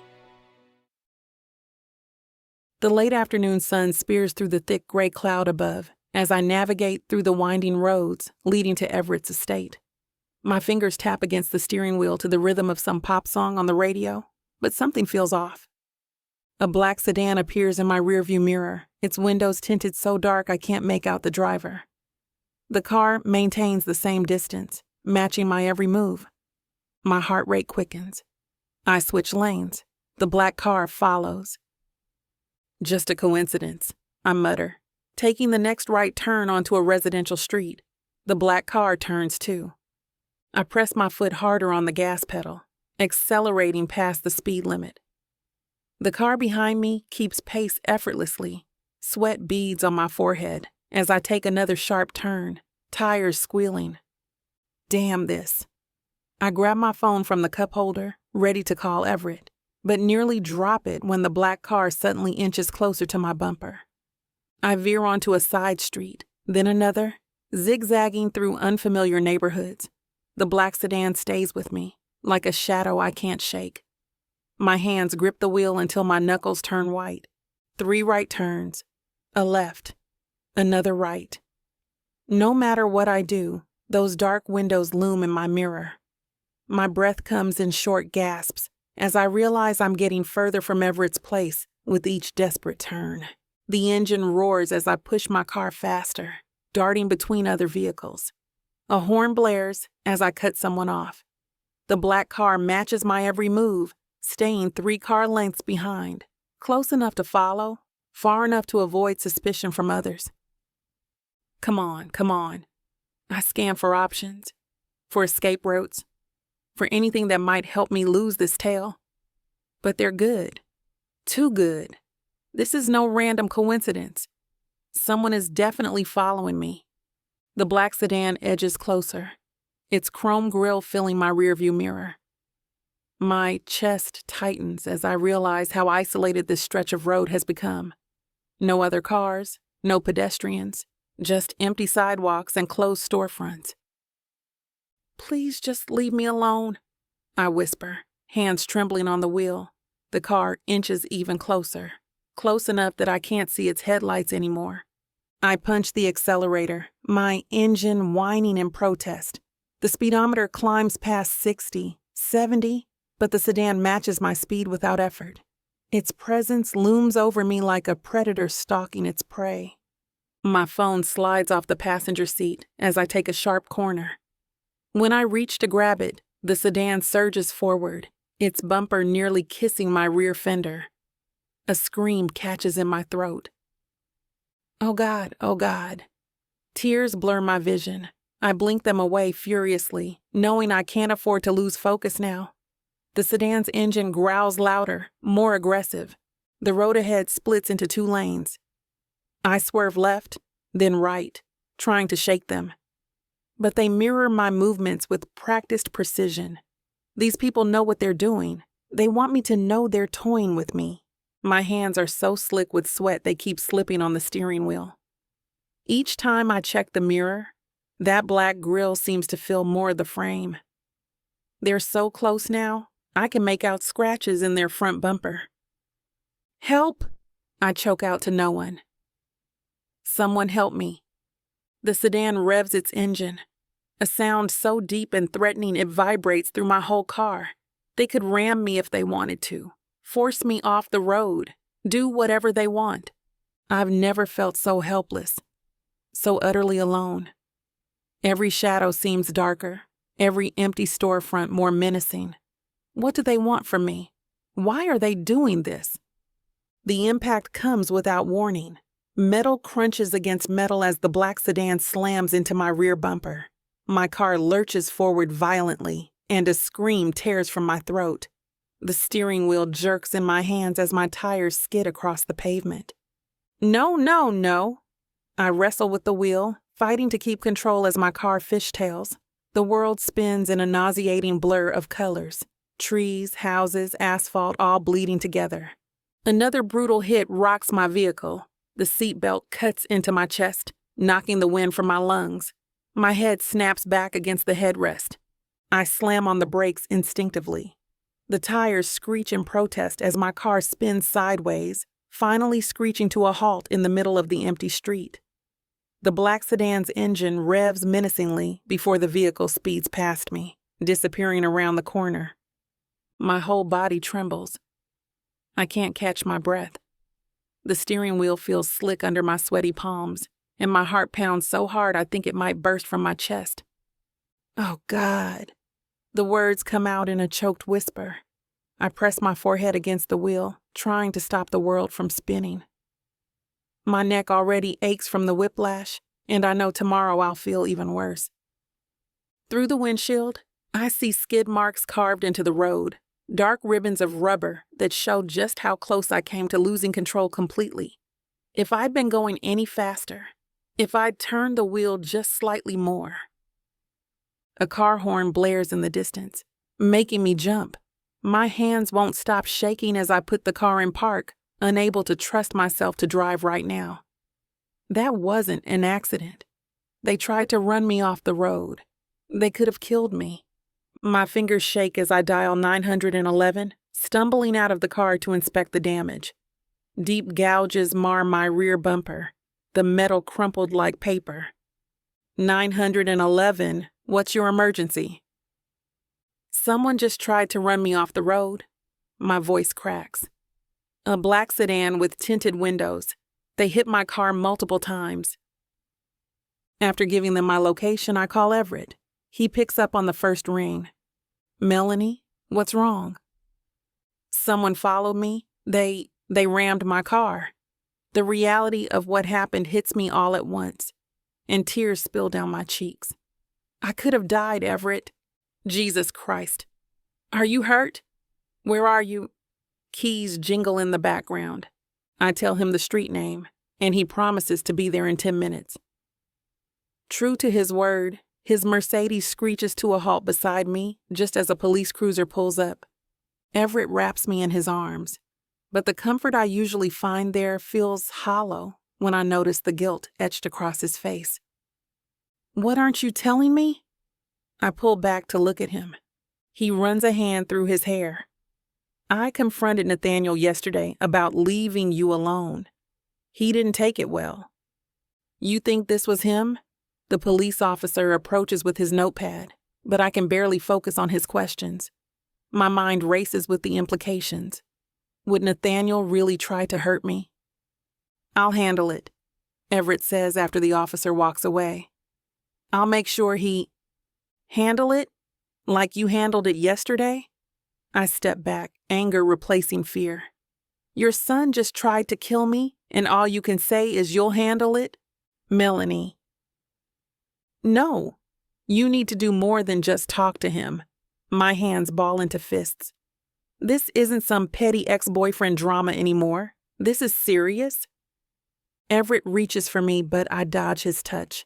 His jaw clenches, and for a moment I see the powerful businessman everyone else knows, the one who gets things done. But it's not enough. Not when my life is at stake. I don't feel safe, I whisper. And right now, I don't feel like you're doing enough to change that. Melanie, what do you mean? I'm doing everything for you.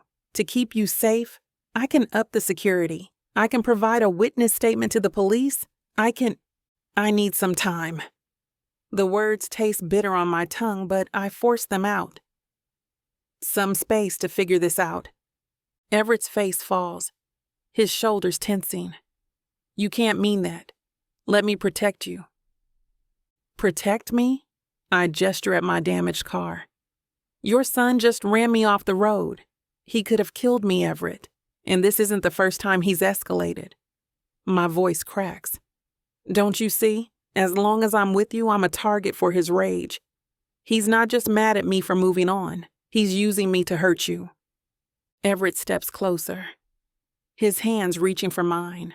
I pull away, wrapping my arms around myself. Melanie, please. We can figure this out together. I can't risk my life while you try to rein in your son. This relationship has been broken for years, and I've only made it worse. The truth of it hits me hard. I need to put myself first. My safety has to come before whatever this is between us. His jaw clenches, pain flashing across his face. Don't do this. Don't let him win. This isn't about winning or losing. It's about staying alive. I swallow the lump in my throat. I care about you, Everett, so much. But I can't be collateral damage in your family drama. Tell me what to do. I'll do anything. Handle your son, not just with words this time. Really handle it, and give me space to feel safe again. I back away, each step feeling like lead. When you've done that, when I don't have to look over my shoulder every time I drive, then maybe we can talk about us again. The devastation on his face nearly breaks my resolve, but I stand firm. Sometimes love isn't enough, not when your life is on the line.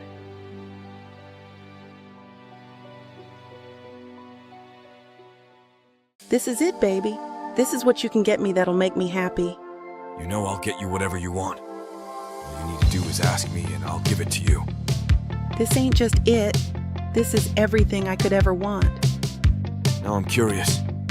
What does a strong, sassy woman like yourself want so badly? Baby, you know what I want? Can't wait to hear. The Big Baddie Bundle from Tyler Walker. It has everything I need. 20 ebooks with over 1 million words of sassy romance and spice that'll keep you on your toes. 10 audiobooks containing over 60 hours of that seductive voice telling me naughty things all night long. You don't need an audiobook for that, baby. Right here. You may be fine and all, but no one tells it like the way Miss Tyler does. And I need her in my life. The Big Baddie Bundle is everything you need. You can get it for 80% off. Go to tylerwalker.com to browse the bundles that earn you the best deals. It's time you treat yourself. Because you deserve it. Escape your life with Miss Tyler.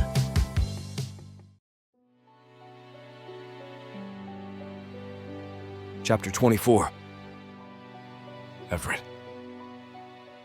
I slam my office door, rattling the glass panels. Pink and red hearts mock me from every corner, remnants of the Valentine's Day celebrations that the cleaning crew hasn't taken down yet. Get out of here! I rip down a string of paper hearts dangling above my desk, crumpling them in my fist. These tacky decorations are the last thing I need right now. My assistant Angela peeks her head in, clipboard clutched to her chest like a shield. Smart woman, she knows my moods. Right away, Mr. Jones.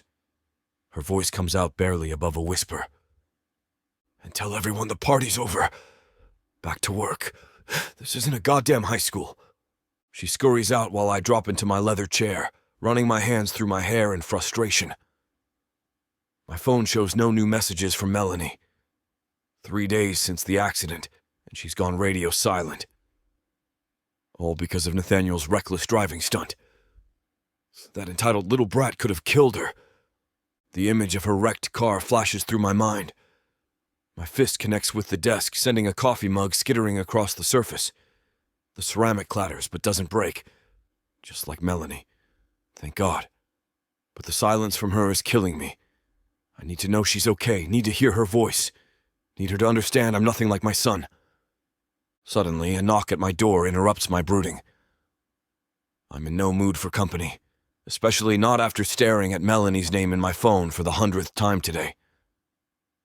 What? The quarterly reports, sir. Jimmy from accounting shuffles in, wearing a ridiculous heart-covered tie that makes my eye twitch. The last thing I need right now is a reminder of relationships and romance. Take that stupid thing off. Valentine's Day already passed. My voice comes out harsher than intended, but I can't bring myself to care. Oh, right. Sorry, sir, my wife got it for me. He starts fidgeting with the offensive piece of fabric. The reports. Just leave them. I cut him off, my patience wearing thinner by the second. He drops the folder and retreats like a scolded puppy. I don't have time for his personal stories, not when my mind is consumed with worry about Melanie. I grab my phone again, running my thumb over the screen before typing out another message to her. Please let me know you're okay. I'm worried about you. The words feel inadequate, but they're all I have right now. My thumb hovers over send. Delete. Too desperate.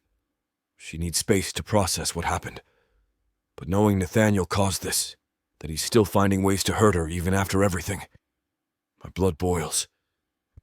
Another heart decoration floats down from the one still attached to my wall, landing on my desk like a final taunt. I crumple it in my fist and throw it in the trash. I lean back in my chair, staring at the ceiling.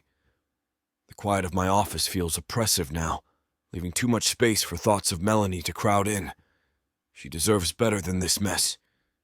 Better than being caught between a father and son, better than dealing with all this drama at 23. Maybe walking away is the right call. Let her heal, move on, find someone closer to her age without all this baggage. Someone who won't complicate her life with family drama and corporate politics. My chest tightens at the thought of never seeing her again. Never watching her eyes light up when she talks about her volunteer work. Never hearing that laugh that makes everything else fade away. Damn that. The words escape before I can stop them. I pull up our last text exchange, reading through her messages from before the accident. The way she teases, challenges me, calls me out on my nonsense. No one else does that. No one else makes me feel this alive. This real. Standing up, I pace the length of my office. The town of Oak Ridge spreads out below, but all I see is Melanie's face the first time we met in Murphy's. That spark of recognition, like we'd known each other in another life. The way she didn't back down when I came up to her without warning, talking to her and peppering her with questions that she had no issues answering. Staying away might keep her safe from Nathaniel's drama, but it would be lying to both of us. She's not some delicate flower that needs protecting. She's proven that time and again. And I'm tired of making decisions for other people. Tired of holding back because it seems like the right thing to do. I want her, not just physically, though God knows that's part of it. I want her sass, her strength, her ability to see straight through my walls. I want to be the man who stands beside her, not another person who walks away when things get complicated. The realization settles in my gut, solid and certain. I'm not giving up on this, on her. Whatever comes next, we'll face it together if she'll have me. I grab my phone and dial Jack's number. After 20 years of friendship and legal counsel, he's the only one I trust with this mess. He's seen me through divorces, corporate takeovers, and family drama. This time feels different, though. More personal, more dangerous. Everett, what's going on? Remember how I mentioned my son's ex-girlfriend? I sink deeper into my chair, running a hand through my hair. Things have gotten worse. The one you're seeing now? Yeah. Nathaniel's gone off the deep end. He's been following her, showing up at her work, leaving threatening messages. My jaw clenches as anger floods through me. And 3 days ago, someone ran her car off the road. The driver fled the scene. Just saying the words makes my blood boil. If anything had happened to her. Jesus Christ. Jack's tone shifts from casual to professional. I can practically see him straightening in his chair, reaching for his legal pad. You think it was Nathaniel? Who else would it be? He's been escalating since he found out about us. Sending her photos of herself at the grocery store, at the gym. Even showed up at her apartment complex to leave threatening notes. I gripped the phone tighter. Now he started targeting me too. Threatening messages, trying to sabotage my business. I had to fire 3 employees because they were colluding with him, Jack. 3. That's straight-up criminal behavior, Everett. Have the police been involved? Melanie has been filing reports, but without proof. I trail off, frustration building. We need to document everything. Every message, every sighting, every incident. I'll draft a cease and desist order today. But with this pattern of behavior, we might need to pursue a restraining order to keep him away from the two of you. I close my eyes. He's my son, Jack. He's also a grown man stalking and intimidating a young woman, and now attempting vehicular assault. This isn't teenage acting out anymore. Papers shuffle on his end. Send me everything you have. Photos, texts, emails, security footage if you've got it. We need to build a solid case. Yeah, and that's what makes this whole thing so damn complicated.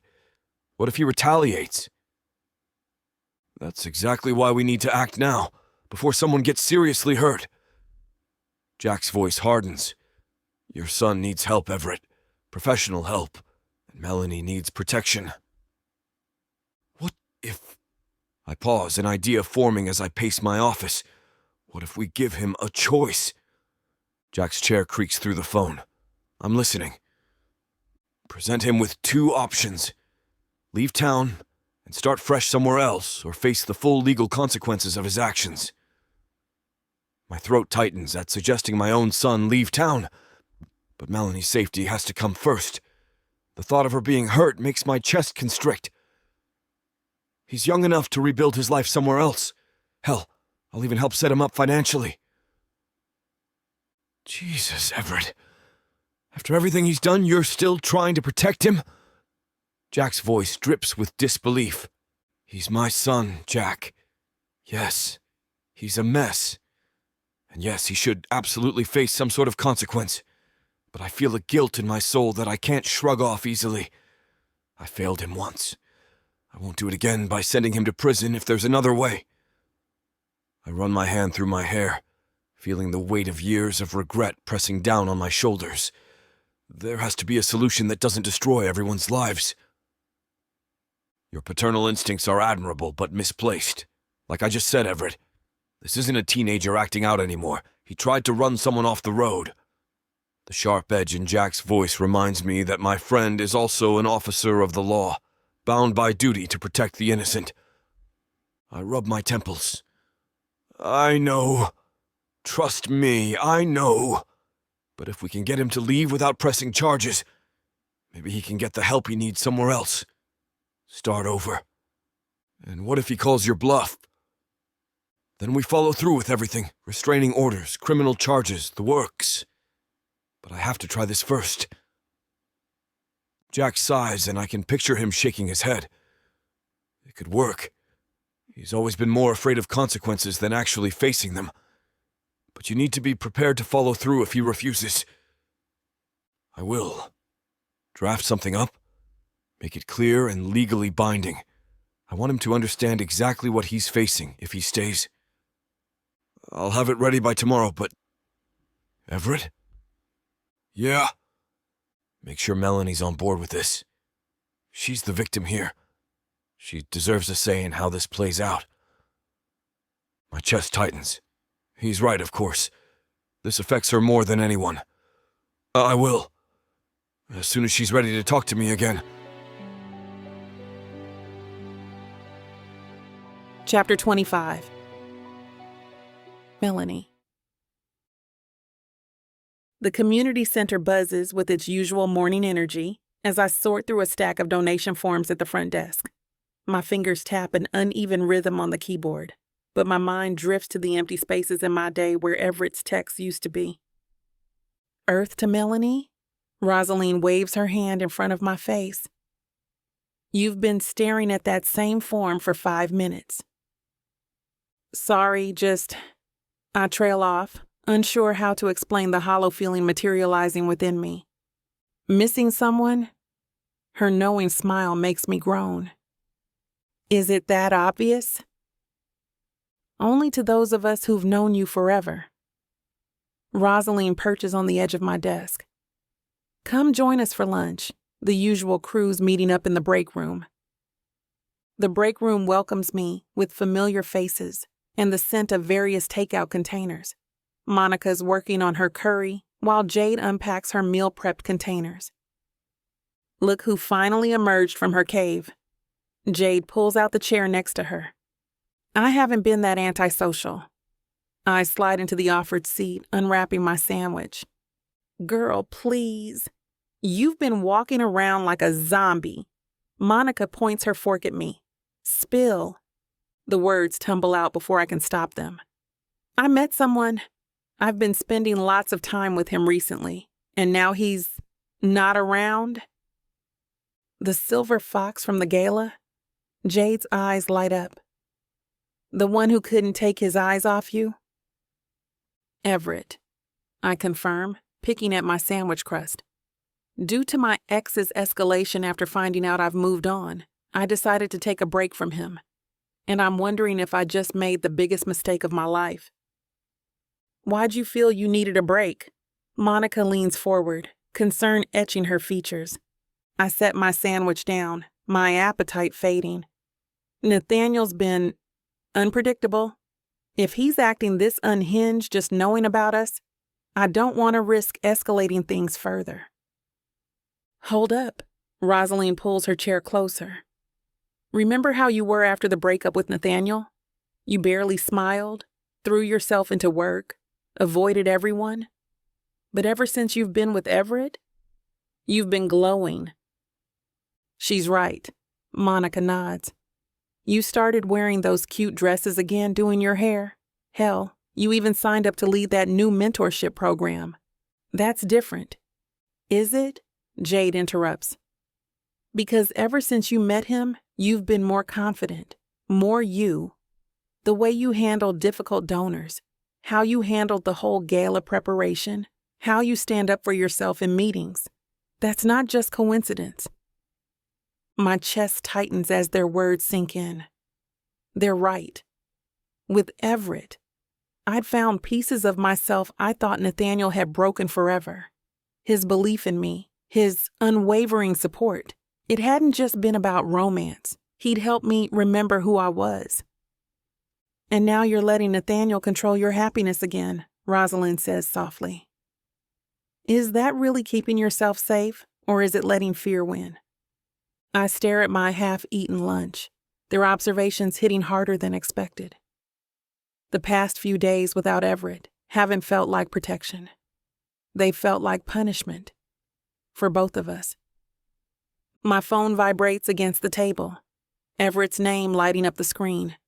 My heart lurches, but I let it go to voicemail. Again. Girl, what are you doing? Monica's eyes widen. Answer it. I can't just... Yes, you can. Jade stands, pulling me up from my chair. Go to your office and listen to what he has to say. Stop letting Nathaniel win. Their words from earlier echo in my mind as I walk down the hallway to my private office. They're right. I'm letting fear control me again. With trembling fingers, I unlock my phone and navigate to voicemail. Everett's deep voice fills the space. Mel, God, I miss you. These past few days have been hell without you. He pauses, and I hear him take a breath. I love you. I should have said it before everything went sideways, but I do. And that's why I refuse to let my son hurt you anymore. My breath catches. I spoke with my lawyer friend. We have options, sweetheart. Real solutions. I'm prepared to give Nathaniel an ultimatum. Either he leaves town permanently, or we hit him with every legal charge we can for harassment. The lawyer says we have enough documentation between the texts, the scene at the car accident, and his showing up at your workplace. We have witnesses to that too. I sink into my office chair, his words washing over me.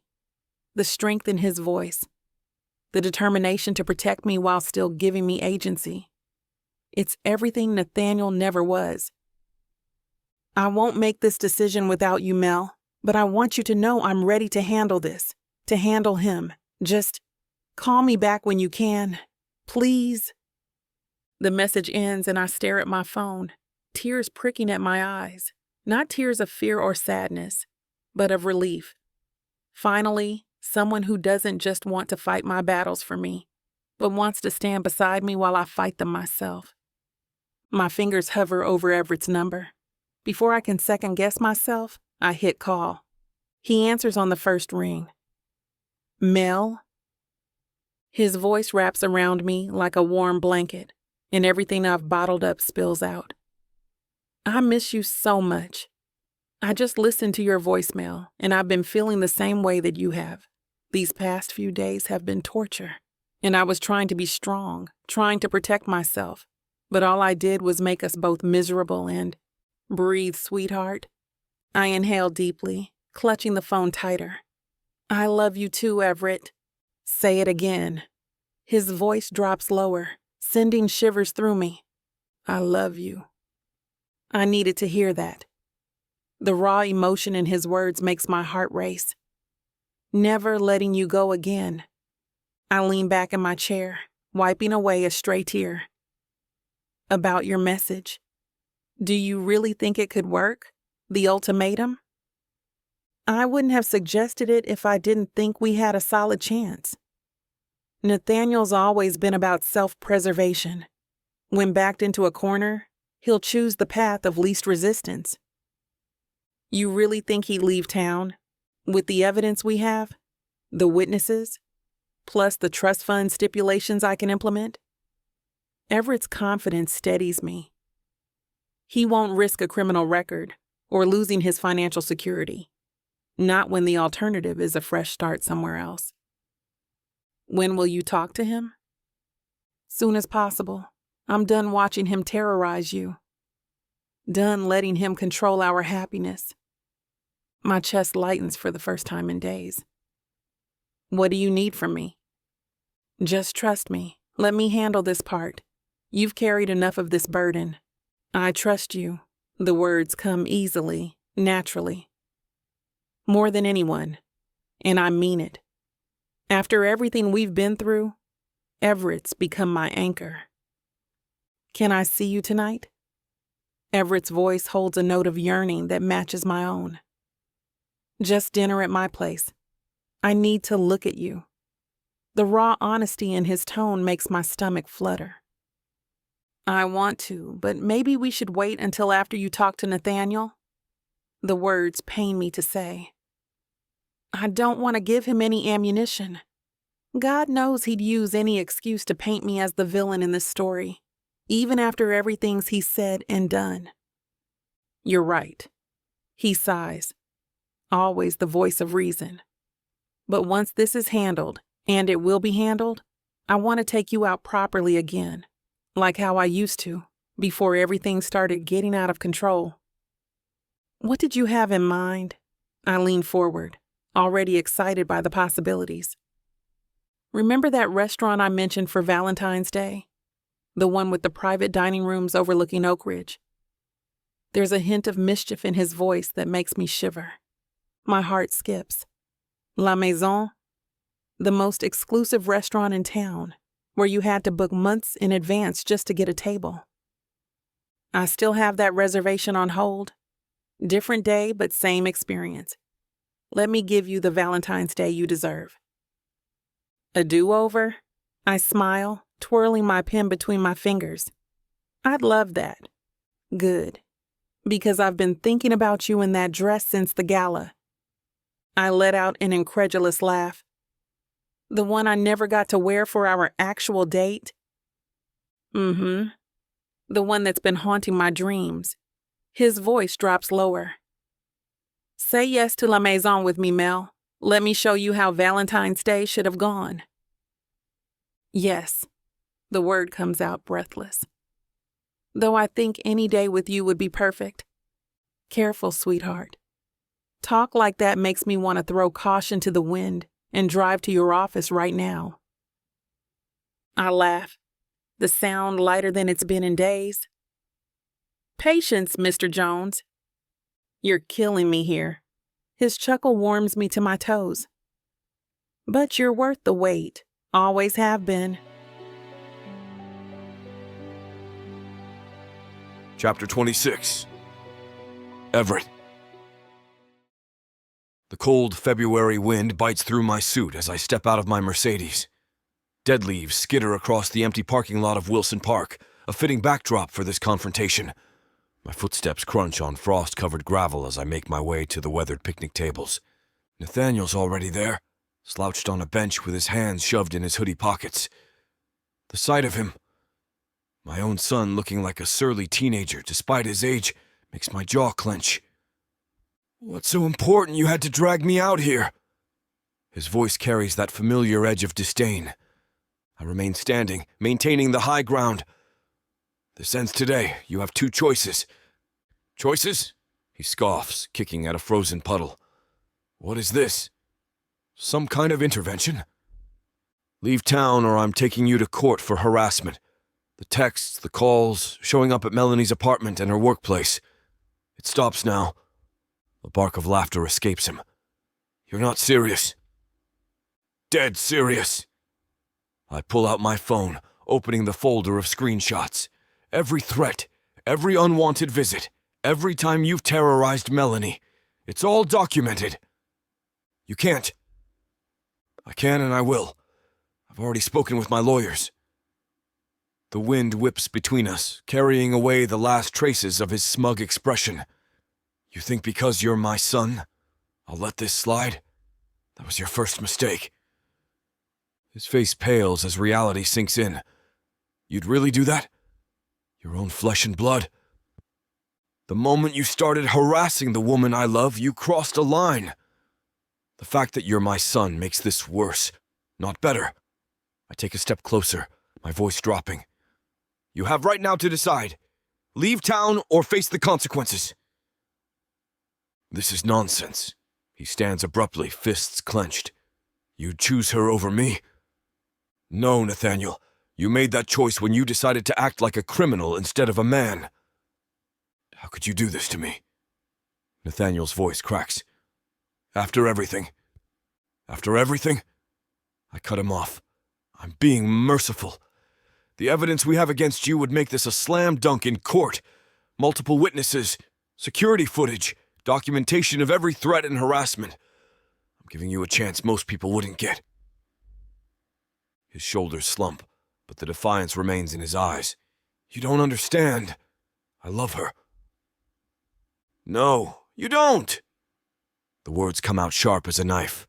"You loved having control over her. You loved the idea of her. But the moment you chose to sleep with someone else, you lost any right to claim love." "That was a mistake!" He kicks the bench, making it rattle. "One mistake. And now you get to live with the consequences." I keep my voice level, refusing to match his outburst. "This is your opportunity to start fresh. Leave Oak Ridge. Build a new life somewhere else." His teeth grind audibly. "I can't just stop loving her." "Then learn to deal with it like an adult." I step closer, towering over him. "Because your other option involves a restraining order, court dates, and possibly jail time. Is that what you want? To throw away your future because you can't handle rejection? She was my everything, and now she's not. Get over it." Nathaniel's jaw works silently, his face contorting through rage and despair. His hands clench and unclench at his sides as the reality of his situation sinks in. "There's something else." I reach into my jacket pocket and withdraw a folded check.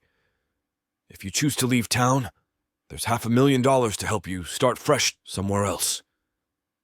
Nathaniel's eyes go wide, his mouth falling open. "What?" $500,000, enough to set up a new life wherever you want." I hold the check between my fingers, letting it flutter slightly in the cold breeze. "Consider it an investment in both your future and Melanie's peace of mind." "You're messing with me." His gaze locks onto the check. "That can't be real." "I don't joke about money, son. You know that." I meet his stare. "The choice is yours. Stay here and face legal consequences, or take this opportunity to build something new for yourself." He runs a hand through his disheveled hair, shifting his weight from foot to foot. "And all I have to do is leave. Leave and never contact Melanie again. Not through friends, not through social media, not through any means." I tap the check against my palm. Break those terms, and I'll make sure you face every legal consequence possible. Nathaniel's shoulders sag as he exhales heavily, his whole body seeming to deflate. Fine, you win. I'll go. This isn't about winning. I extend the check toward him, keeping my voice steady despite the storm of emotions churning inside. It's about doing what's right for once. About being a man and accepting the consequences of your actions.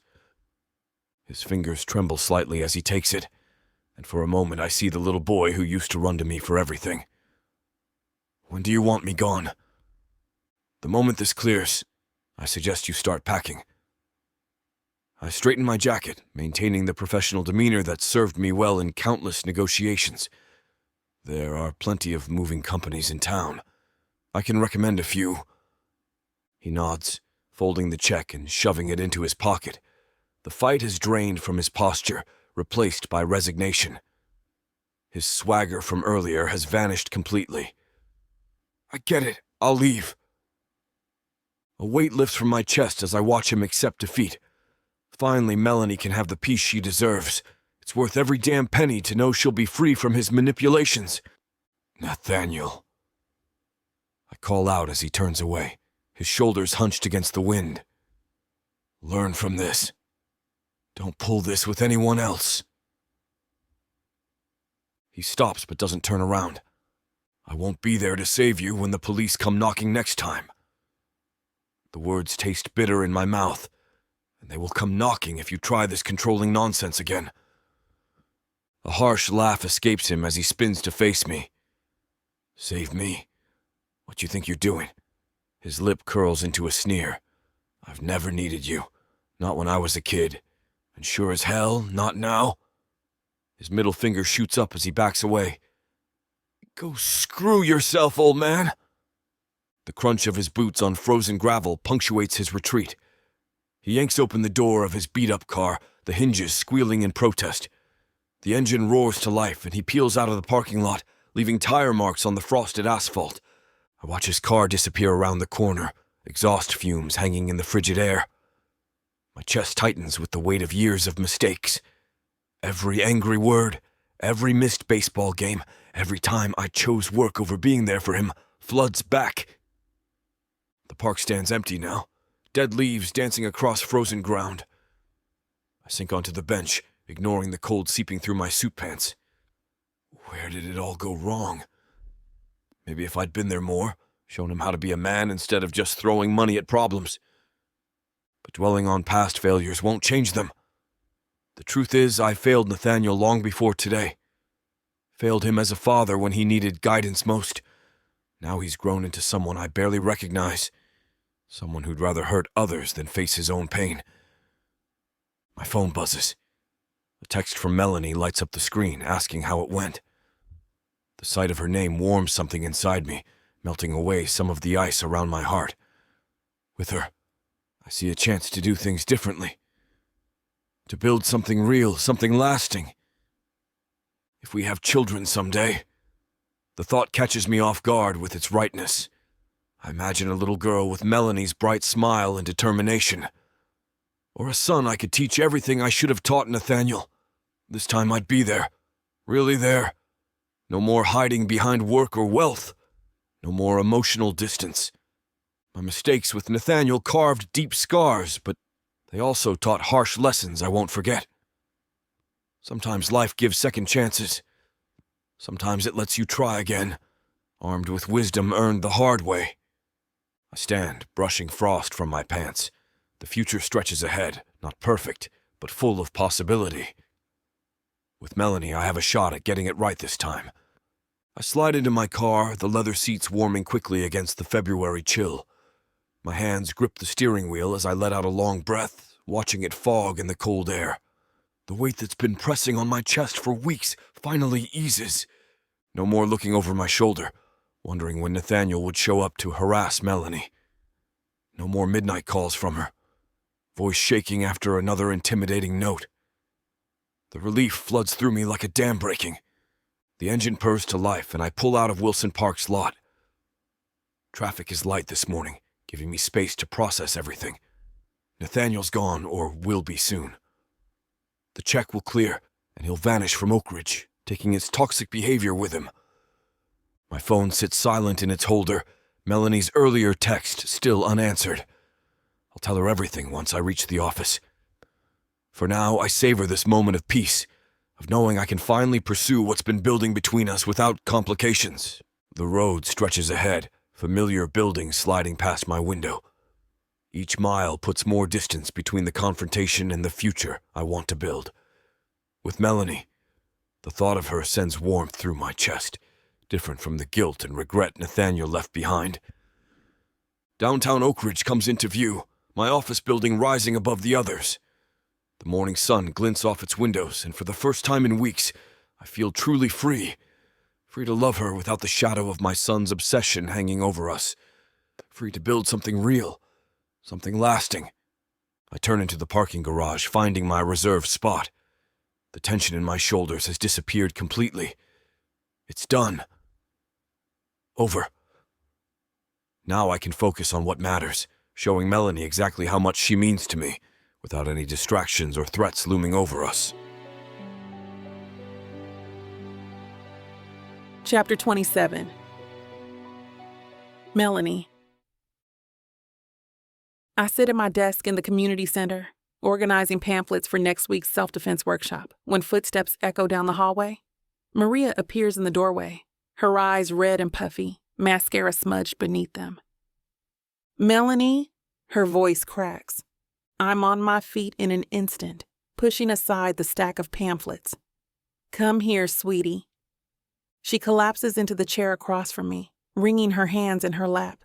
The overhead fluorescent lights cast harsh shadows under her eyes, making her look even more exhausted than she probably feels. I did it. Maria wipes at her eyes, smearing more mascara across her cheek. I broke up with Jake last night. My heart swells with pride, but I keep my expression neutral.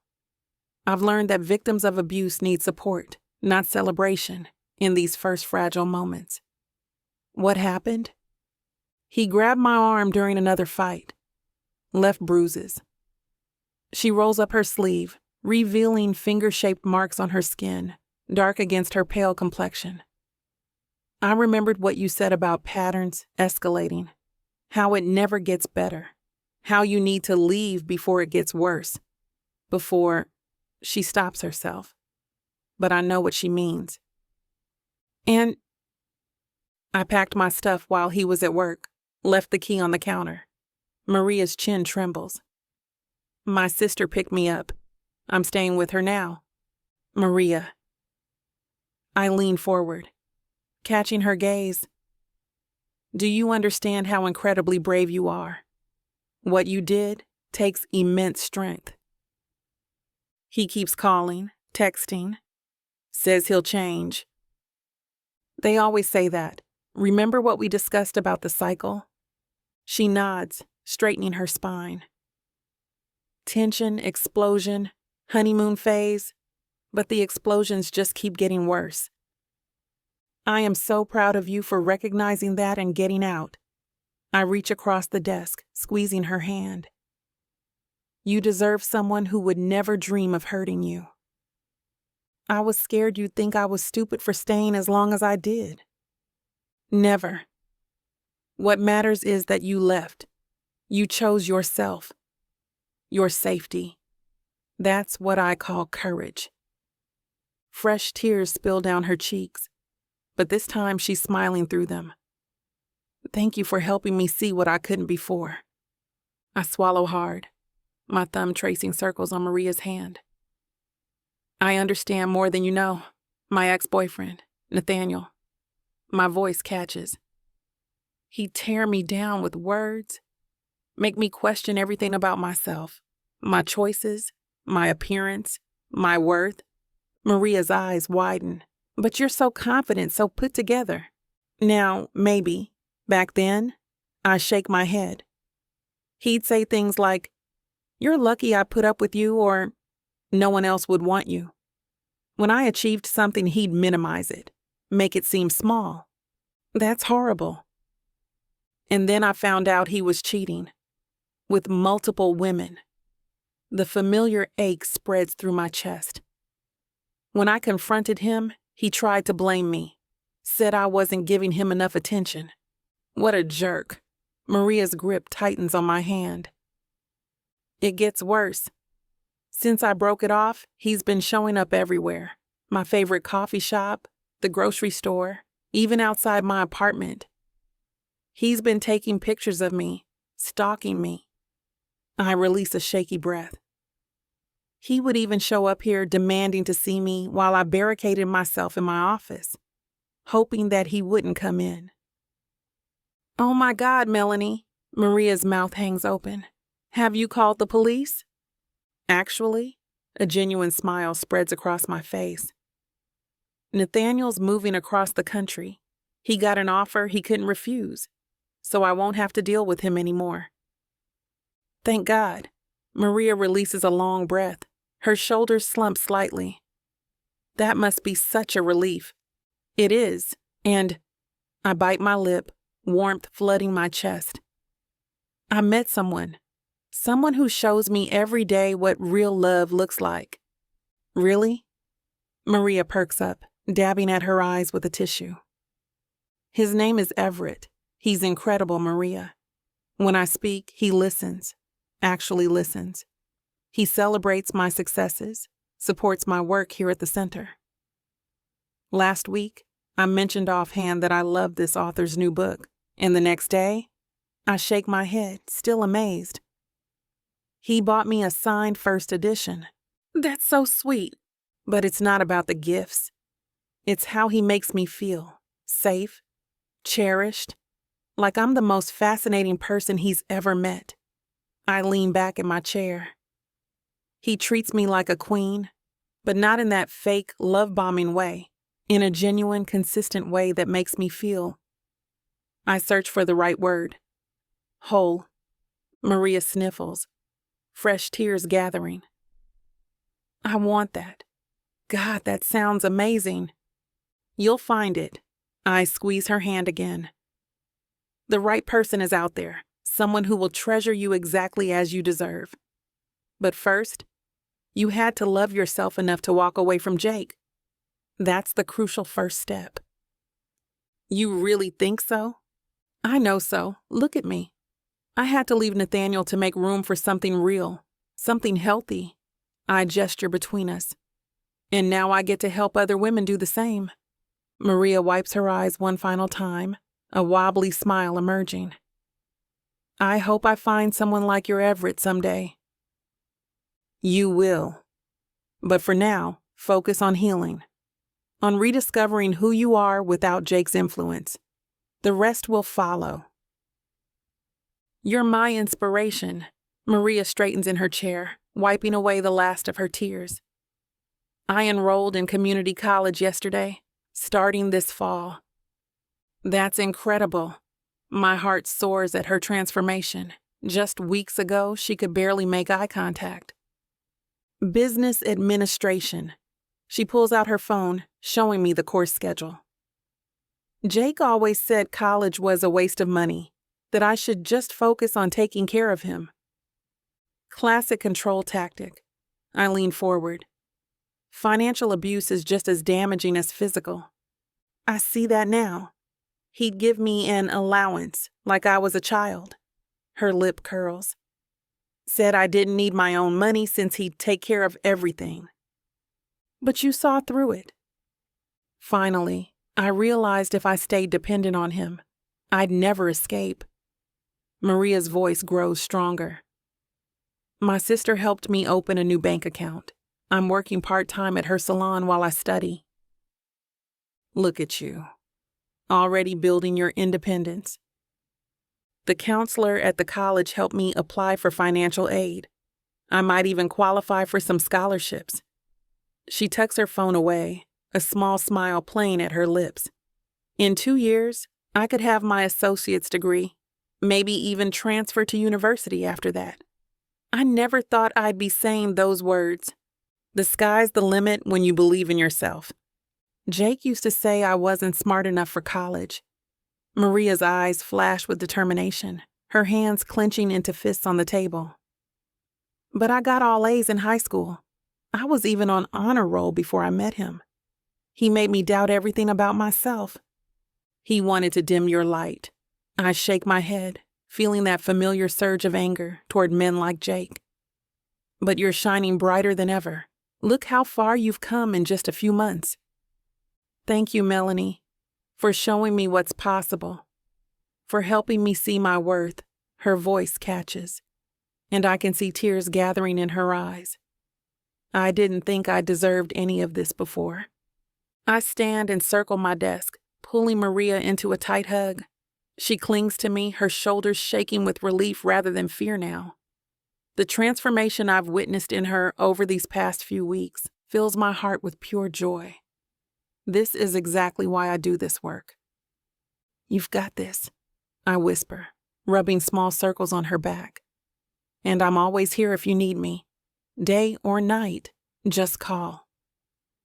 Thank you. Maria pulls back, wiping her eyes one last time. A genuine smile breaks across her face. The first real one I've seen from her. The light in her eyes reminds me of myself when I first realized I could make it on my own. I better get to work. Carol's expecting me at the salon. Go show them what you're made of. I give her shoulder a final squeeze. Text me after your shift and let me know how it goes. I want to hear all about your first day. After Maria's footsteps fade down the hallway, I sink back into my chair, letting out a long breath. Just then, my phone buzzes on the desk, and my heart skips when I see Everett's name. God, just seeing those 3 dots appear makes my stomach flip. 3 messages from him. Just got confirmation. Nathaniel's flight took off an hour ago. He's officially moved to Seattle. The relocation package I arranged was too good for him to pass up. He won't be back. We're free, Mel. No more hiding, no more worrying about running into him. Just us. My hands tremble as I read the messages again. Tears blur my vision. Happy ones this time. After having to look over my shoulder, having to duck into stores when I spotted Nathaniel on the street, of feeling like a prisoner in my own town. It's over. The constant knot in my stomach finally starts to unwind. I can walk downtown without scanning every face in the crowd. I can actually live my life again. I press my phone to my chest, savoring this moment of pure relief.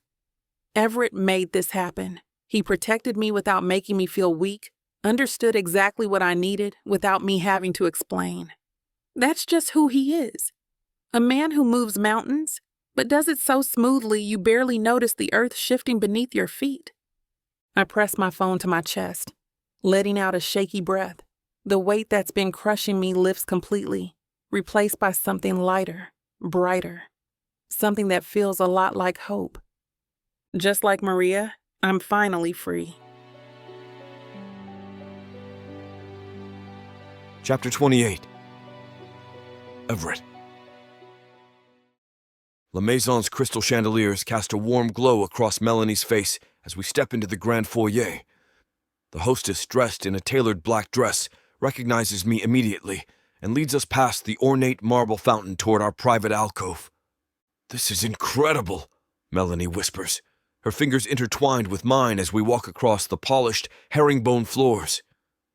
Dark wood paneling lines the walls, interspersed with original oil paintings and antique mirrors that make the space feel endless. Only the best for our do-over. I guide her to her seat, pulling out the plush velvet chair. The alcove offers an intimate setting, partially secluded by gauzy curtains and illuminated by a smaller crystal chandelier. Fresh roses in deep burgundy adorn our table, their petals catching the flickering light from the hand-dipped taper candles. "I can't believe you got us in here. Doesn't it take months to get a reservation?" Melanie runs her fingers along the crisp white tablecloth, admiring the hand-painted Limoges china and silver place settings. Pushing a bit of money the owner's way helped us get this little spot. I settle into my seat across from her, taking in how the candlelight dances across her features. Plus, Jean-Marc owes me a favor or two. A sommelier approaches with a bottle of vintage Bordeaux, presenting it with practiced grace. The wine's deep ruby color catches the light as he pours it into crystal stems that sing when they clink together. To new beginnings, I raise my glass, without complications or ghosts from the past. The restaurant's subtle symphony surrounds us. The soft murmur of conversation, the gentle clink of fine china, the occasional pop of a champagne cork from the main dining room. Through the arched windows, the restaurant's private garden glows with hundreds of tiny lights strung through the topiaries. This makes our coffee shop outing seem pretty modest. Melanie's eyes sparkle as she takes in the surrounding luxury. Those coffee dates were perfect in their own way, but tonight deserves something special. I reach across the table to take her hand, my thumb brushing across her knuckles. We're finally free to be us. A server in a perfectly pressed tuxedo appears silently at our table, presenting menus bound in soft leather. The candlelight catches the gold leaf embossing of La Maison's logo as he describes tonight's specialties with practiced precision. Melanie studies the menu, her eyes widening at the prices. I notice her hesitation and place my hand over hers, feeling the slight tremble in her fingers. Damn, I want her to feel comfortable here. Order whatever catches your eye. Tonight's about celebrating us. I squeeze her hand gently. No holding back.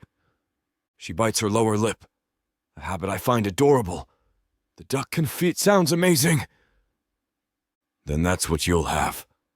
I nod to the server, my tone leaving no room for debate. The duck confit for the lady, and I'll take the beef tenderloin rare. I add a few specific preparations, making it clear I know my way around fine dining. As the server glides away, Melanie leans forward, her passion lighting up her face. The candlelight plays off her features, making her even more stunning. You know, working at the community center has opened my eyes to how many people need help getting out of bad situations. The stories I hear.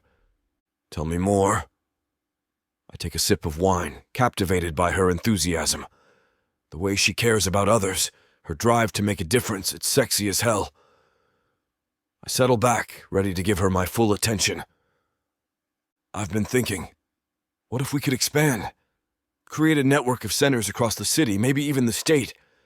Places where women can find their strength again, learn financial independence, get therapy. Her hands move animatedly as she speaks. So many stay trapped because they don't know there's a way out. That's quite the vision. Pride swells at her ambition.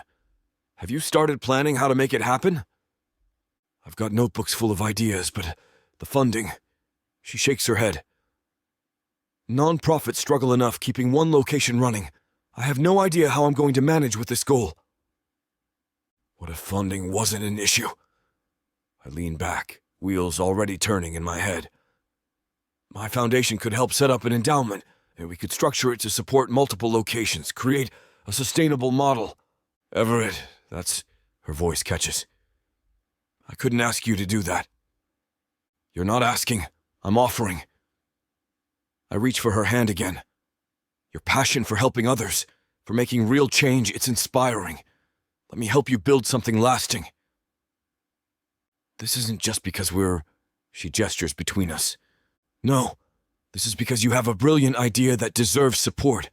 The fact that I get to watch you shine while doing it is just a bonus.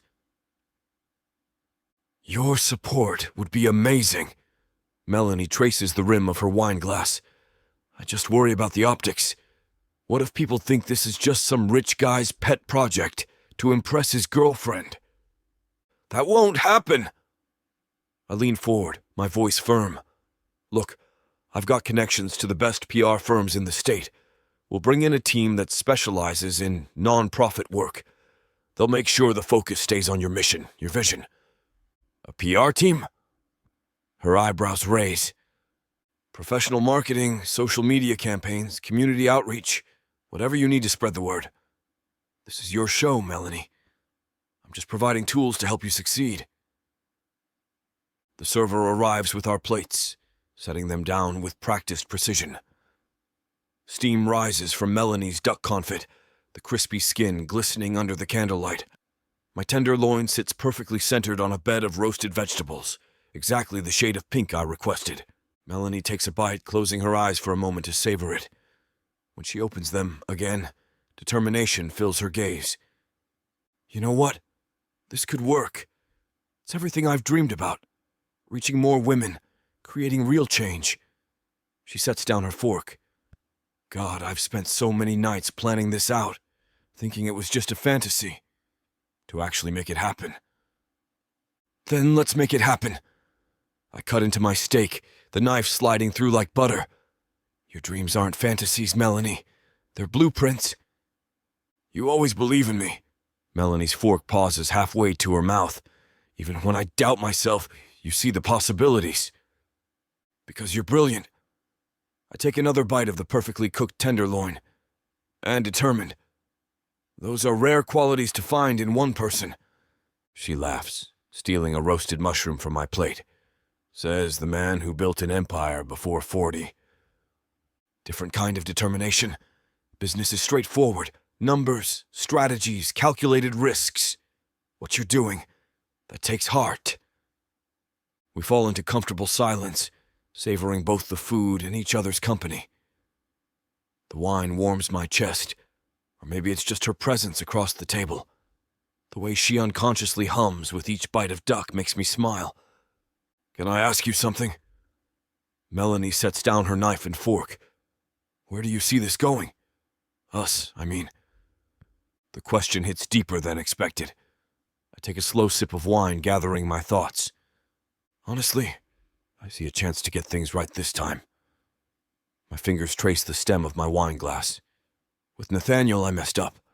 Focused too much on building wealth, not enough on building a relationship.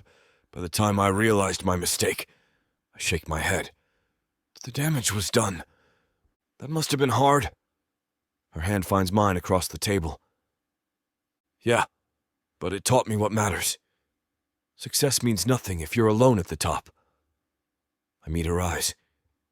With you, I see a chance to do better. To be better. We all deserve second chances. Melanie's thumb traces circles on my palm. And you're not the same person you were then. No, I'm not. And I want to prove that. To myself, to you. I squeeze her hand. I want to build something real this time. Something that lasts. Melanie takes another sip of wine, her expression turning wistful. You know what I've always dreamed about? A house with a big yard, kids playing outside.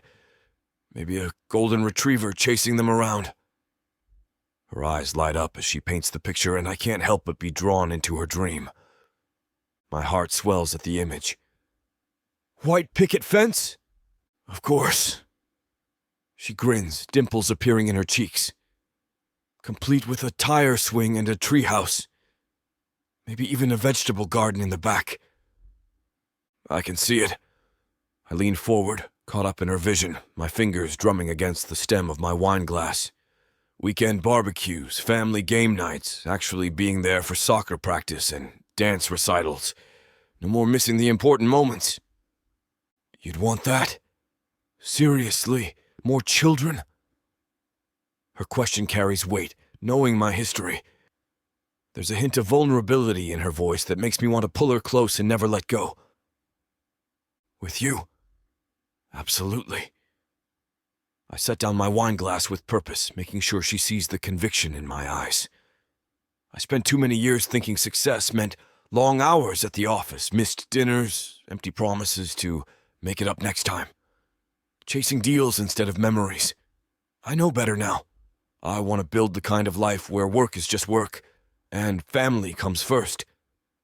And Nathaniel, Melanie's voice softens. Do you think he'll ever, come around? Maybe grow up a bit? I release a heavy sigh, running my hand through my hair. I hope so. Despite everything, the fights, the distance, his behavior toward you, he's still my son. I'd give anything for him to realize he needs to change, to become the man I know he could be. That must be hard, carrying that hope. It is, but I have to believe he'll figure it out someday. Maybe not tomorrow or next year, but someday. Chapter 29. Melanie. Everett's hand presses firmly against the small of my back, guiding me through the grand entrance of his mansion. The door clicks shut behind us, echoing through the vast foyer. Before I can take another breath, he spins me around, pinning me against the cool wall. His eyes, those piercing blue eyes, lock onto mine with an intensity that electrifies me. "You have no idea what you do to me, Mel," he growls, his voice low and husky. The sound of it sends a jolt of electricity through my veins. I've been wanting to do this all night. I hate to put a stop to a good time, but it looks like we've hit this platform's limit for spiciness. This platform's got some rules we have to play by if we want to keep giving you these stories for free. And trust me, this scene isn't something you want to miss. While we can't get into all the details here, you can still dive into the full, uncut version at TylerWalker.com. Miss Tyler has an entire collection of unabridged audiobooks and ebooks waiting for you. And the best part? You can treat yourself with 40% off when you use the code SAVE40. That's right. You'll save on any digital product, even bundles that are already discounted. Miss Tyler would never let anyone feel the kind of disappointment you must be feeling right now. So why wait? Treat yourself with Miss Tyler.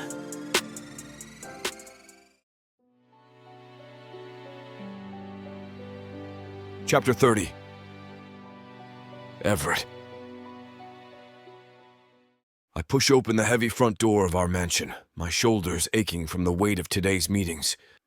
The foyer light clicks on automatically, one of Everett's fancy smart home features that still amazes me after all this time. "Home sweet home," I mutter, dropping my leather briefcase by the door. The thud echoes through the space, reminding me how quiet the house is. My heels click against the marble floor as I make my way further inside. The day had been a whirlwind, back-to-back meetings with potential donors for the foundation, reviewing applications from women seeking shelter placement, and finalizing the paperwork for our 4th location in Savannah. My feet are killing me, but the satisfaction of helping another 30 women find safety this month makes it worth every step. I pause by the hallway mirror, taking in my reflection. My curls have started to escape their neat bun, and my blazer is slightly wrinkled from sitting in meetings all day. But my eyes are bright with purpose, the same fire that drove me to start this journey 3 years ago. 4 shelters. Sometimes I still can't believe it. From that first small building in the heart of our little town, Oak Ridge, to locations across Georgia, we've created safe spaces for hundreds of women and children. And now, with the foundation taking shape, we'll be able to help them build new lives through education. My bag hits the floor with a satisfying thud. Another day done, another step closer to helping more women find their strength. I pad into the kitchen, my heels dangling from my fingers. The marble floor feels cool against my bare feet. Opening the fridge, I grab a bottle of water and take a long drink, letting the cold liquid soothe my parched throat. Something red catches my eye. I lower the bottle, squinting at what looks like rose petals. A trail of deep crimson petals winds across the kitchen floor, their velvety texture stark against the white tile. Flickering light draws my attention to strategically placed candles, creating a soft, golden path. My heart skips. "Everett!" I call out, but only silence answers. The petals and candles lead through the living room toward the back of the house. More candles perch on the coffee table, windowsills, and built-in shelves, casting dancing shadows on the walls. The scent of roses mingles with vanilla wax, wrapping around me like an embrace. I follow the trail, my fingers trailing along the wall. The path curves past Everett's study, where even more petals spill from beneath the closed door. They continue down the hallway, growing denser as they approach the French doors leading to the backyard. "What are you up to?" I whisper to myself, a smile tugging at my lips. Through the glass panes, I can see more flickering lights dotting the patio and garden beyond. I push the French doors open, and my breath catches. Everett stands in the center of our garden patio, illuminated by hundreds of twinkling lights strung overhead. His crisp white button-up stretches across his broad shoulders, sleeves rolled to his elbows. Dark slacks hug his athletic frame. Dozens of rose bouquets surround him in a semicircle, their deep red petals catching the golden light. "Welcome home, beautiful." His blue eyes sparkle as he takes a step toward me. The intensity of his gaze sends electricity through my body. Long day. The longest. I drink in the sight of him, my exhaustion melting away. The romantic atmosphere he's created feels like something out of a dream. But this... what did you do? Can a man surprise the woman he loves? He closes the distance between us, his hand cupping my cheek. His thumb traces my jawline, and I lean into his touch, savoring the warmth of his skin against mine. You work so hard helping others. Let me take care of you tonight. You're up to something. I narrow my eyes playfully, trying to decode the mix of mischief and tenderness in his expression. You've got that look. What look? His lips quirk into a half smile, and his fingers slide into my hair, sending tingles across my scalp. That one right there, like you're about to... change everything. My heart pounds against my ribs as I realize just how true those words might be. Everett's expression softens. He takes my hands in his, and my heart thunders against my ribs as he sinks to one knee. The lights above us shimmer like stars. Melanie Hawkins. He reaches into his pocket and produces a black velvet box. You walked into my life and turned my whole world upside down. You showed me what real strength looks like, what love should be. The box opens, revealing a stunning oval diamond set in platinum, smaller diamonds cascading down the band. It catches the light, throwing rainbow reflections across his face. Will you marry me? Tears blur my vision as I stare at the ring, at this incredible man kneeling before me. My heart feels like it might burst from my chest. The twinkling lights above dance through my tears, transforming into a kaleidoscope of stars. Yes, I whisper, then louder. Yes, of course I'll marry you. Everett's face breaks into that brilliant smile I fell in love with. He slides the ring onto my finger. A perfect fit. Before I can admire it, he rises and pulls me into his arms. His strong hands cup my face, thumbs brushing away my happy tears. I love you so much, I manage between sniffles, wrapping my arms around his neck. His lips capture mine in a deep kiss that makes my knees weak. I melt against him, feeling the solid warmth of his chest, breathing in his familiar scent. His arms tighten around my waist, lifting me slightly off my feet as he deepens the kiss. When we finally break apart, both breathless, he presses his forehead to mine. You've made me the happiest man alive. I can't stop the fresh wave of tears. Look what you've done to me, I laugh, wiping at my cheeks. I'm a mess. You're perfect. He kisses me again, softer this time. My perfect fiancé. The word sends a thrill through me. Fiancé. We're getting married. I bury my face in his chest, overwhelmed by joy, by love, by the beautiful future stretching out before us. And now we can finally start planning our family, Everett murmurs into my hair, his arms still wrapped around me. Give those empty rooms upstairs a purpose. My heart swells at his words. I pull back just enough to see his face, to catch the warmth in his blue eyes. Do you want to start trying soon? Absolutely. His fingers trace patterns on my lower back. I want to do everything right this time. Be the father I should have been before. Images flood my mind. A nursery painted in soft yellows and greens, stuffed animals lined up along wooden shelves, little feet padding down our hallways, teaching a daughter to braid her hair, or watching a son take his first wobbly steps. I can already picture it, I say, running my hands up his chest. Their first day of school. You'd probably insist on driving them yourself, wouldn't you? Damn right I would. He chuckles, the sound rumbling through his chest. They'd have your spirit, your fire. God help us if they inherit your stubbornness. And your charm. I rise on my tiptoes to kiss his jaw. Your determination.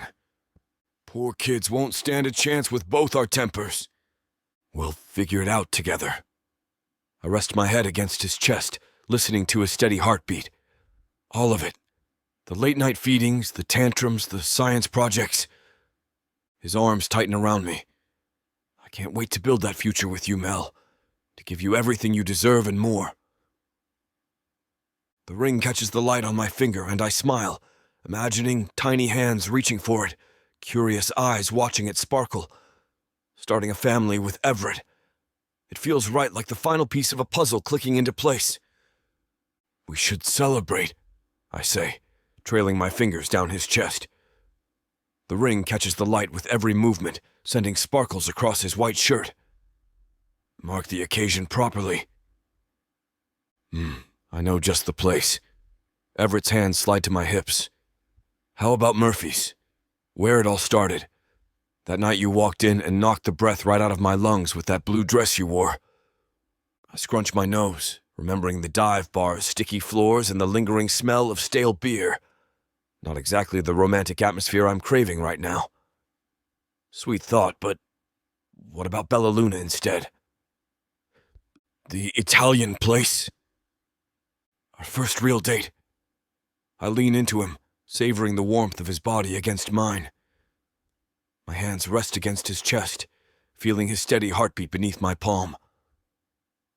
And you looked so beautiful that made it impossible to focus on anything else. His fingers trace circles on my lower back, sending delicious shivers up my spine.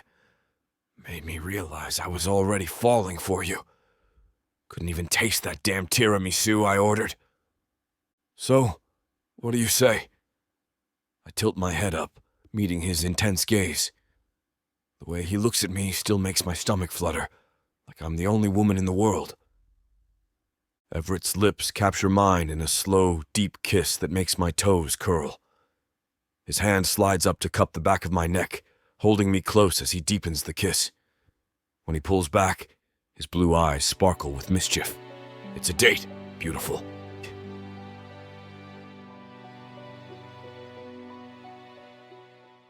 When Nyla Thomas agreed to a fake marriage, she wasn't expecting it to land her in jail. Nyla Thomas, you are under arrest for the murders of Hilda and William Stone.